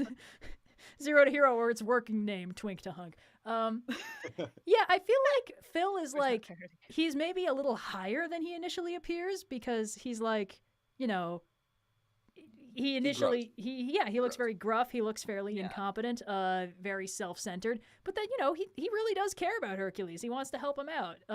And he actually does train him well. You know, he gets him into heroic shape. He's reluctant, but he's still a good mentor. Like, you know. So I think we could put him in the... He's a clearer presentation of the ideas of the Peter B. Parker character, but it's a much more simple version of that story, I think. There's a lot less, like, background stuff. It's like the crux of that relationship is there with Phil and Hercules. It's not exactly the same, but the same sketch of a character dynamic applies, I think. Yeah, sorry, real quick. Ludo History, don't worry. I see your pain in chat, and it sustains me. Oh, good. I missed his pain, and I was really concerned that I was going to have to start messaging in the chat and also talking on stream at the same time. All right, Stop so sending potatoes, please. I'm begging you yeah, guys. guys, mix it up. You know, you need a lot of vegetables in the soup. Ed, shut up. The voice of someone who has never had to be the moderator on the stream I chat. moderated it sometimes, but I actually can't do that and run the stream at the same time, it looks like. Anyway, so where are we putting Phil? We putting him in like B or C or something like that? I feel like we can put B. him between. Yeah, I feel like we can. So either, I don't want to put everyone as B though. There's space in most B. Is the members are average. B tier. B, I think, is solid for Phil. You know, he's like Yeah. he's not top ranking. He's got an attitude problem, but he does good work. So you know, you call him in when you really need a hero fixed into shape. All right, let's see. Yeah. Who's next? Oh, this That's one. fair. This He's a one will solid be B. fun. Yes. Blue, this you is guys very start important. without me, I need to go harass my cat real quick. Perfect. All right, Blue, this one's very important. How far into She-Ra are you with regard to Light Hope's character arc? The thing, I have seen the very beginning of it. The last I saw was Mer Mysteries, so I am partway through season 4. I know that shit is on the horizon. I Okay. have not seen the end of it though. So Okay, but you I'm okay to discuss. All Like, right, that's fine. this is a little But- tough because a lot of Light Hope's arc kind of comes to a head at the end of season 4, and you're currently in the middle of season 4. If I'm I currently in the recall middle of season correctly. 4. I'm right in the middle of season 4. Mer Mysteries is episode 7. So, Right. Okay. so yeah, I mean, if we want to skip this one No, and no, hold no, until after I'm off the pod, We can rank her. I think she's very interesting. I just there are things about her that I don't want to spoil for you. Okay. But I guess it kind of depends on okay, here's I don't remember. There is an episode that sort of involves like Light Hope's computer system gets a little messed up. Yes, and they need I've to seen that reboot her. Okay, yes. And there she has that memory playback with her and Mara. she deletes it. Yes. That really tells you almost everything you need to know about Light Hope. Pretty much. yeah, That's what I was gonna say. I've seen the inclinations. Yes. Light Hope is a very interesting mentor. She exists to train She-Ra, but she has secondary protocols, and she is sort of framed like, oh, she's an AI, but maybe she can also feel and think and possibly love. I don't know. And the question is like, can she transcend her programming and possibly, you know, be more than just this sort of emotionless, not very helpful training program that's cryptic and doesn't really tell Adora what's going on? And the answer is currently a resounding doesn't look likely. She hasn't yet. No. Yeah, everything up through season 4 is basically, you know, Adora asking very simple questions and Light Hope being like, no, I can't tell you that. Yeah, all will become Try again, clear buddy. when the planet is in balance. I Yeah. think Light Hope, we Question mentioned, cat, what did I miss? we were, Blue has not seen the season 4 finale, so he hasn't seen. Oh, I will stop talking. Yeah, exactly.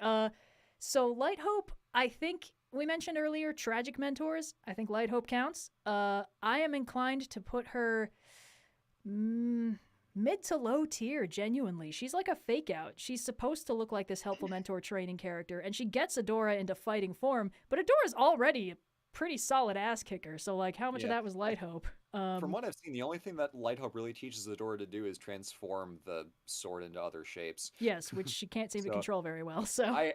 I don't know if we can put her in E tier, but I feel like she's at least on the line between D and E, just from everything that I understand about Just her and what I ask can yourself, guess with the future. was she more successful than the guy who got donutted like 2 episodes after his appearance? Okay. Let's just put her, I think, on the line. Let's put her between Rengoku and Tony Stark. It's just, Yeah. Yeah. That sounds good to me. And also finish Yes. season 4. You're going to love it. Yes, Um, please. Trying to. You'll get there. It's just, instead of taking another 11-hour workday, do something fun. Okay, this one's going to be fun because I don't know who they are. Let me I just- also don't know who they are. Oh, This one is boy! all blue, It's baby. the Blue Show! This can be quick. This can be very quick. All right, let me just put Alma it- Aleem from Take Assassin's all the time Creed you'd 1 like. is a fairly classic case of a plot twist villain mentor. Whoa. The whole point of Assassin's Creed 1 is that you're the leader of the assassins. This mysterious sage Al Mualim is telling you to go kill all these Templars and giving you these cryptic philosophy lessons in between all of your assassination missions, trying to teach Altair about the Creed and how it commends you to think outside of the box and see the world not for what you are taught to think it is, but for what it actually is, and to think beyond the bounds that society establishes. And we live in a society, yes. LXD Really makes you kind think, of doesn't thing. it? The plot twist at the end that you find out is that he is a Templar, and he's been secretly using Altair to get the big evil plot device Apple for himself.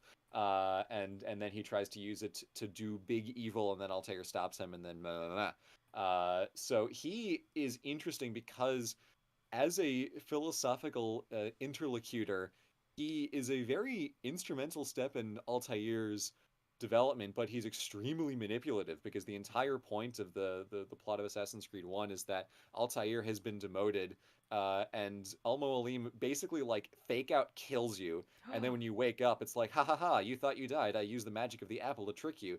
Forget about that until the end of the game. But what we're going to do is you need to earn your shit back. So you need to go kill these people for me. Oh, you get Metroided? Extremely manipulative. Weak Yeah, sauce. kind of. You get Metroided right out the gate. So he is a very bad mentor, but he's interesting because he still contributes to Altair's like philosophical development and understanding himself in the Creed, despite the fact that he sucks, he's manipulative, and he's evil. So I would say high E is where Al-Mualim should go. High E. All right, just a smidge above Tony Stark. That'll get the I see comments someone on in the it. comments says he's kind of Ras Al Ghuli. Yeah, that's basically the sitch. Guys, it's he's Raish. basically Assassin's Creed's Raish Al Ghul. Okay, speaking of, no, not at all speaking of. Why did I say that? It's Virgil from the Divine Comedy. Virgil. Yeah. It's blue again. Yeah, I mean, hey, I've read the Divine Comedy, allegedly. That's true. You did those videos on them. in a haze. No, yeah, well, I mean, I was in the like, whole thing was it high school or college? Whatever. I was not. College. It was college. Yeah, I was college, but I was not at my best. I was doing a lot of other stuff. Yeah. No, I mean, Virgil is in the literary canon of Western civilization. He is the mentor, really, at the heart of it, because like Dante is going through hell, and Virgil represents like the assembled wisdom of the past that Dante is relying on for his journey through, not just as a guide of like showing him around, but teaching him things, helping him understand himself and how he can actually like get through hell and like actually purge himself from sin.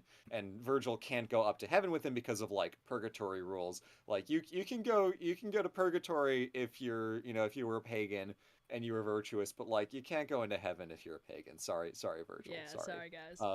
So it's interesting because Virgil really kind of represents to Dante what classical knowledge represented to the Italians in the moment of like the 1300s and the early whisperings of what would become the Renaissance. It's cool. He represents something much bigger than himself, and he as Virgil is kind of like a microcosm of that moment of the Renaissance where the classical world was suddenly like coming back to provide all of this like instruction and knowledge and lost stuff. So as a character, he is he's a tour guide who teaches Virgil, or who teaches Dante to suck less, but he's more interesting for what he means in a like meta narrative sense. Cool. I'd argue. Okay, so what are we feeling? Like how actually good is he as a mentor then? He's between B and C. B and C? All right, sweet. Let's just pop him under Eda Clawthorne. As an actual mentor, he's between B and C. He means a lot more than he does in the story. Right by Anakin. You know what? I'm going to rename it so that everyone knows we're not talking about the one from Devil May Cry. Oh. Oh, God. I'm going to need to make him really tiny. Real small. Ooh, the next one on the list is another excellent example of the mentor often being the hottest character. Oh, okay. Well, this will be fun. Let's just... Okay. Now this one's cool because I have seen 3 episodes total of the show, played none of the games, and read none of the books. So I mostly know about this from the memes. I saw all the show and played about 30 minutes of The Witcher 3 before I stopped because I no longer had access to an Xbox. I have almost the same experience, but I got stuck in a quest and tried to rush the Griffin and died, so I uninstalled it and gave the disc back to my friend who had lent it to me. Okay. So we're talking about Geralt, just particularly in relation to Ciri. Yes, so I have not seen far enough into the show to get to the part where he even meets Ciri, so... Okay. Yeah. But in season 2, they have, the beginnings of their mentor relationship, and Geralt at the beginning is kind of a shitty mentor because his whole goal has been to protect Ciri and keep her safe, and he understands the problem as I will punch anything that gets too close to Ciri. But when Ciri's like, I would like to learn how to punch things, please, or stab them, Geralt's like, no, don't be silly, you'll get hurt. And Ciri's like, fuck you, I'm gonna go do it myself. And then she does get hurt, like training on the there's a word for it, the big training rig that they have at Witcher Camp. Witcher Like Camp the mill training or rig. something. No idea. I don't know. Mill might be But it. the thing on the big training course, the obstacle course for Witchers. So Yes. Geralt is actually not a great mentor at first, insofar as we've seen from the show. In the books, he gets better because he actually like lets Ciri like become powerful and do things and exist in her own way and be her own person and do what she wants to do and have agency. In the show, he doesn't let her have any agency, and everything that she learns is basically against Geralt's will. Yeah, in the game, my understanding is that he is more of a direct mentor figure. There's portions where you play as Ciri, you play as other characters, and your choices can affect how well stuff turns out for Ciri. So factoring that in, I agree with you, Blue. In the beginning of the show, he isn't really a mentor at all, if even a passable one. He's sort of performing in the same way as Holt does, where it's like, gotta let the kid go off and fuck around and find out, except he doesn't really have any solution for what the meaning of the find out was, so much as now I will punch the thing so you don't die. And that does not make for a great mentor. But he does get better as the show progresses. Sounds like he's a little... as Luda is just pointing out, Vesemir does most of the heavy lifting. That is very accurate. Vesemir actually lets Ciri like exist. So I would say Geralt is probably either on the line between C and D or just D. Well, there's more space in D tier. Yeah. Yeah, let's put him in D. All right. Let's pop him in there. Because of both the existence of Vesemir and also the fuck around and find outiness of his mentoring style. There we go. Right next to Ron Swanson. And I believe we have one more that is a Blue favorite. Yeah, let's do it. One more for me that I actually added in partway through because I remembered it. I thought friend, one of the Greens texted me, was like, bro, you should put in the Ancient One. I'm like, oh shit, the Ancient One's cool. Hell yeah. Ancient One from Doctor Strange. Yeah. What do you guys think of the Ancient One? I like this character. Is Doctor that the bald Strange is one of my lady from favorite the MCU movies? The bald lady, yeah. I really like Doctor Strange a lot. Yeah, no, Doctor Strange is probably one of my top tier Marvel movies. I mean, Winter Soldier still beats everyone out, but Doctor Strange is very good, and it works as a standalone.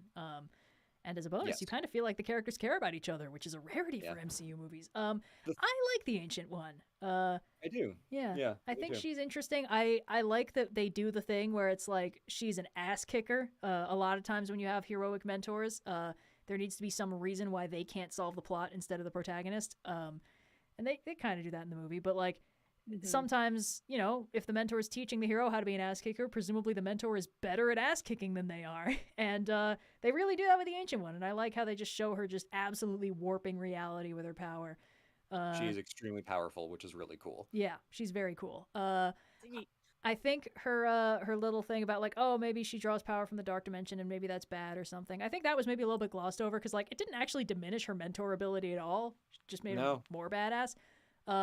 And as far as characters go, I think her personality is really interesting. I wish she hadn't died, but that's just me. And it's kind of cool that even when she showed up when they did the time heist in Endgame, she was still probably one of the best parts of that movie. Just like she was really cool. She just knows shit that's up and is like, I see you're trying to steal the Infinity Stones from our timeline. Well, here's why you got to put them back afterwards. Okay, bye, have fun.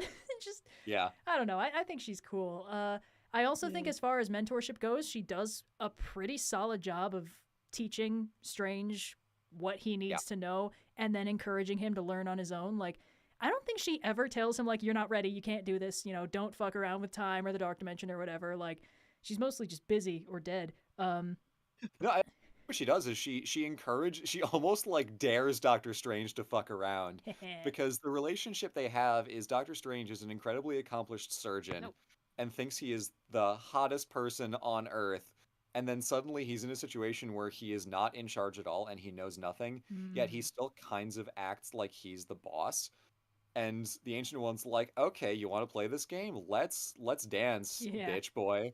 And then she gives him a crash course in just how big of an asshole and a dumbass he's being, and humbles him into actually being like, okay, fine, I'll learn this. I'm sorry. Yeah. I think that as far as Which mentors is a good go, relationship. she's like exactly what Strange needed to just kick his ass hard enough to actually teach him to stop trying to be in control. Which is good because that means the control thing. Yeah, and that means that when he becomes the Sorcerer Supreme, he's not going to be a huge world-destroying asshole, except in that one timeline in What If.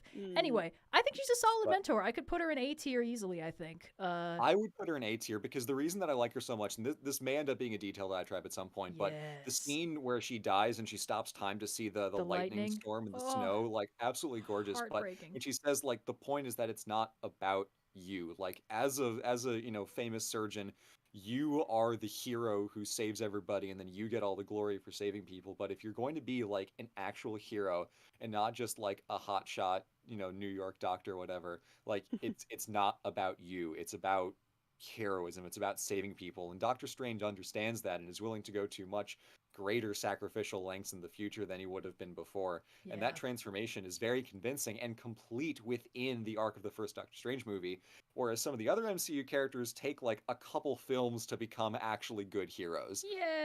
So, she definitely fast tracks him. Strange has, he has such a turnaround from being a completely like irredeemable narcissistic asshole to like genuinely a good hero.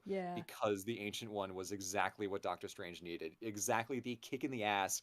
Because when you find a person like that who is so self-obsessed and so self-centered and thinks they're right, the only thing that will make them change is a firm kick in the ass. And that's why she's great. Strange is a very fun character because when he's introduced, he is so hateable. Like, he's precision designed to be a huge dick, and it's great. Like, there are some characters that exist because the audience wants to see them get their asses kicked. Vegeta is top of my list in that category. It's like, it's so funny to watch him get taken apart over and over again.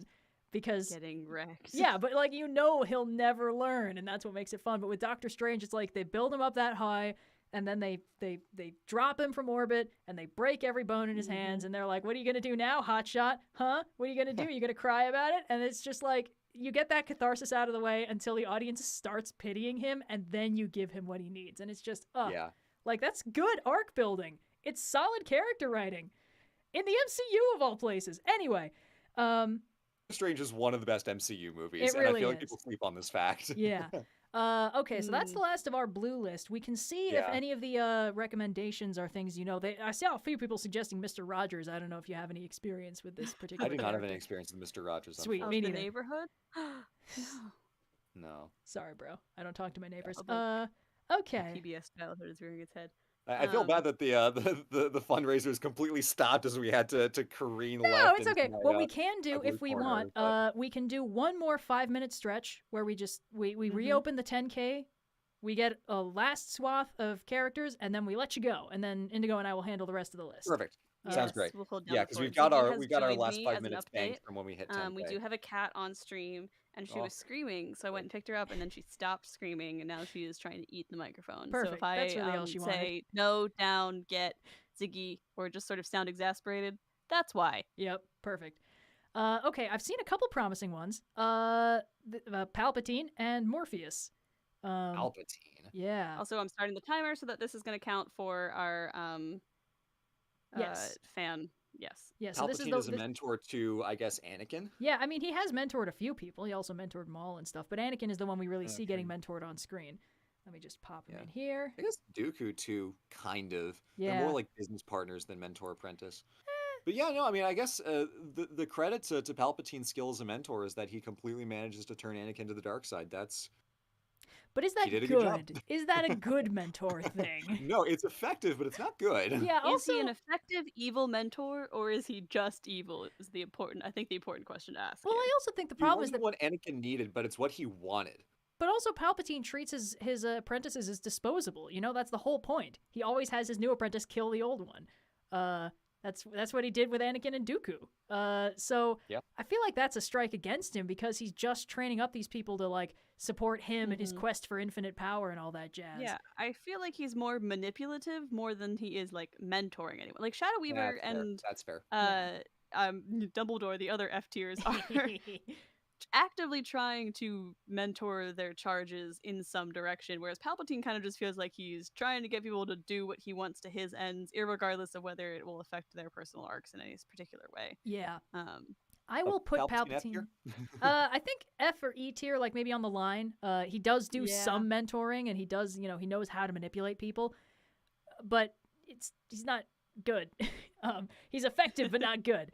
All right, let's see. There is still some Morpheus. That's lineable. I think that's lineable. Lineable, yeah. He's on the line. So I've seen some Morpheus from The Matrix. Do we want to do that, or do we want to see if there's another more interesting one? I have seen all 3 Matrix movies. I remember nothing about them. That's actually more than me. I've only seen the first one because I heard the others were bad.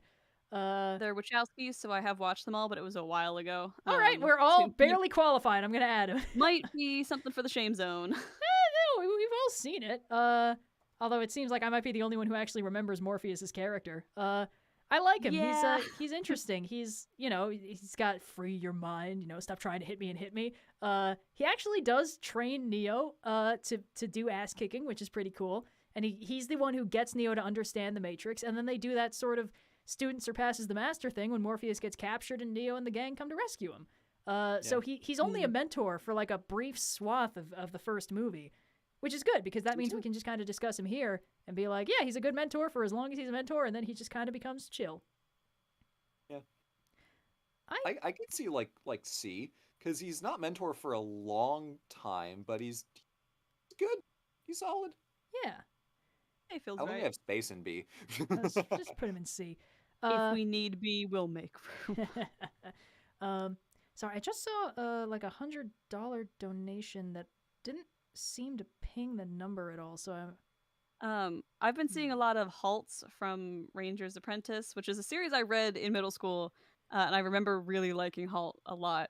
But I don't know if I remember enough about him to confidently comment on his mentor status. Did either of the two of you read The Ranger's Apprentice? I don't think I've ever even heard of this series. Sorry. I think it's a favorite of Cyan's, which is why Cyan has thoughts on Ranger's Apprentice. Unfortunately, yes. I only half remember them and definitely don't remember the character names. So. Halt is like the grumpy mentor character to the main character in the series, but that's kind of where the edge of my memory begins. So I would perhaps put that in the shame zone. How do you guys feel about Brahm from Aragon? Kind of similar to Halt, where I'm like, I remember he was a grumpy mentor and he was in the series, and I liked him quite a bit when I was reading the books. But Jeremy that's Irons, where it stops. Yeah, he's played by Jeremy Irons. What the hell did? What? Someone must have just donated. Oh wait, you know what? I think it's not showing us the increments anymore.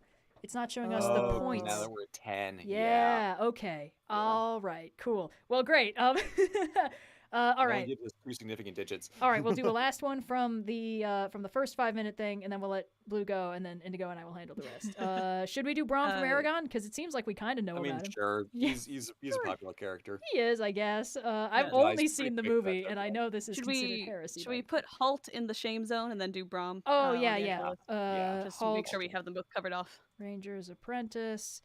Now, I haven't seen the movie more than once, but I've played through the PlayStation 2 game twice. Oh my God. I'm a little bit of an expert. The PlayStation 2 What Aragon about game? What about the books? Nah, who's got time for reading these days?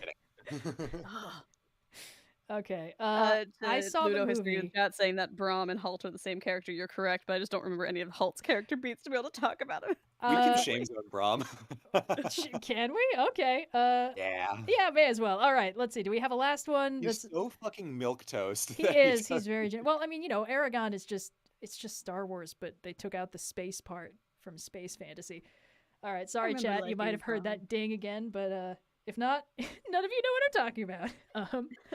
All right. You know what? Chat's been saying Professor X pretty consistently. Ooh. Blue, I know you have some experience with the X-Men franchise. Smidge, yeah. Yeah, all right. I can handle Professor X, and then I'll bounce. Drop my phone fully. I'll grab that in a second once I add Professor X. All right. We shouldn't put them on the list because they're in no way a close mentor figure. I did see someone in chat talk about Marty from Frasier, and I just want to shout them out for even having the ability to call that up to memory. All right. Nobody panic. I'm going to move away from the mic. Just a second. Oh no, Red's gone. Do your best Red impressions. Okay. Blue, you go. I'm back. Oh, she's back. Reboot. Guys, come on. Guys. Okay, so Professor X, let's talk about him. Charles Xavier, leader of the X-Men. Yes, Well, kind of mentor of the X-Men, and then arguably leader, depending on who is actually in charge of the away team. It That's not what really they call it. the in the away series, but it team. is. You are It's the so same. transparent. It's the same. Professor X, it really depends on the version. I know in the comics he can be very manipulative. So just like, I don't know. I think like in the movies he's quite solid. They really kind of lean into the gentle parental figure. But they also sort of shuffle everyone's characterization for the movies so that they can put all the focus on Wolverine as like an everyman outsider, which is a baffling character choice. And then in the cartoons, he's usually a lot better because the team kind of functions as a team. So Professor X is leading them rather than he's just kind of like running the show and mostly just explaining the plot to Wolverine. I don't know. Yeah. I don't know. I think he's like kind of in a similar like role as Aizawa is, where he's supposed to be a mentor or teacher to a lot of unruly teens to young adults, depending on where the series we are. But his levels of success, I think, vary a bit more in terms of like which character you're looking at his mentorship with. Yeah, Blue, you were gonna say. Like he went to the effort of creating the entire like X-Men like schoolhouse thingy, whatever the hell it is. It's a school like and a house. That's a pretty big commitment. Like he made like Mutant College not because he had to, but because he's like, these people deserve like a home and care. And even if I'm not perfect at providing that, I'll at least try. And then like these people who will be assembled in this place can be like helpful to each other, so that even if I can't help them, someone else in this environment can. Yeah. And as the facilitator of that, I feel like that counts for a lot. That he is creating a positive environment where even if he himself is not able to be what someone needs as a mentor, he has created a space where someone else can be that. That's good.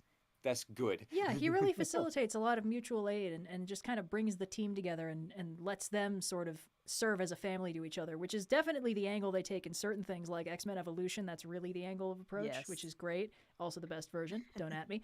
Also accurate. Yes. So I feel like we're pretty inclined to put Professor X pretty high. I think obviously this really does depend on the version. In some of them he's kind of more of a jerk, but I think if nothing else, his heart is always in the right place, and he knows his limits. Like, that's a huge part of the X-Men. Like, they know what their abilities are, and they know what they can and can't do. With Professor X, it's like, okay, I can do this one thing, and I have this big pile of money, so I'm going to use that to make this place where people who can do other things can help each other.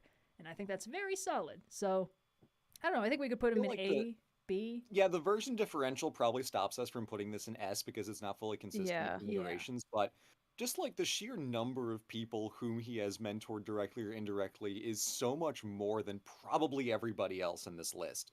So I feel like that is at least A. That's fair. Or if we're specifying X-Men Evolution, we can put him on the line, I think. Nah, let's just, let's be careful here. Let's put him in A. Some of them are real bastards, apparently. All right. Yeah, his version just makes him iffy, but from the versions we're working from, I think A is a fair assessment. Yeah. Okay. Real quick, Blue, did you see Mary Poppins? Chat's been saying it a lot. No, I haven't. Nope. Okay. I also have not, strangely. So I'm gonna. We can put Mary Poppins in the shame zone and be teased forever. I'm going to make you both a watch list. I'm going to give you homework. It'll do you no good. I'm gonna put her in the shame zone. But hopefully it'll do you some good. You've got to expand your mind. Right under common. I will mentor you with way of movies. Scoop. Yes. We are hitting time on our 10 minutes of chat suggestions. I don't know if yeah, let's see. We can see if there's Monk Gyatso. I haven't seen Korra. Gyatso's not from Korra. No, sorry, I'm thinking of Tenzin. Yeah, Shut up. Chad was also saying Tenzin, but we can do Gyatso. Because oh boy, Gyatso breaks my heart every time. Yeah, that's rough. Yeah.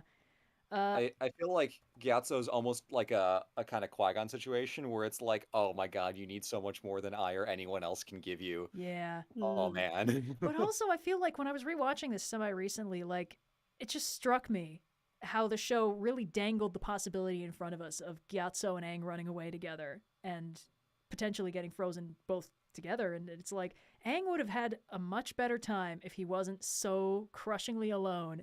And Gyatso was the only person who recognized that and wanted to help him and could help him and it was just the bad luck or the will of the universe or whatever the hell it was that Aang ran away just like minutes before Gyatso figured it out or decided like, all right, we're going to help him out. Who cares what the monks say? I'm going to, Aang needs me, and that's what he needs more than Avatar training to fight a war he's not even emotionally ready to process yet. And it's just heartbreaking. Yeah. Yeah. This I almost feel like we can't put him high on the list because it's a tragedy is what it is. Like he almost gets the chance to do something and then it's taken right out from under him. So I feel like we can't put him that high, even though he clearly like cares so much about Aang. I don't think we can. I don't think we can put him up there. Fair, yeah. I guess also there is the argument that the show kind of puts forward that Aang running away when he did and getting frozen was like the will of the universe or something like that, which tacitly indicates that Gyatso teaching him was not the will of the universe, and that's bad. I don't know. We maybe don't want to go too far down this rabbit hole, but I feel like we could put him in B if it weren't so crowded. We could find room for him in C if we wanted to. He doesn't really do all that much mentoring. Mostly we see him reminding Aang that like, hey, it's okay to not listen to those stiffs up in the main office. You can have fun sometimes too. And it's like, that is a very important part of Aang's arc. And the fact that he retains his happiness and his childlike innocence all throughout the show, despite facing, frankly, untold horrors, is a hugely important theme of the show. The fact that all the heroes are children is not just because this is a show for children. It's because it's making a very clear statement about what needs to be preserved in times of war and what can be lost. And, the fact that Zuko is the only person who seems to fully understand what's going on and is also the person who's least capable of being a kid, those are directly connected. Yeah. And Gyatso seems to be the only person who sees that on the horizon before the 100-year time skip. He's the only one who seems to notice, like, if we turn this 12-year-old happy-go-lucky kid into a weapon of war, he's not going to be that 12-year-old happy-go-lucky kid for very long. So, yeah, I think Gyatso's heart is absolutely in the right place, and it's really sad to think about how the story could have been different if he'd been with Aang. But you're right, that didn't happen. So he can't be that high tier. Just because he didn't. I feel like we got to either go on the line between C or D or just straight D. Oh, that's a little tough, but I kind of feel like he should go on the line because I do feel like he suffers somewhat from just lack of narrative importance. Yeah, but the text that is there supports him being more in the C. He goes next to Miyagi. Yes. That is time for our stream rewards for this round. Okie doke. Good work, team. Yeah, no, that was a party. I cannot believe it's already been 2 hours and 40 minutes. And we've got a decent amount of people left on the list. Yeah, we do. Here's the thing. Now that I'm not here, you can probably get through them a little bit quicker, or maybe slower. Maybe I'm the glue that holds the whole thing together. You might be the only thing keeping me from going off on wild tangents. I will do say, my best, but I will also go on tangents. Yes. So it's a toss-up. I will say this is really fun to be on this one, even if I am way past my bedtime, and I'm definitely going to be feeling this tomorrow when I'm editing. This is so much more fun than playing games, right? If we want to do before dark streams, like around noon when we normally do streams, we got to do like a matinee. Yeah, like when you go to the theater, it's you and all the old folks, and there's like 5 people in the entire movie, and you're just like, this is great. It's Tuesday, and I'm doing nothing. Let's not figure out too much content development on stream where people are going to hold us to this. You guys don't want Indigo's live producing session? We can just do pitch decks with the audience right here. Yeah, perfect. Let's connect. Hey, let's connect offline when you have a little bit more bandwidth. Let's offline about this. Yeah. Oh my god. Okay. Well, thank you all so much for accepting me into the After Dark world. Of course, thank you, Red and Indigo, for having me on here. And thank you everybody who donated $11,000 so far in like 2 hours. Yes, that's very impressive. Just by like the sheer like rate of money raised compared to the rate on our Pathless New Year's Eve stream, like this is like just pure like money raised by time here. We're going fast, you guys. Yeah. So thank you for donating. We'll have more Ukraine fundraisers in the future, so keep an eye out on that. Yes. And have fun with the rest of the stream. I'll probably catch the VOD tomorrow. Yeah. But yeah. Yeah. Alrighty. And Indigo and I will obviously still be on for a hot minute to get through the rest of this list and probably go off on wild hour-long tangents about our favorite media. But yes, everybody wish Blue a good night while I prepare to delete the overlay that has his chibi plush on it. Oh my god.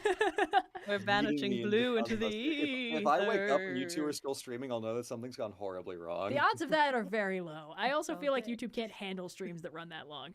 Oh yeah, true. Anyway, yes, it was True, lovely having you on. We should definitely do more like large, more hands on deck after dark streams. Yeah. Yeah, and so we'll talk to you later, I guess. All right.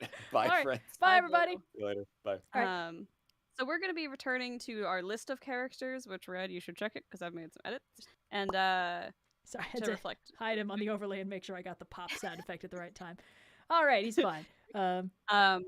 And you know, well, if we hit another, I guess if we hit 12K, we'll do more chat suggestions.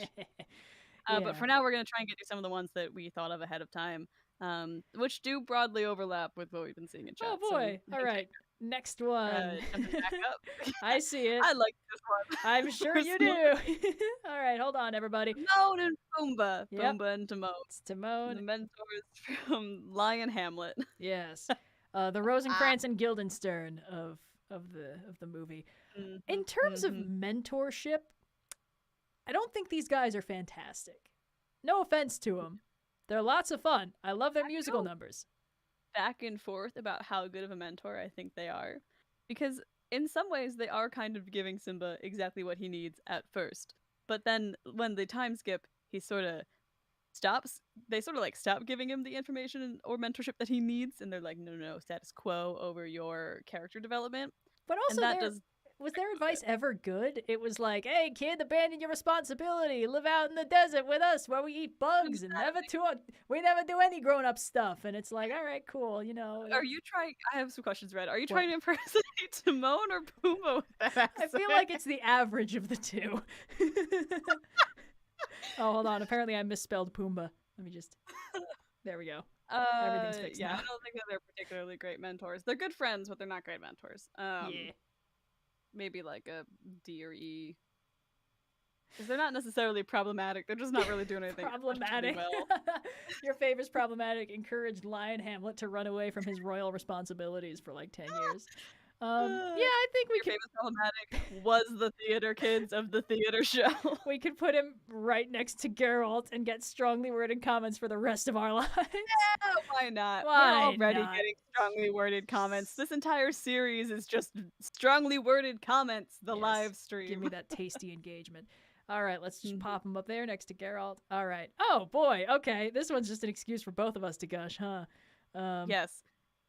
It's just got So, the text box. Here we go. This is another case where it's like, hey, but which one? Yeah. Because we're talking about Wolverine, and there's a lot of versions of Wolverine, and both of us thought of two different versions of Wolverine when we saw this. Yeah. Wolverine as mentor is a role that's not super common in the early comics.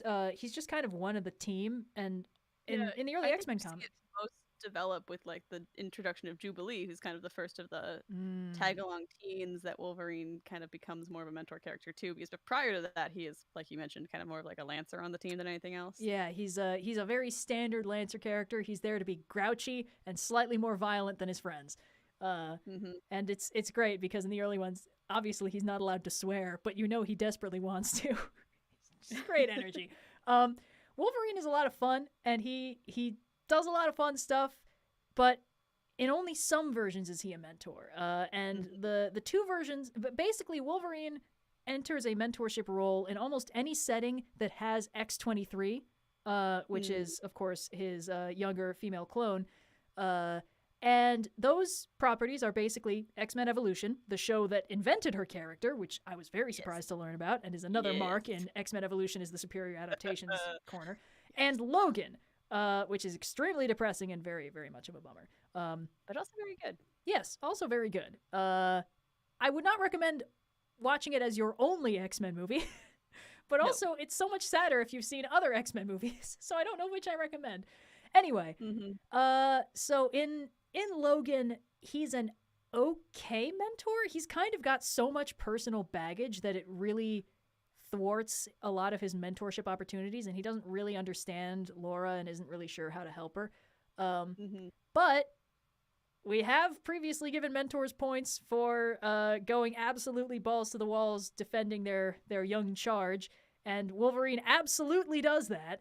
So I think we could rank that version fairly high. And of course, X-Men Evolution's Wolverine is absolute top tier mentor character. He's fantastic. He's like team dad, Granky, and it's just Granky. Oh my god. Team dad Wolverine, not just in Evolution, but in a lot of the comics iterations where he's also mentoring often like Kitty Pryde, sometimes Rogue. He's the big one, but then like X-23 in later iterations. Like he has a tendency to kind of mentor whoever the token youngest character on the team is, and he's often good at it. Yeah. More in the defensive direction, like kind of in the Geralt-y route, but with somewhat more advice offered along the way. Yeah, I don't think he's necessarily a bad mentor, but he does suffer from what a lot of comic characters suffer from, which is, well, there's like 80,000 different versions of him, and not all of them are as good as the others. Yeah, the main problem with Wolverine is that writers basically do two things with him. One of them is letting him mentor the younger members of the team. Three things. One of them is mentoring. The other one is violently ripping apart bad guys that everyone else will just like telekinesis at or, I-beams. And the third one is putting him in a love triangle with Cyclops and Jean Grey, which is just really baffling. I-beams, optic blasts. It's very important. Yes. They're actually portals to another dimension. Look, you don't need to tell me. I follow Gail Simone on Twitter. So, anyway, the problem is, like, of those three characters, the middle one, the ripping stuff up, that kind of works with everything. The other two really don't. It's like either he's a gruff but fair team dad, or he's just head over heels for Jean, zero personality except when she's evil Grey, and butting heads with Scott, zero personality except when he's evil Summers. So, like, there's nothing going on there. It's just kind of... Yeah, I think he's, like, solidly, like, middling to low, only because the variety kind of drags down the outstanding moments. Yeah, but X-Men Evolution Wolverine is so good. He's so fun, and he's so cranky. I think maybe we can make a case for Wolverine in the C tier, because I think that encapsulates the sometimes great, sometimes terrible middle ground that he falls to as a mentor. And for the record, the best episodes of X-Men Evolution are the ones where X-23 shows up, because they're all really bad days for Wolverine. There's one where he gets kidnapped to lure her out of hiding, which is just so funny to me. And she's really mad at him because, like, he's a little slow and trying to, like, protect her, and she's like, no, I'm trying to protect you, and why haven't you healed yet? And he's like, give me a break, kid. I started the morning falling out of an airplane. And that's not hyperbole. That show's great. Everybody needs to watch it. Okay, let's move down the list. All right, sounds good.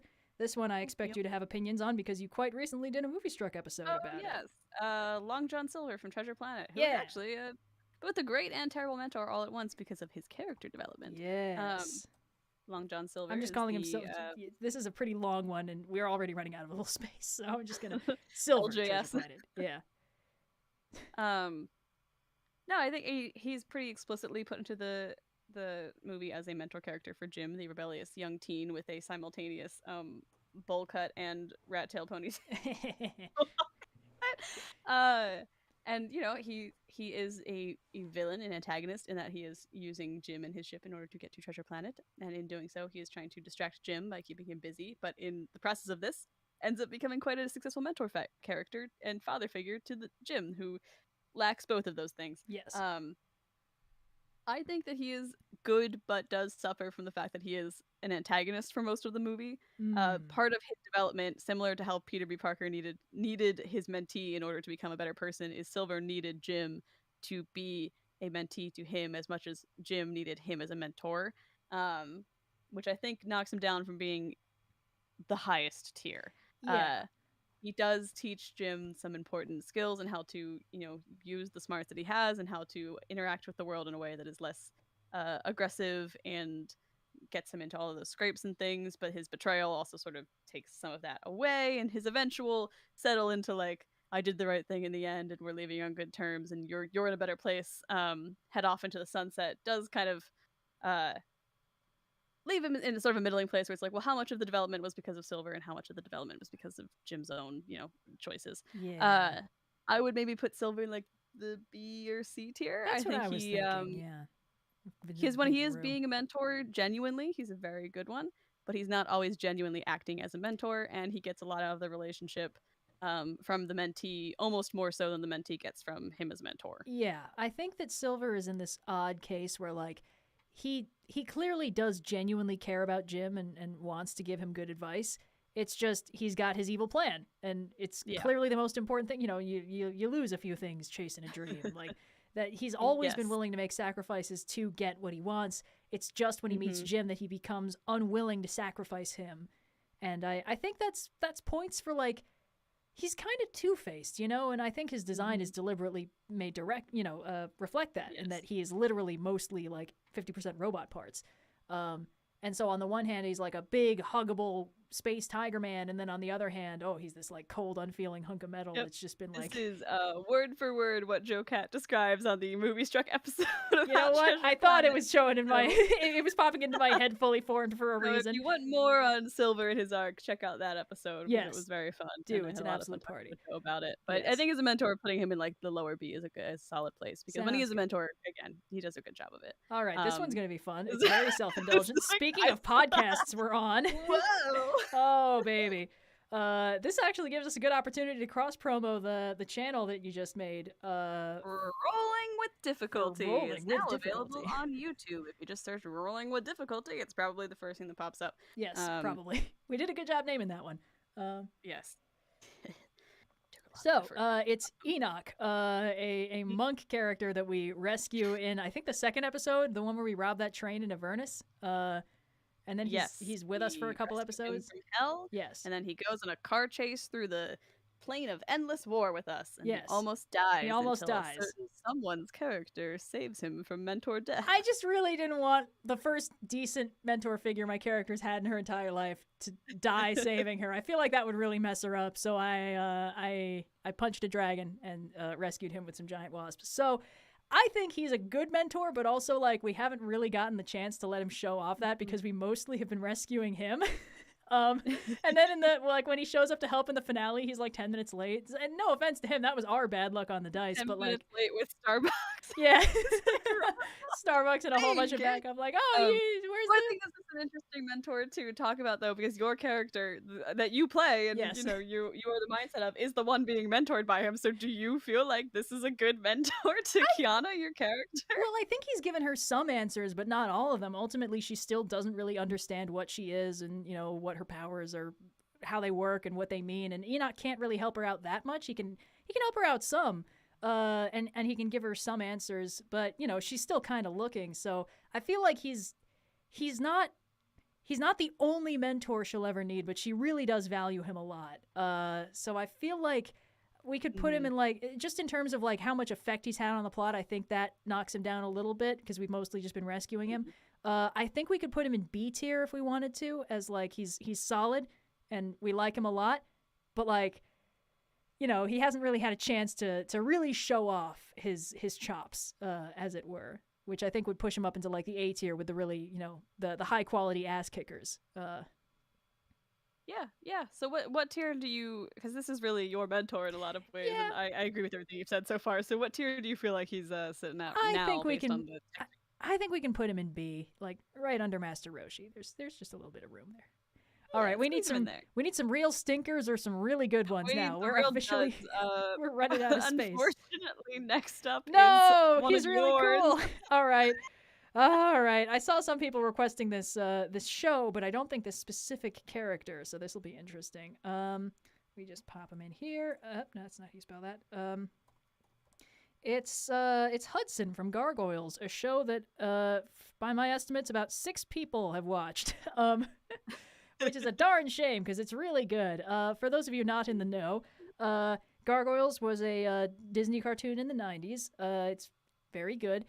It was kind of from the post-TMNT era where a lot of people were coming up with premises of a wacky squad of non-human heroes must protect specifically New York from the shadows. And we got a lot of shadows that need to protect. Yeah, New York is a very shady city, Gargoyles was one of the very good ones. Also inspired, by my estimates, an entire generation of monster fuckers. So that's fun.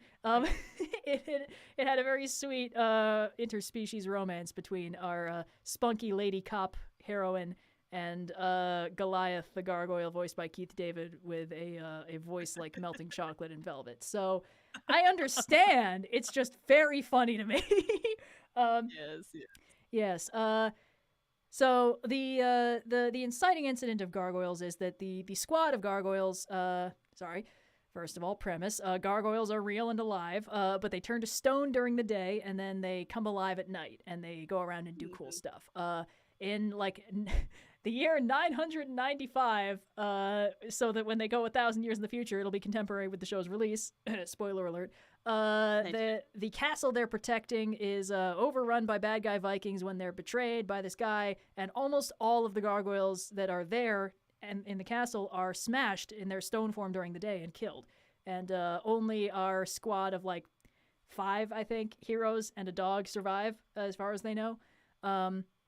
And then some other stuff happens, and basically they end up getting sealed away in an eternal slumber until a prophecy gets fulfilled to wake them up. And it's supposed to be impossible. It's, you'll be sealed in stone until the castle rises above the clouds. And then in 1995, a bored billionaire named David Xanatos, voiced by Will Riker himself, Jonathan Frakes, giving a better performance than he ever gave on Star Trek The Next Generation.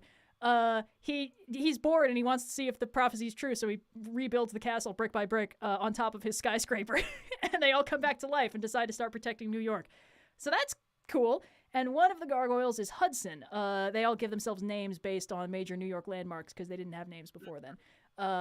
And Hudson, before he's named Hudson, thinks this is stupid. And he's like, does the sky have a name? Does the river? And So the river's called Goliath Hudson. named after? Oh, Goliath Hudson. already had a name. The humans were calling him that after the biblical giant because they were like, he's real strong, but also we're scared of him. And it's like, guys, that's rude. But then they're all like, they're named like Brooklyn and Broadway, and it's cute. It's very cute. I watched a couple episodes of Gargoyles when I was younger, and then just never quite got the whole series. I'm deferring to your expertise on this one. It's a party. I wish it had less dumb 90s shit in it, because like a lot of it's really good, but I feel like I can't quite unconditionally recommend it, because like they've got like future tech and robot suits and laser guns, but also all the important information is stored on floppy disks. It's just a little weird. Anyway, so yeah, the mentor of the gargoyles is Hudson. And he's cool. He's kind of this like old soldier type. He's getting on in gargoyle years, and he used to be the leader, and now he's like Goliath is the leader now, and that's good. That's as it should be, lad. I'm just here to provide moral support and watch television most of the time. He's a big fan of television. But he sometimes gets an opportunity to kick ass. He's like the only gargoyle that has a weapon. He uses a knife. He goes off on fun adventures. He makes friends with like a blind writer at one point, who obviously figures out he's some kind of like weird creature of the night pretty quickly, but like is polite about it and doesn't bring it up. It's a good show. People should watch it. Don't watch season 3. Seasons 1 and 2 are good. In terms of mentorship, I feel like he sort of struggles from the fact that he's kind of displaced in time. He doesn't really know how the modern world works, even less than the rest of the characters. Like, some of them kind of figure out how technology works and like cooking and TV and stuff, and he's just kind of like, all right, I know the button on the remote that makes the TV play the show I like, and that's really all I got.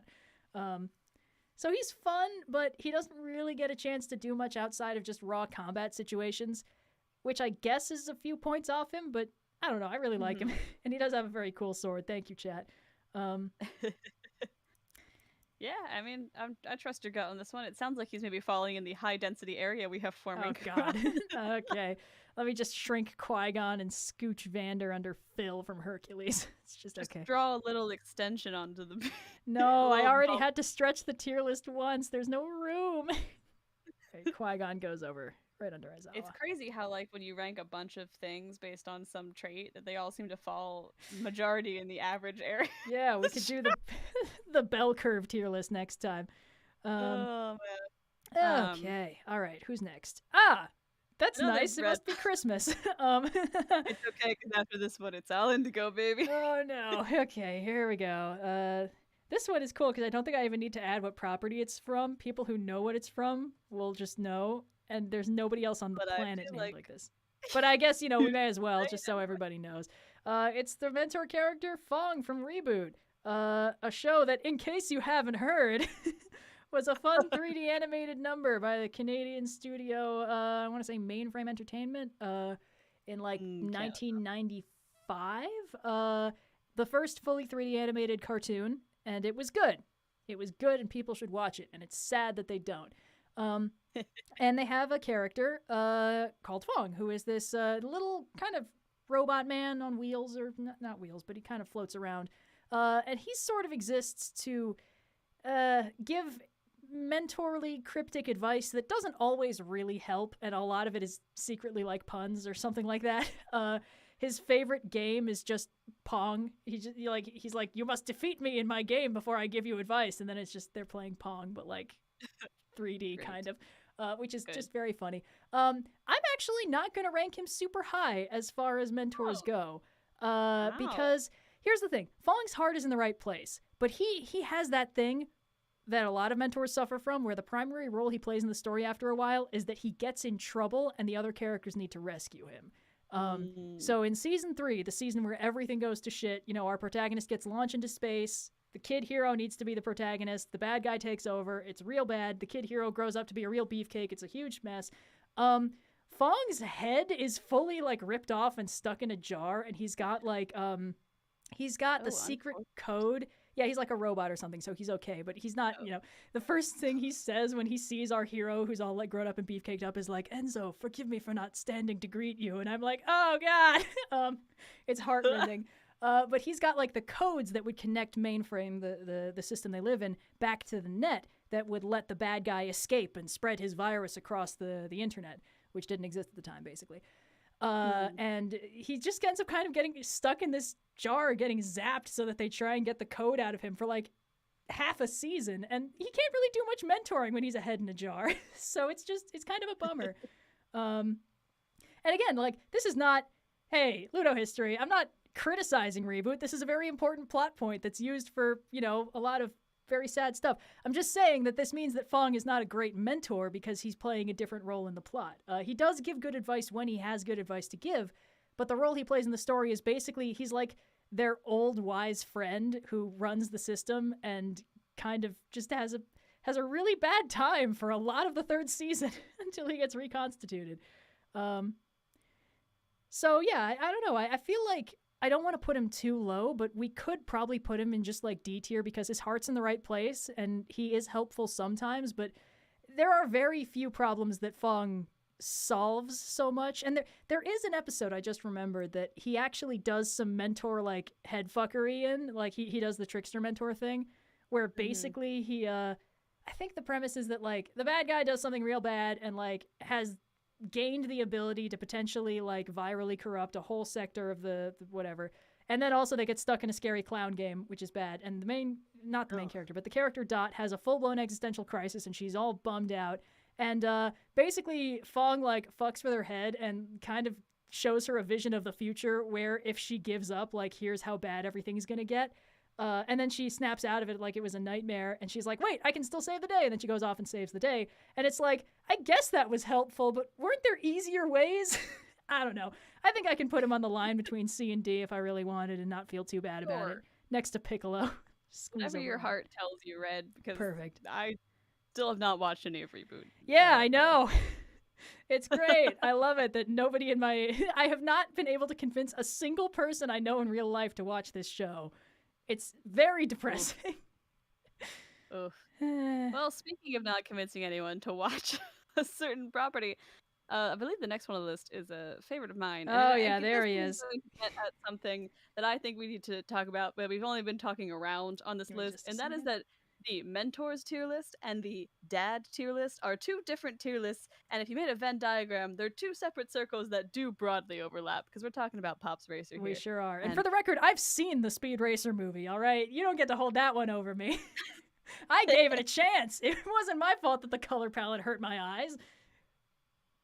So Pops Racer is Speed Racer's dad. And he's also one of the 2 characters that you could argue are his mentor. I think he's more of a mentor figure than Rex/Racer X, because spoiler alerts, unbeknownst to Speed, Racer X is his long-lost brother. Wow, that's totally crazy. And I can't believe they have so many different letters in their names. But talking about the movie specifically, Pops is kind of, the driving force behind why Speed is I'm making myself laugh now. going into racing in the first place.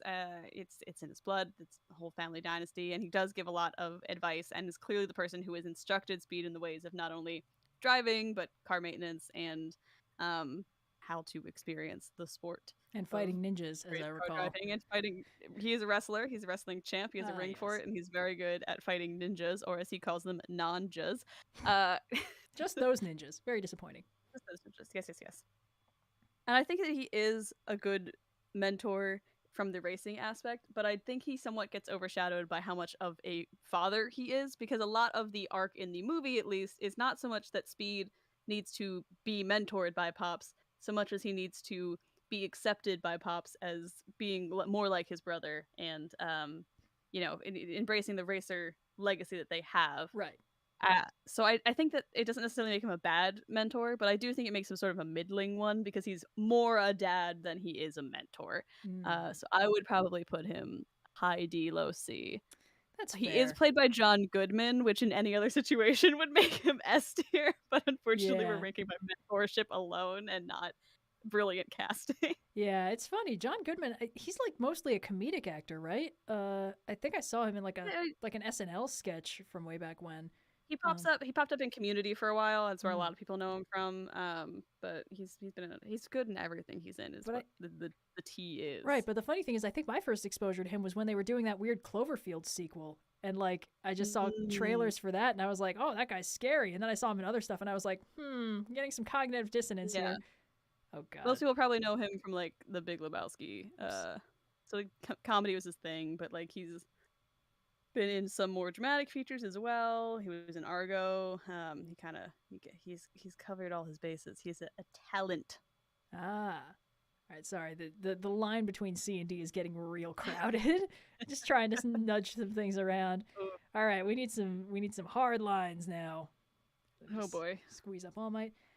Oh, this one's gonna be fun. For me. All right.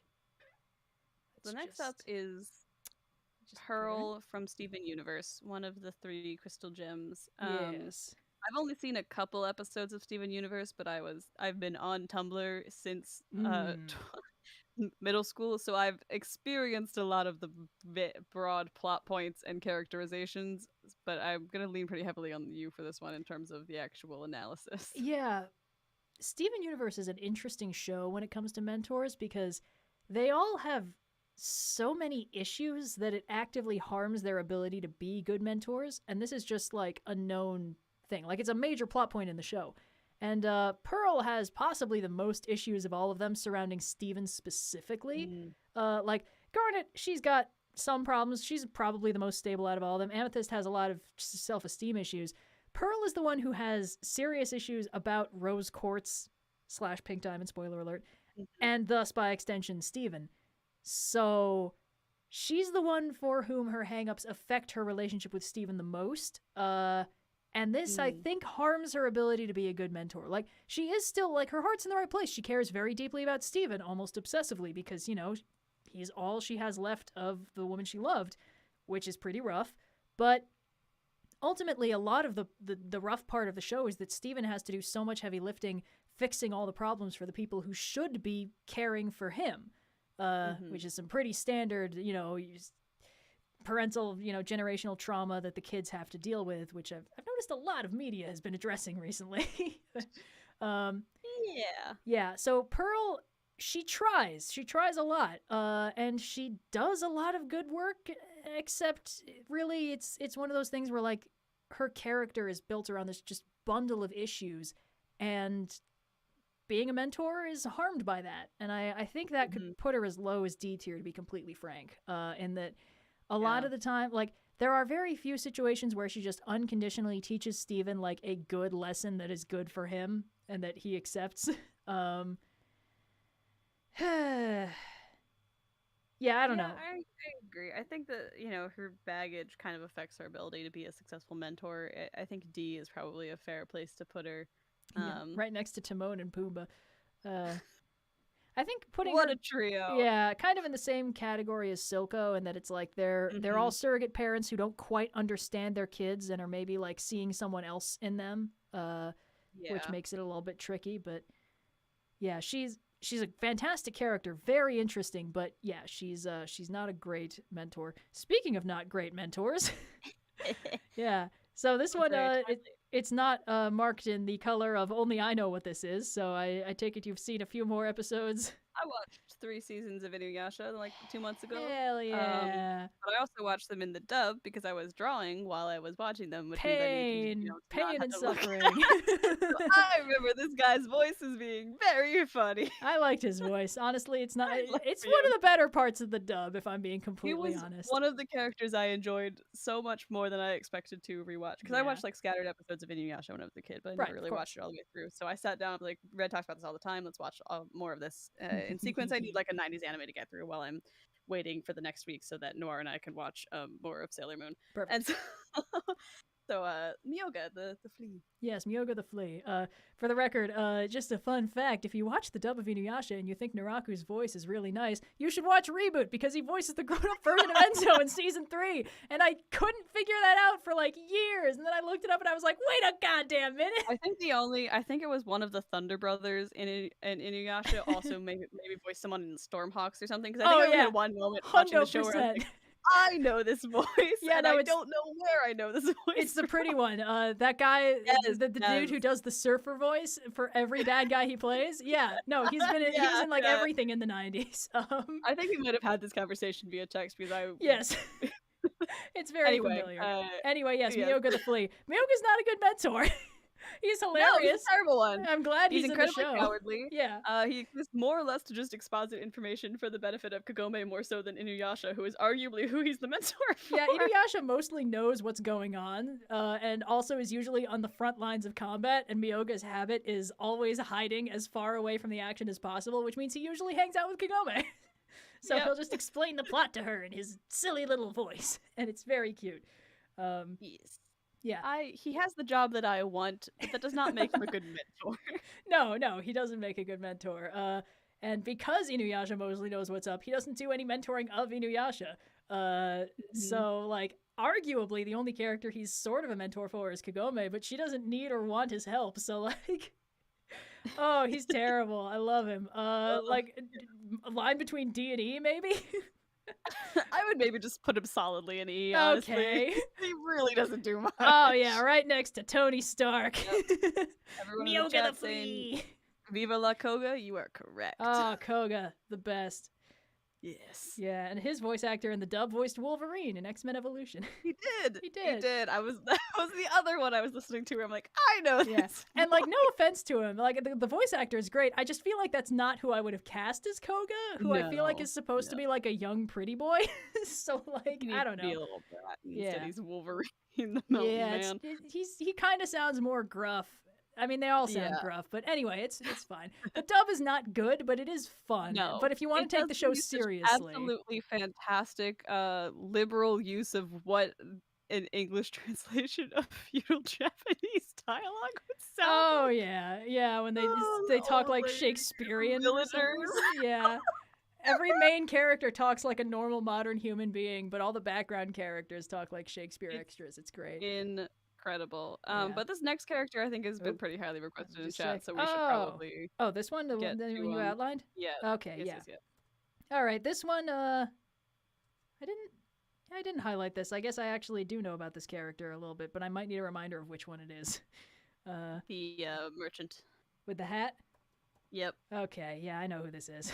I don't remember. I feel like I kept waiting for something to happen with this character, and then it just never came. Like, I don't know. I'm sure he had something going on. It's Kisuke Urahara from Bleach, I think. The guy with the bucket hat who, like, clearly knows what's up and has some kind of dark past, but I don't remember if they ever brought up what actually it was.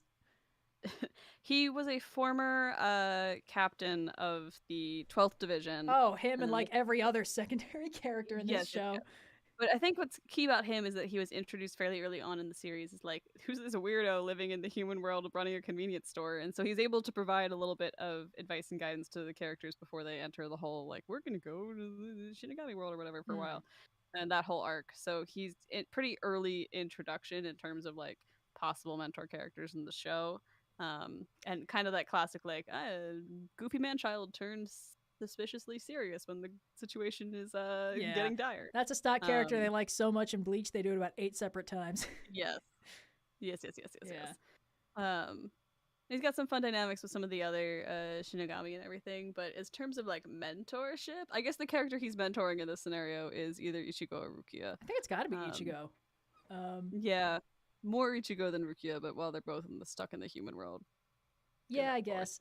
The only bit of mentorship I remember him doing at all was when he basically got Ichigo's superpowered evil side happening. And, like, that was an accidental side effect of whatever the hell he did to him. So, like, not great. Not a great move, Urahara, if I'm not gonna lie. Yeah, that's pretty much it. I know he's got some more, like, plot importance, but in terms of, like, raw mentorship, I'm inclined to put him kind of middling to low just because what he provides is, I don't know, ambiguous at best, and the level of helpfulness varies from like just pointing out something the main character could have realized to just sort of around. So, and he's a comic relief character in some ways early on too, which is kind of hard to be a mentor. Roshi pulls it off, but it's a hard mentor to be. I'd maybe put him in like, I would not put him above Kakashi, which is kind of his equivalent character. So D tier maybe? Yeah, either the line between C or D or just fully D. All right, he goes under Timon and Pumbaa. Timon and Pumbaa. Yeah. Alrighty, what do we got next? Yeah, it's been a while since I thought about this one. Yeah. So this one I might need to go based on just like vibes. Let's see, here we go. Okay.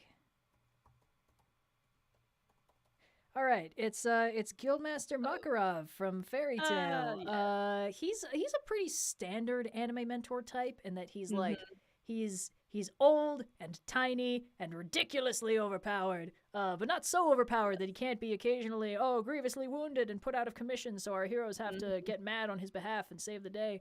I remember him becoming increasingly irrelevant as the story progressed because he kind of got left behind by power creep, and they started introducing like other guild masters from like Fairy Tail's past, including the first one who's kind of immortal and kind of dead and just 50-50 on that. I just remember him sort of being, after a while, just in the background and like...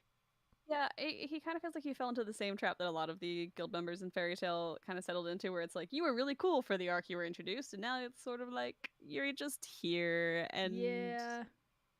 He's good, though. The thing is, the one thing that Fairy Tail did very well was the found family aspect, and the fact that all the main characters really, really cared about each other. And Makarov is kind of central to an arc that's really all about that, because the bad guy of the arc is Makarov's like grandson, I think. Laxus, I want to say, who just, his whole thing is, friendship is stupid, I'm going to make everyone fight their friends, and instead he basically makes about 50% of the cast heroically sacrifice themselves to save the other 50%. He's like, this is bullshit and not fair. And he's doing this whole thing, I don't even remember. I'm sure he had a reason. He gets redeemed pretty quickly after this, like everyone else in Fairy Tail, so obviously his evil scheme can't be that important to him. But because he's Makarov's grandson, and for a while it looks like Makarov might be like dying in this arc, that's kind of when it becomes the focus, I guess. Yeah, I feel like the thing with Makarov is he's, to kind of harp on the dad is a different circle than mentor tier list, he's more like a father figure or glue to a lot of the Fairy Tail characters than I feel like he's a direct mentor. Yeah, I agree. He's just kind of like a nice older grandpa figure that like, you know, keeps everyone together and protects him and keeps him safe. So I feel like we can put him higher than Urahara because he takes an active role in the proceedings, but not much higher. So we could probably put him in C tier. I would say put him on the line between D and C, but we may have locked. I think we can. Yeah, we're officially out of room on the line. I can squoze him right on top of Mr. Miyagi. B, yeah. Let's just squoze him in there. All right, who's up next? We got a bunch. Oh, okay. Yeah, this one's gonna be fun. I think I'd actually allow us to get some of those lower spots covered. This one's gonna be all you, baby. Shamefully. Yeah, I've been actually playing through Pokemon Ultra Sun recently because I borrowed my brother's 3DS and now I get to play video games again. So Professor Oak, who you may know as that old guy in the Pokemon anime, is exactly what he sounds like. He is a Pokemon professor. Yep. And he is in a habit of handing out Pokemon to 10-year-olds so that they could go on grand adventures, but also berating them for being late to things. His main function in the show and the games is to give the player and or Ash Ketchum information about any given Pokemon that he might encounter, or like a weird world lore thing. With maybe the exception of the Celebi movie where where his past self goes on an adventure with Ash, but that is a whole other tangent. Time travel, it's whack. Well, of course. I am inclined to rate Professor Oak pretty low. Okay. Because I don't know how much guidance he necessarily gives to Ash or Gary, who is his actual grandson. Whoops. Who he notably almost completely neglects in favor of giving Ash a hand every once in a while. Other than like giving you a Pokemon, he doesn't really do much direct mentoring. He's kind of just like an information dump situation. I would maybe even put him in E tier, frankly. Rough. That's rough. He's not actively malicious. He just really doesn't do anything. That's fair. Okay. Yeah, that's kind of the vibe I got, is like mostly it's about memes. It's not like he ever shows up and kicks anyone's ass or helps anybody out or anything like that. Yeah, he's not like, and he's not like it's not really like a fighting show. It's monsters get sent out to fight each other. He's not really a fighter. And he's really not even that much of a mentor, to be completely honest, but he technically falls into that category on the show. Yep. All right, let me just add in the next one, who's great because I think we might have a name for him, but it doesn't matter. Everyone calls him Grandpa. Yugi! Grandpa! I've been Yugi's trapped in a VHS tape! Yugi! I'm afraid he's been minted to the blockchain, Yugi boy. Ooh, it's a non-fungible token! Oh, it's getting a little late. Okay, it's Grandpa from Yu-Gi-Oh! He's the grandpa. He's Yugi's grandpa. Yugi's grandpa. He believes in the heart of the cards above all else. He does like 2 things in the show. Yes. Get kidnapped and tell people to believe in the heart of the cards. Yes. Well, let's see. No, yeah, that's about it. I think he also like enters a tournament in disguise at one point and puts his name backwards. Is it the show or the movie where Kaiba has the song in the Blue Eyes White Dragons jet called "You're Not Me" by Marty Baggs, where he gets a rare card ripped up? I don't think that was in the movie. I think Grandpa showing up with like a mask and calling himself Apnarg, I'm pretty sure that was just in the show. We're thinking of 2 entirely different grandpa related. Oh, so many grandpa events. Yes. So many grandpa events. He's does he do any mentoring like at all? He, much like Rengoku dropping the line, set your heart ablaze and then promptly disappearing from the show. Right. Grandpa drops the line, believe in the heart of the cards, and then promptly stops being important other than when he gets kidnapped. Yeah. I think we could put him in E tier and not blink, honestly. Yeah, same. He owns the card shop, so he provides like a setting, I guess, but yeah. Does he provide much instruction? I don't think he even does anything in season 0 where like to be pretty bad at playing Yu-Gi-Oh! prior to getting the Millennium Puzzle, and Grandpa is a card shop owner. Should he be better at mentoring him? Possibly. Yep. This is analysis of Grandpa we don't need to go into. I think he's pretty solidly E tier. Well, we could talk about how when he was a younger James Bond type raiding pyramids, he's briefly rescued from death by Atem's ghost, despite him being sealed in the puzzle at the time, which is kind of neat. Spoiler alert for Yami's true name. Oh man. All right. Let's do one that chat will be very happy about, because I've been seeing him requested pretty consistently since we started. And don't worry, I also see you saying Genkai. We'll get here too. But first, Grunkle Stan from Gravity Falls, which apparently you haven't watched. I've seen like scattered episodes, but I've never really. It's kind of there's a lot of like more recent shows where I just kind of saw a few episodes here and there, and then never got around to sitting down and watching all of it. Gravity Falls is another one of those shows where I'm like, I pretty much understand what happens, what the twist is, who all the major players are, and what their bits are, but I just never watched the show. That's so fair. I don't have like the context for the specific plot of the episodes. Yeah, I get Grunkle Stan's whole bit. Yep. I just haven't really seen him in action. Yeah, Grunkle Stan is a great mentor. I will defend this with my life. He's rough around the edges and he's a total con artist, but he loves them kids and he'll go to the ends of the earth for them or punch an Eldritch Abomination right in his dumb eyeball face. As mentioned, we've given points to mentors who aren't so good at the teaching element, who still move heaven and earth to protect their charges, and Grunkle Stan makes a very ultimate sacrifice in the finale to protect his family, which is heartbreaking. Oh, it's crushing. Yeah, so Stan, he's a good mentor, despite not being a great person. But I think he's an easy. Well, the lowest I'd put him is on the line between A and B, to be completely honest.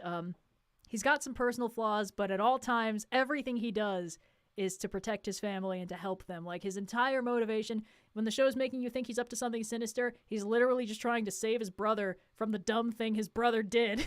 So, like, he doesn't have a malicious bone in his body when it comes to his family, and it's just so sweet. In terms of, like, teaching the kids, he doesn't, I guess, do a huge amount. They sort of end up doing a plot in the show where it's like Stan and his brother Ford sort of each relate to a different one of the twin protagonists. So, like, Stan and Mabel kind of get along great, and Ford and Dipper kind of get along great. And there's this threat that the tension between Stan and Ford might transfer down the generations and split Dipper and Mabel apart.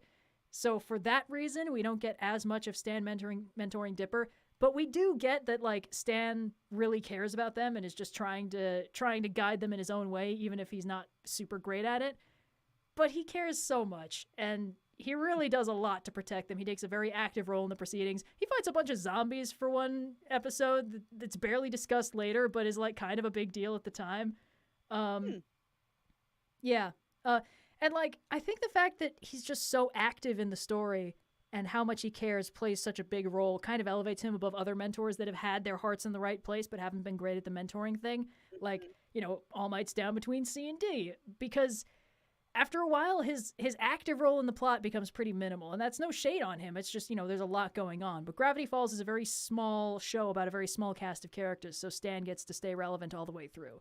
So I think I'm gonna put him on the line between A and B, because it feels disingenuous for me to put him that much higher when I'm the only person weighing in on him. But he's great, and everyone should watch that show. Let me just, and he's a little higher than Eda, just because he actually sort of tries to teach the kids some stuff, even if it is, like, money counterfeiting and stuff. He at least kind of knows something that they can pick up. Mentoring them, and what he knows is still mentoring them. Yeah, exactly. All right. Let's see, that one says skip. Those two say skip, so we're doing this one next? Yep. All right. I'm only a little bit familiar with this one, but we can still discuss it. Yeah, so kind of circling back around to Avatar with specifically the Legend of Korra, kind of the main mentor in that series is Tenzin. Tenzin? Yes, Tenzin. Aang's son, voiced by J.K. Simmons. Yes, which is always fun. We love it when we have a J.K. moment. Yeah. And he is Korra's airbending teacher, which is kind of where the series begins. And, oh boy. Was that a Ziggy? Yes. Yes. Ziggs, are you going to make a noise? I can't tell if she's going back to sleep underneath my desk or not. Give me 1 second. Let her speak. Tenzin, airbending. He does that thing where she keeps getting hit with the panels as they fly around. These, like, dance or whatever. Oh, yeah. Yeah. Tenzin is, from what I recall, he's kind of in the category of, like, mentor who doesn't really get his student. So they have this sort of personality clash as a result. Like, obviously, a whole part of the first season is that Korra just does not understand airbending, and it really frustrates her because everything else has come really naturally to her, whereas Tenzin is only an airbender and knows how to do it pretty well. So I don't know. I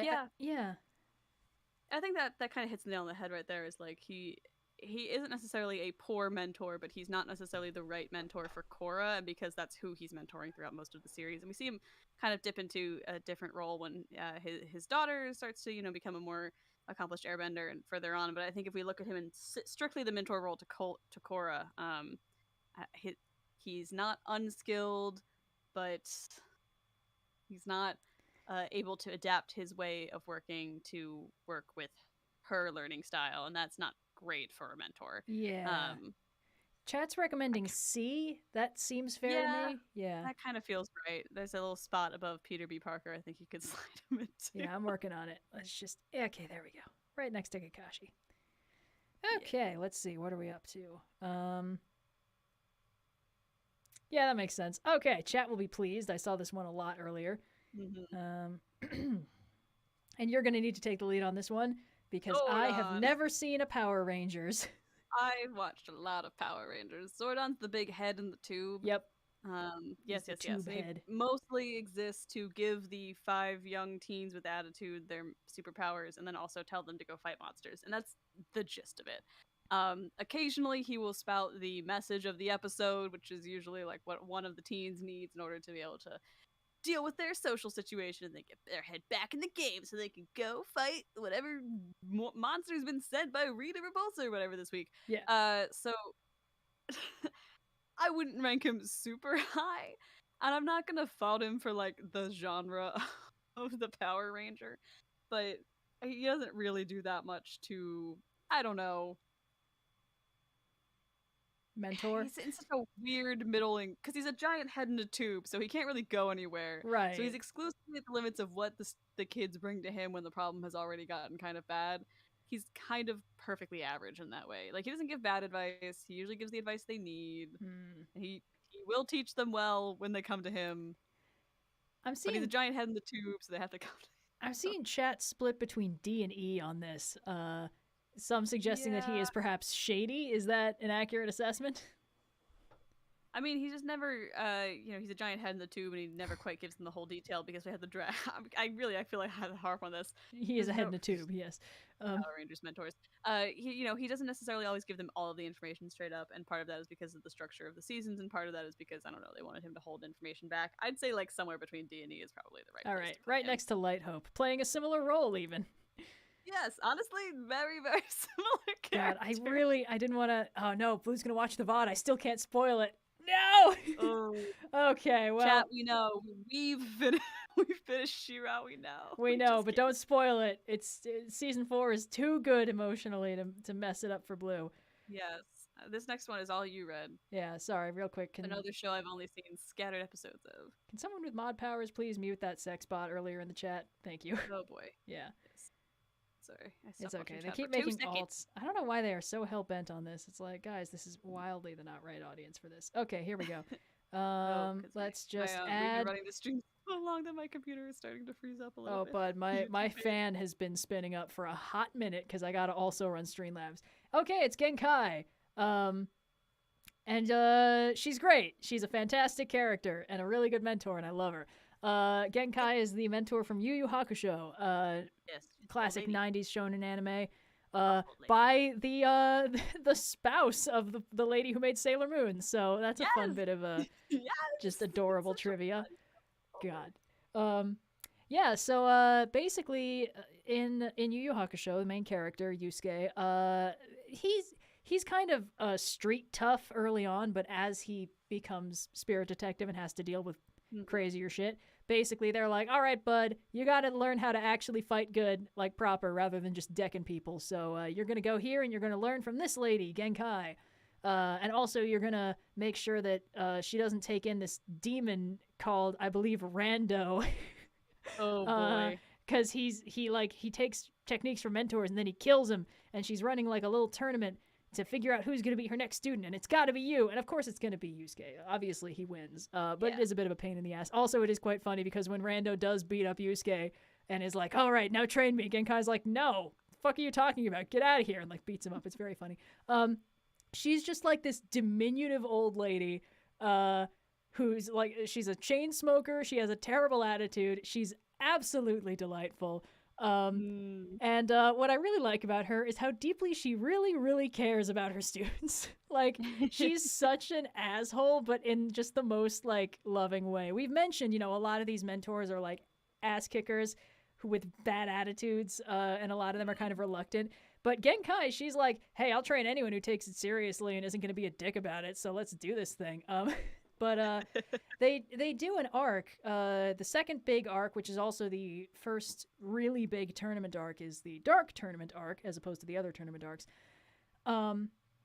And basically, the gist there is manyfold. A lot is happening in that arc. But basically, the big bad of that arc is this dude, Toguro. And basically, when he was young, he and Genkai were like a thing. They were like soups in love with each other, but he basically had an existential crisis about his own mortality, and he was like, oh, we're both so young and hot, but it's all downhill from here. We're at the peak of our power, and oh, we're just gonna get gross and old from now on. And Genkai's like, yeah, bro, that's how living works.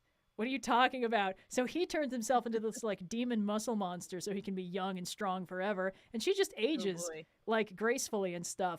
And in the tournament, it's quite funny. Basically, the tournament groups are 5-man bands, but Yusuke only has, well, he only has 3 friends, basically. So the team is only 4 people, so he goes and he gets a 4th member who is obviously Genkai wearing a mask. Like, she's wearing the exact same clothes. They're barely making an effort to hide it. But then at one point, her mask gets ripped off, and it's this, like, young woman with bright pink hair, and everyone's like, wait, that's not Genkai? And Yusuke's like, what the fuck are you talking about? I thought it was Genkai. And it turns out it is Genkai. She's gathering all of her energy to transfer it to Yusuke, and in the process it makes her young again because it's kind of like coalescing all of her power into one point. It's just some bullshit. Whatever. But the whole arc there for Genkai is kind of about youth versus age versus, you know, passing on your strength to the next generation and accepting your own death. And it's just such a good arc, and there's a pretty... That's kind of the crux of what a mentor often is. So. Yeah, she's pretty top tier for me in that regard. And also there is a pretty funny thing where she tells Yusuke that he has to kill her in order to get the power. And he's like, oh no, and he goes and is really sad about it for a while. And then he comes back and he's like, Genkai, I can't do this. If it means killing you, I'll face Toguro on my own. And she's like, good, I'll teach you how to get the actual power. And he's like, wait, what? What do you mean? And she's like, what, you think I was going to give the power to somebody who would just try to kill me flat out? That's totally terrible. And he's like, but wait, but I was really sad about it. And she's like, well, yeah, you know, I also didn't want to give it to the kind of bleeding heart who would immediately say, no way, Genkai, I'd never kill you to take your power. She's such an asshole. I absolutely love her. Everybody should watch this show. So I would put her in an easy A tier just because she's a really solid mentor. She kind of embodies a lot of the platonic ideals of what makes a good mentor. And she's got an interesting and compelling arc of her own, which is quite important. Nice. Also, I think they just bring her back from the dead after this. I mean, obviously she gets killed, but I think they bring her back, which is pretty nice. She can just continue to sit around chain smoking and kicking ass sometimes. So yeah, I think easy A tier, right? Potentially even on the line with S, like Oogway, in terms of like solid mentor, doesn't let dying keep her down. It's just, let's just pop her up on top of the Ancient One. Okay. Incredible. Yes. Okay. We are finally reaching nearly the end of the list.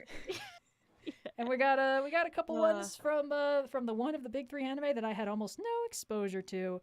The one that I somehow have the most exposure to out of all of us. First up is, I've seen him pop up a few times in Shanks from One Piece, who has popped up a few times in chat when we've been taking requests, so it's good that we're getting to him. Also further proof that the mentor is often a very hot character. It's just true.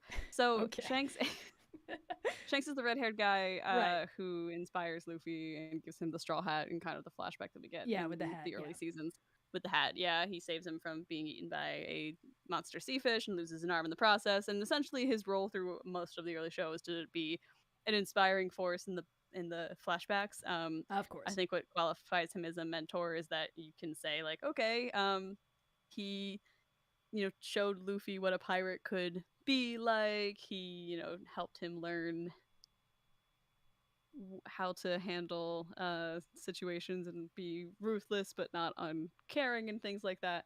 But then he kind of like fucks off to the background. And he's a very powerful character, and he spends a long time kind of just like chuckling along with a friendly laugh as Luffy gradually gains more power. I'm sorry, chat says Shanks has done literally nothing but give a 10-year-old some hat. Is that accurate?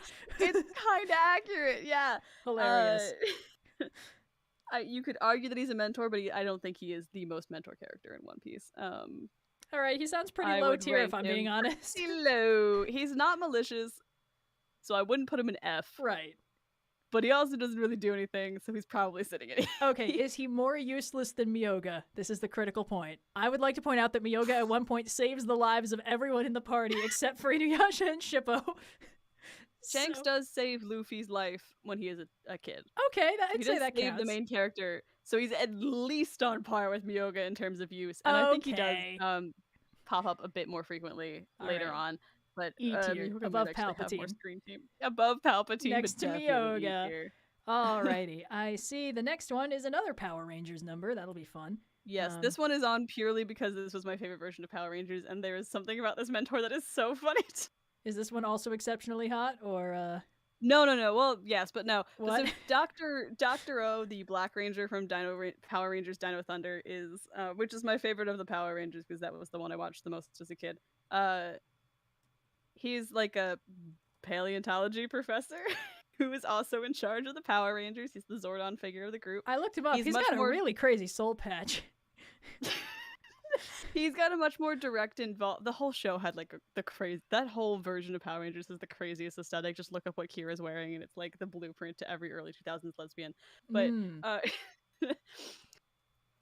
Dr. O is more active than Zordon in a lot of ways, in that he actually is a human being who has legs and not trapped in a tube, so he can go and interact with people. Right, yes. Not being a giant head in a tube. Big help. Like a whole season where he gets trapped in amber. What? And in the background of shots when they're in like the Power Rangers hideout. Wait, what? He's trapped in amber in their hideout? They didn't chisel him out? It's just in the background of shots. That seems like it says more bad stuff about the rest of the team than it does about him. Listen. Yeah? No, go on. I'm very curious. I love Dr. O. I think we have to put him above Zordon at least. Right. I think honestly he is. He's also notably the Green Ranger from the original series. It's Dr. Oliver. All right, it's getting very crowded, but I think we can fit him in C if we really Tommy squeeze. Oliver. He's much more impactful than Zordon is. He actually does have good advice for the team at times, even though he serves a very similar role. And get frozen in amber. When he gets stuck in amber, when they have shots in the cave while he's stuck and the episode's not about him, he's still in the amber in the background. It just becomes set dress. Did they just stick like a mannequin in there? Or did they pay the actor to show up? It's one of my favorite parts of the show. Wow, that is a wild acting choice. Or just like narrative decision right there. It's like, that Power Ranger show also had one of the most genuinely frightening big bad villains in the entire series, because he's like this crazy like mutated dinosaur monster man, and he looks terrifying. Ooh, spooky. If you're gonna watch any Power Rangers, watch Dino Thunder. It's the best one. Sweet. But yes. All right, I put him in C. I'm gonna add our next nearly last character, and then we can probably well, chat, I guess if you can get us over 12K before we get through the next two, we'll be able to take some recommendations from the chat again. Yeah. Let me just add this bad boy. This moderate, this morally gray boy. There he is. Haymitch from the Hunger Games. Yes. So, Haymitch. It's been a while since I watched Hunger Games. Haymitch he's one of those characters where, like, his personal baggage kind of impedes his mentor ability, because he doesn't like being a mentor for all these poor doomed kids. Yeah, it makes him really sad. Haymitch, because he is a former competitor in the Hunger Games, and so he has certain lived experiences that do make him a very valuable mentor to Katniss. But those advantages and coldness that he has gotten in his life also makes him a very bad mentor for Peeta, who is his other charge. And so, like, as good as of a mentor as he often is for Katniss in giving her the information she needs to succeed and helping her adapt to her new situation, because they are very similar characters, his differences with Peeta kind of let him leave that kid hanging, which isn't great as a mentor. No. I mean, that's a situation where with a lot of mentors, it's like it's the right mentor-student pairing. They kind of have to really match up so it works. But sometimes that means you get a mentor who's matched with just not the right student, and it can be bad for both of them. Which is kind of a lot of what happened in Spider-Verse. Actually, one of the things we might want to do is fill out some of the tier list with some other Spider-Verse characters. Spider-Verse is just oops all mentors. We could just do only the Spider-Verse tier list. It probably would have been almost as long a stream. I did talk about most of those guys in the actual trope talk on mentors, so it might be a smidge redundant. Oh, wait, hold on. Bot spotted. Somebody destroyed it. I got it. Okay, perfect. Fastest fan in the West. Yes. You know that meme with the spider crab and the laser eyes and the silence brand? Yes. That's what I'm doing whenever I see one of these. Oh, man. Anyway, yes. So Haymitch, as far as mentors go, I'd say is not top quality, just because he's got just too much baggage. He's way too traumatized and sad, and it takes him a while to sort of figure out, like, oh, these kids are actually maybe going to live. Great, let's help him out. And I know he helps him out some during the actual games. Again, I've only seen the movies. I haven't read the books. I know that there's some more details in there, but I do remember that one scene that's really like Haymitch just really schmoozing it up with the rich ones to like basically get Katniss the help she so desperately needs in the arena by kind of like, buttering up the right people. And I think that's just, we just crossed 12K. So, okay, Great. I think what we're going to do, we're going to place Haymitch, we're going to do the last one on our list, and then we're just going to open it up for chat contributions. And we'll just kind of go. Yes. But with Haymitch certainly does become a better mentor over time, but I think he kind of suffers from a similar thing that Vander does, where he is a perfect mentor for one character because they are essentially the same character at different points in their lives, and that does not make him a good mentor for the other characters. And I think it's more of a detriment in his side, Haymitch, than it is for Vander, because Haymitch is not a father figure. He is explicitly a mentor for Peeta and Katniss, and being a good mentor for 50% of them does not make him good at being a mentor overall. I'm just clearing out space in the C tier because I feel like that's where we're both heading right now. Let me just okay, hold on. Probably slide him in there between Giles and Wolverine. I think I can here we go. I'm shrinking them down a little bit, moving them around. All right, and the last one that we have is going to be a mostly you one. Let me make the text box for her. The whole reason that I have a black cat now.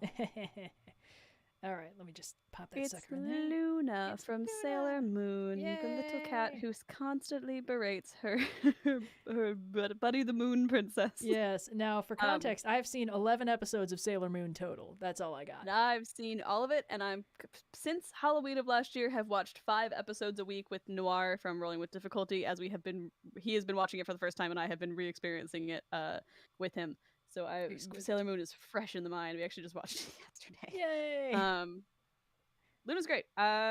She, is a cat, so there are certain limitations on what she can do in terms of combat ability. Luna can't go ass kicking to protect her Moon Princess. I will say it never stops her from trying. Aww. But usually the farthest that she gets is she leaps up and bites someone's arm and then gets thrown across the room and passes out for a fight. So classic, yeah. It's the classic she is Nightcrawler still, maneuver a too. cat. Yeah.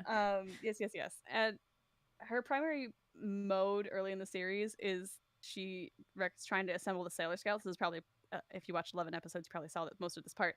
And initially, she assumes that Usagi is Sailor Moon, but does not go on to realize she is. Yeah. It's a correct assumption. Usagi is also the Moon Princess, which critically is what Luna is explicitly searching for. God, that was the funniest, weirdest miscommunication. She was like, "We're looking to find the Moon Princess," and I was like, "Are you kidding me? Do you not know what show you're in?" Her name is Usagi. Or Serena, depending on which thing. Is it Serena? I don't remember. What is it in the I think dub? It's Serena in the dub. It's yeah. Serena and Darien. She's the Darien. Wow. She's the Sailor Scout for the Moon, but that's probably totally unrelated to the Moon Princess, who she does not at all perfectly resemble. She only looks exactly like the previous Moon Queen. This gets exasperated in season 2 when they have flash forwards to the future. And this is kind of tangent, but they flash forward to the future and they're looking for Chibiusa's mom, and they keep showing shots of the specific hairstyle that only nobody on Earth wears that hairstyle. Yes. But I think Luna gets knocked as a mentor because of her own kind of blinders for the success of for Usagi's potential often, because she spends a lot of time berating her, although she does support her when it comes down to it. And she often serves as kind of the guiding force for the original 5 scouts, especially in season 1, and she kind of takes more of a backseat in some of the later seasons as we get introduced to more and more of the extended universe of Sailor Moon characters. I'd put her somewhere in the middle, frankly. Oh no. I think we can Luna. fit her in C tier. Yeah, I'd Or say D. high C. Okay. I'd say C, because she is good at bringing the team together and mentoring the characters in how to use their sailor powers. But she does again miss that she has already found the Moon Princess. I barely got through the part where they introduced Sailor Mercury, and I like how all her planet powers are having a computer. Sailor Mercury's visor is the single best piece of character design of all time. Noir disagrees with me on this strongly, but I will die on this hill. I think it's the coolest shit. I also like how inexplicably they were both like, wow, this girl, she's so weird and socially awkward. Clearly she is a monster. And then it turns out she's a Sailor Scout. And I was like, what's going on how here? Most of the original scouts get introduced, and then whenever they start getting into the outer senshi, it sort of becomes a whole different system. But no, they make fun with Sailor Mars pretty quick, which is funny because I think she hates all of them. So Yeah, Mars is the Lancer, so she gets to be, quite Classic. vitrolic. Mercury is, of course, the smart guy, Jupiter being the big guy, Yep. and then Venus and The Usagi heart. kind of bafflingly, flip-flop. even though we already Usagi is for the heart, even though she's also the leader. that's it's really because it. But like it's Sailor entirely Venus a has tangent like, for the end of this list. but she has heart powers. Yeah, so Sailor Venus later was a solo, like originally like her own manga run before Sailor Moon existed. It's sort of like the prelude to it. And that's why she and Usagi like, this is great, more of it. Basically the same character. Yeah. And they later kind of explained that away. They're like, oh, Sailor Venus is always the body double for the princess in case she needed to like, pretend to be Sailor Moon. I actually kind of like that. Like, all things I do considered, too. that's a really solid way to cover up, like, I only have one character design for my heroines. Yeah. And it works out. But it does mean it's the one part of the 5-man band that gets a little bit ambiguous because it's like, which one of them is the leader, which one of them's the heart. Neither of them are really the leader. We got to remember, before she was the heart, that character archetype was the chick, and that's also difficult in Sailor Moon. Yes. Okay. All right. We've got her placed. Let's start taking chat requests. I've been seeing a lot of Roy Mustangs. I feel like we can both weigh in on that. Mentor? Yeah. He's kind of a mentor. He does fit the hotness quota that we expect from our mentors, all right. but I have to hold it down. We've made this a critical character trait of myself on the channel. I guess. Look, I'm not telling you he's not kind of a snack. It's just an interesting part of the judgment for how good of a mentor he is. Man. What do you want from me? Look, I saw the scene where he blows up Lust like 500 times. I also saw it in the dub where they're played by a husband and wife duo. I know what you're on about. But anyway, Roy is a mentor? He's like not fantastic, but I guess the problem is he's only not great to Ed. Like, given that his whole modus operandi is very much like, I am protecting my people and then they'll protect the people they can protect. Like, he clearly had a crisis about the weakness of individual humans and is like, look, I'm going to do everything I can to protect the people I love, and then they'll protect the people they love, and then we'll make it a whole thing. We'll protect everybody that way. And in order to do that, he makes himself a very solid mentor and like a father to his men. And, him and Hawkeye have like a complicated thing going on, but like, he's a pretty solid guide to everybody else. It's just, he's not a good mentor to Ed or Al and doesn't really try to be. Yeah, I think he's a really good leader, and but mentor is a different thing entirely. Like, because within his squad, he does an excellent job of leading them and guiding them, but it's not just like a mentor role necessarily. It's a hierarchy. Yeah. Ed and Al are where the mentorship comes through, and he's not great there. No, not great. In fact, given that he's directly responsible for Ed joining the military and thus getting roped into this whole dumb conspiracy, the whole plot is kind of Mustang's fault, so I'm inclined to rank him pretty low just because of that. I would agree. I don't think he's a great choice for the mentor archetype, even because in the series we already have a great mentor in Izumi. So yeah, of course. We're not looking for one in Roy, but I'm inclined to put him pretty low too. I don't want to put him super low because he's a great character and he does, protect people very strongly, but like, that's more of a leader thing. I think we could put him in D pretty easily. Yeah, that feels right. All right, I've also been that like Ron Swansea thing where he's like, is this a mentor? I have also been seeing a lot of requests for Regan from Mob Psycho 100. I have very limited experience with this show. I only know the memes. I don't think this is enough for me to really weigh in. Also on that train, I didn't catch a lot of it. I would probably put that under the chair. I'm going to put him under the chair, yeah. In the shame zone with the mothballs. Yes. There he goes. Okay. Get in there. Keep forgetting that Kratos is over there on his own. I'm like looking over and I'm like, oh, we lost one. No, we didn't. It's like we could have put other characters that are just dads and not mentors in there, but we didn't. Yeah. So it's just the Kratos zone. Okay, let's see. What else we got? Yeah, we should probably, what I'm going to say is we're streaming, the stream is coming up on 4 hours. We've got about 4 minutes left until we hit that. I think we should probably wind down around then. Maybe take a few last minutes, whatever. Have to work a human job tomorrow. Yes, so. that's a pretty big limiting factor on how long we can let this go. So I think we'll cap this. I don't want to talk about media properties well into the night. Yes, but we have been doing this for 4 hours. Yes, of course. And we're starting to run out of like very good. Actually, chat's pointed out one I've been seeing off and on since the very beginning, so I'm just going to add him in here and then we can discuss. Yep. It's our boy Optimus Prime. I don't know anything about Transformers. Oh, bud. I think this is a conversation we've had before too, because it's like the one property that for some reason the two of us just don't overlap on it. Yeah, well, look, I mean, my only exposure to Transformers is really Transformers Prime, and I also watched the Bumblebee movie, but like that was just kind of its own thing. That's just Iron Giant reskin, and we all know it. Optimus Prime, especially in Transformers Prime, is a top tier mentor. He's great. They've got the thing where he's like a father to his men, but also he's like just really wise in general, and he's an ass kicker, and it's fun. I don't know. I think I was just in the exact right headspace when I watched that show because I was like, wow, he's just so compassionate and caring. Like a whole like defining part of his character that the voice actor always tried to put into the performance is that Optimus Prime is strong enough to be gentle. As in, like, he's an absolute ass kicker, but he has it in himself to not do that. To be kind and compassionate and, you know, look after tiny squishy humans even when it's very tough and he's very big.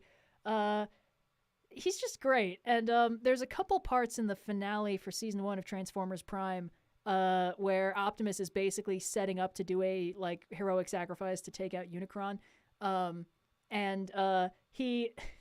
It's how to describe this. He lies to one of the characters for like the first time in the show, and he's just so adorably bad at it. He like does the whole like very slowly like shifty eye thing, and then is like, "Here, take this backup key to the teleport thingy. It's very important. I'm trusting you with it. Don't lose it." And then it turns out it's a backup key for like the matrix of leadership that he's about to sacrifice to destroy Unicron. Yes. And like they don't even notice it until like Ratchet is like, "Wait, why do you have that?" And he's like, "What do you mean? It's the backup key for the whatever." And he's like, "We don't have a backup key for the whatever." And it's just, I don't know. Optimus Prime is such a classic lawful good paragon type that it's just so out of character for him to do any sort of deceit, and he will only ever do it for the greater good, which is just very fun. But mentor-wise, he's just really good at leading the team, and he keeps up morale, and he knows them all very personally, and he has a very compassionate view towards all of them. There's a bit where he and RC are stranded in the Arctic for a little while because the teleporter's offline, and like cold is really bad for them, so they're both kind of in bad shape.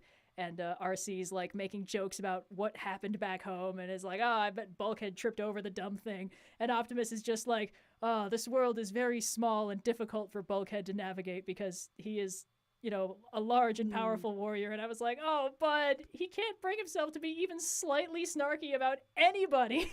I don't know. I have a lot of feelings about Optimus Prime, apparently. Yeah, Noir texted me first in outrage that we had not included Professor Layton on this list, which I don't think is a mentor, and then followed it up with Optimus Prime as S tier, so I default to you two. Perfect! Optimus Prime goes in the S tier, baby! We're not counting the weird movie version where he murders people. Noir. Yeah. Also, we're not putting Professor Layton on this list. Oh, okay. I've seen a lot of people in chat looking for Mia Fey from the Ace Attorney games, which I played. Okay, I'll defer to you on that one then. Let me just... Sweet. She is your former law instructor. Oh wait, hold lawyer. On. Is she the lady with the big boobs who gets murdered and then you solve her murder? Yes. Okay. Yes, exactly. Fantastic. She's the older sister of your like assistant throughout the original games. And she gets murdered kind of like in the very beginning of the series, so you don't really experience her much. But when you do play with her, it's mostly either in flashbacks or kind of in the tutorial mode. So she is an interesting mentor in that she is a video game character, which means that she is directly teaching you, the player, something, but also Phoenix Wright, who is voiced by Sam Riegel. Oh, yeah. Yeah, I know, right? I think she's a pretty good mentor. She is, unfortunately, suffers from mentoritis, where she gets killed off before she can teach you the really good lessons, but she does a pretty good job of teaching you how to practice law, kind of on the fly in the middle of a trial, but still. But I think that what speaks to her strength as a mentor is that when you do flash back to her, when you're in pinches in the game, in some sequences, it's always because like her mentorship has impacted you to the point where you're like, I need to think of like who my guiding influence is and how to figure out what to do. Someone who always knew how to figure out what to do was Mia, and that's why you usually experience her. She also possesses her younger sister's body sometimes because she's a medium. I've seen that, and it's a little weird because she just like physically replaces her sister. Because they are very differently shaped people, and it's really you know obvious. what? Actually, I think it's her younger cousin. There's Mia, Maya, and then the like younger cousin, who I think is actually the one who does the channeling. Anyway, that's a tangent for a separate time. She essentially just shows up as sort of like a mentor ex machina to help you figure out a difficult legal case. Classic. I would rank her like middling to high. I think she's a pretty solid mentor overall. She does suffer from having been killed off before she could get too much character development, and her death does create the final opposing prosecutor. Oh, that's right. Godot, who I love. I think he's so funny. But yeah, she's kind of. I think we could fit her in B tier if we needed to. Yeah. He's pretty middle of the road. I think it's interesting to have a mentor character who is both a tutorial and a mentor because it's a fun little bit of game design. Sorry, I put it pretty high. Yeah, B feels right. Pearl, yes, that is the child. Who is? Pearl is their younger cousin. Pearl. Boy, her name doesn't begin with M. Mia, what are they doing? Maya and Pearl. I know, right? Merle doesn't. I guess Merle is the name. Could have been Mo, and then it kind of sounds like they're making a joke. Okay, let's see. I've seen a lot of JoJo's, but I haven't seen very much JoJ. All I know, as said last stream, everything I know about JoJo's is that they pose sometimes. Yep. All right. Let's put the JoJ in the corner of shame so everybody knows. Let's move on. I'm also seeing a couple of references to Ruby, a show I have also not watched. Yes, I also have not watched. Yeah. Ruby. So I guess. All right. Here we go. Right there. Okay. Oh God, that's a lot.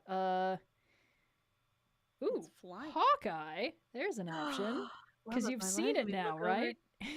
I've seen the first 4 episodes. Yes. Oh, that's close enough. Okay. I read the Matt Fraction run of Hawkeye, which is, I think you basically got the gist of Hawkeye as a mentor, and it's also basically what they did for the series. Why wasn't David Aja given royalties for the art style anyway? Disney. Yeah. They will never do anything unless they're sued into it. Okay, Hawkeye. Lynn Barton is a really interesting mentor. Yeah. To Kate Bishop. Yeah. Oh, you know what? I just realized we breezed past our cutoff. Should we take it to the 10-minute mark and then call it a night? Sure. Okay. Sure. Yeah, sorry. I want to talk about Hawkeye, so yes, you've tempted me with a special interest character. Good. My power Lynn Barton, as he's written by Matt Fraction, is one of my all-time favorite characters, and Kate Bishop is the only character who I like more than him in the Marvel Comics universe. They do her so well in the show too. I think Hawkeye is a perfect mentor for Kate, at least in the comics run and kind of in the show, in that he is not great at having it together in a way that forces her to be better. But that does not necessarily make him a very active mentor. I think he's trying his best, but he's kind of just a guy dealing with superhuman threats all the time. He's the everyman, and it's starting to weigh on him. Yeah. But I do like that they show that he is a genuine, serious ass kicker. Like, yes. They do a very good job of showing the difference in skill level between Hawkeye, someone who regularly sparred with Black Widow for fun, and Kate Bishop, a pretty talented martial artist who did a bunch of sports clubs in high school. Like, yes. One of those people can actually go toe to toe with Yelena, and the other one can be very lucky sometimes. I don't know. I think the way they choreographed the fights in that show really impressed me. Like, they really, it was also the first piece of MCU media that ever made me like Hawkeye. So, like, huge props for that. And that is because it reflects the comics run. Yeah, the good one. Oops. He's a little bit less of like he's not unskilled in the comics run, but they play up more of the like exhausted with the world bit, and he faces very low level threats, and they often beat him up quite a bit because he doesn't have any sort of super healing powers. He's just a dude with a bow. Yep. But I do think something that they do really well is the relationship between Kate and Clint. Kate is this like young upstart, still kind of starry-eyed, a little bit jaded because of her relationship with her family, but ultimately like still eager to be a superhero, which is a characterization that kind of carries over from her like young Avengers days. And Clint is the like over it all, he's been in the game too long, kind of doesn't really know what to do with the like starry-eyed new kid character. That's a very standard mentor-mentee relationship. And I just think it's like a well-executed one in the Hawkeye comics. Clint's negativity doesn't manage to dissuade Kate to the point of stopping superheroing. She just moves on from him and gets space in order to clear her head, and in doing so uses a lot of the skills that he taught her. And yeah, I'm just sort of rambling because I really like this comic series. Yeah, it's good. Yeah, having seen the show, I think they kind of have to speed run a mentor arc with him, which is, you know, I think it's like only a 6-episode miniseries at that point. So it's like, all right, they really got to go. They got to get mentor meets starry-eyed new kid. Mentor teaches starry-eyed new kid a couple things. Starry-eyed new kid teaches mentor a couple things. Mentor has a bad thing happen, does a little bit of a refusal of the call, puts a schism between them, and then they make up later. Very standard stuff. Which means by the time they do said schism, Hawkeye has taught her one trick, and it's how to throw a coin good. And it's like, wow, she's really learned so much. So I feel like in terms of active mentoring, he doesn't do a great job because he's really, like, so much of this show is him dealing with his own baggage, which is very much the point. Yeah. And there's nothing wrong with that. That's a perfectly respectable arc. But it does mean that he doesn't have as much time to mentor her. So I'd be inclined to put him a little bit more mid-tier in the really crowded area. Yeah, I think that's fair. I think it's similar to the show in the comic run that it's based on. It is also very much dealing with his own shit, and that's what kind of causes the schism between him and Kate, where she goes off and has her whole California arc. Right. And he teaches her a bit more in the comic run, but that's just sort of a result of, you know, the amount of time that you have when you're writing something down in still images versus trying to fit everything into a miniseries or movie, which is an entirely different problem with the MCU. So I think putting him in that either B or low B, high C is probably the right place, which is a very crowded area. So I'm gonna somewhere in B where maybe you could squeeze him in between Qui-Gon and me. I'm gonna shrink Chiron and Alfred and then stick him between them. Perfect. We need to make bigger tier lists. No, everything's fine. What do you mean? Does this not look like the most clean and organized diagram you have ever seen? All right, let's see. I think we can probably get in one more. Yeah. Let's see. I don't know. Like, what is there to say about Walter White? Have either of us watched Breaking Bad? I watched Breaking Bad when it came out, and I've not watched it in a very long time. It's a portrait of a terrible man. It's a portrait of a man doing terrible things, and then ultimately allowing it to consume him. Fantastic. I guess you could argue about his mentorship of Jesse, but that also ends terribly for Jesse. I wouldn't put it on the mentor list. Yeah, me neither. I also never watched it because it looked depressing. Picard. Actually, that's a good one, and we can both weigh in on that. I love Picard. I also think it depends, because I've been sort of watching through it in order, and, well, in the early seasons, they clearly didn't quite know what to do with him, and I think before they really just started letting, oh my god, come on, Patrick Stewart, just kind of do whatever he wanted. Not do whatever he wanted, but, you know, have some guiding role in the character. They were like, okay, we've taken the Kirk role from the first show and we've split it into two. So we've got the young, handsome ladies man to lead the away teams, and that's going to be Riker. And we've got the captain, who's the boss, and that's going to be Picard. So Riker started off with a pretty clearly established character archetype, not a great one. Pretty flat. And Picard started off with, he's the boss, and that was really it. In the first few episodes, it seemed like the character thing they were leading on is that he doesn't like kids. Like, that's all they had, is that he wasn't really used to having families around, and he didn't like being around kids, and they made him uncomfortable. And then they dropped that really fast because Patrick Stewart is just so charming and good at being a boss that they were like, we're just going to let him do whatever. And, you know, we're not going to treat everyone like Wesley is going to be the only inroad into relating to these characters. Yeah, I think Picard fulfills an interesting role in that as captain, he's both the leader and in many ways mentors to every single member of the crew, and I think he's a good mentor to varying degrees to the various members. And as the series goes on, he gets better across the board. But like, his mentor relationship with Wesley is probably the most prominent, but he's also a mentor to Data in many ways, and it's not just in educating him in how to, you know, interact with humanity, but also in just like how to interact with the ship, how to become his own person.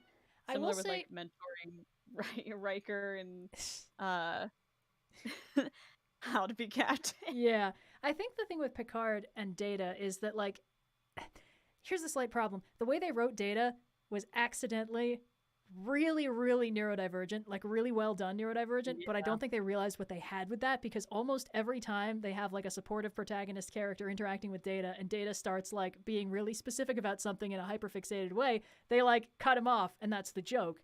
And every time I watch that, I get a little pang because I'm like, that's not how you should socialize with people who act like this. and it's not particularly funny. And that's the only knock against it, and it's not the fault of the character. That's how the writers write everybody interacting with Data around this. But Picard's interactions with Data are often focused on, like, you know, Data thinks he wants to be human, but I think that Data is plenty person-y already, and, you know, the measure of a man. Picard actively proves this in a court of law, because he rules, he's great. He very much cares about and respects Data for who he is in a way that the writers maybe didn't even realize, because they sort of mess it up a few times. Anyway, internal writing inconsistency in Star Trek? No way. In Star Trek? Impossible. I think overall the way Picard is framed as a mentor is he is very solid across the board. He's very good at knowing what people need to hear and helping them out and guiding them through tough situations. He's very deeply compassionate for the needs of all his crew. And he also really likes, like, teaching people to be better, and sort of, like, with the expectation that maybe they'll replace him someday. Of the Star Trek captains, he's one of the most mentor-y and also one of the most successful at being a mentor. I think the only other one who maybe comes close is, like, Janeway, and that's a hard if. I'm inclined to put Picard pretty high, like high B, even possibly A tier. I would not be surprised if we put him in A tier, honestly. I feel like he and Professor X, unsurprisingly, have a lot in common. What? Yeah. You mean characters played by Sir Patrick Stewart have similarities? Yeah, it's baffling, I know. But yeah, no, they're just both really good at managing, like, a large, diverse crew of people, and just sort of, you know, clearly they occasionally get jeez, my friggin' cursor's been sticking. They get a little bit judgy, but, like, in a totally chill and ultimately very professional way. And I think that's one of the best things about Picard as a mentor, is that he does his job really well, and that's kind of the whole point. Yep. Yeah. Yeah, I'd say A is pretty good, not only because we have room in the A tier, but also because I think that he is a good mentor character. I've squozed him in there, baby. If we were to make and I might do this tomorrow, if we were to make a Venn diagram of, like, mentor, dad, leader, Picard is solidly in the mentor-leader zone, where it overlaps, but also very good at all of them. That's actually a Venn diagram that you would very easily make, now that I'm thinking about it. Yeah, I think that would work a lot. Work very well. Anyway, so that's the last one we said we'd take. We are definitely past the the cutoff time we said we would do. Yes. But yeah, thanks everyone so much for tuning in, for donating a total of $12,000+ to Direct Relief for Ukraine. Very, very, very nice, everybody. Thank you very much. My language brain is failing me. I've been talking for 4 hours straight. We blew past the amount we thought we were going to raise. It really does mean a lot to see people still, you know, actively giving to this cause. And I had a lot of fun doing this. Yeah, no, I this was a party. Did too, before we shunned him from the chair. I'm sure he did. I'm sure he had a blast. We'll definitely be talking about this later. And it would be great if we had him on more, because, like, I think we really can't overstate the importance of having an audience surrogate sometimes, because if it's just us, like, you know, ADHD to ADHD brain melding about the shows we like, there's no way the audience who hasn't seen it will be able to get into it. But yes, yeah. I think this is just constantly as a reminder of the shows I need. Like, I should, like, do I have to go rewatch parts of Bleach so that I actually know how to talk about these things? Yes, that's what's fun about revisiting these shows. I mean, I always know that a show really touched me when I, like, finish it and I immediately go to the TV tropes page and just read all the tropes in it in order, and I'm like, oh yeah, that's the good stuff. Nice. Yeah. But yes. Yeah, I think that's it for us. Yeah. All right. So the fundraiser is going to stay open for probably another week or so. So if you want to drop more money, it's a very worthy cause. So feel free to. Obviously, the VOD for this is going to be up pretty much as soon as it processes. Thank you all so much for tuning in. Everybody get some sleep. It's quite late. Yeah. And until the next time we do one of these bad boys, have a great time. Watch Reboot. All right. Yeah, the podcast comes out tomorrow morning. Yes, yeah. Stay tuned for that. It's quite fun. We have a very special guest and a lot of very wild conversations. So yeah, definitely check that out. And also, as mentioned, Rolling with Difficulty has a YouTube channel now. So if you haven't listened to it before, you can just put it on in the background, have fun. The episodes that we uploaded elsewhere, but now in fun and funky YouTube form. Hell yeah. All right, I'm going to hit the big red end stream button. Everybody have a great night. Thank you all so much for tuning in, and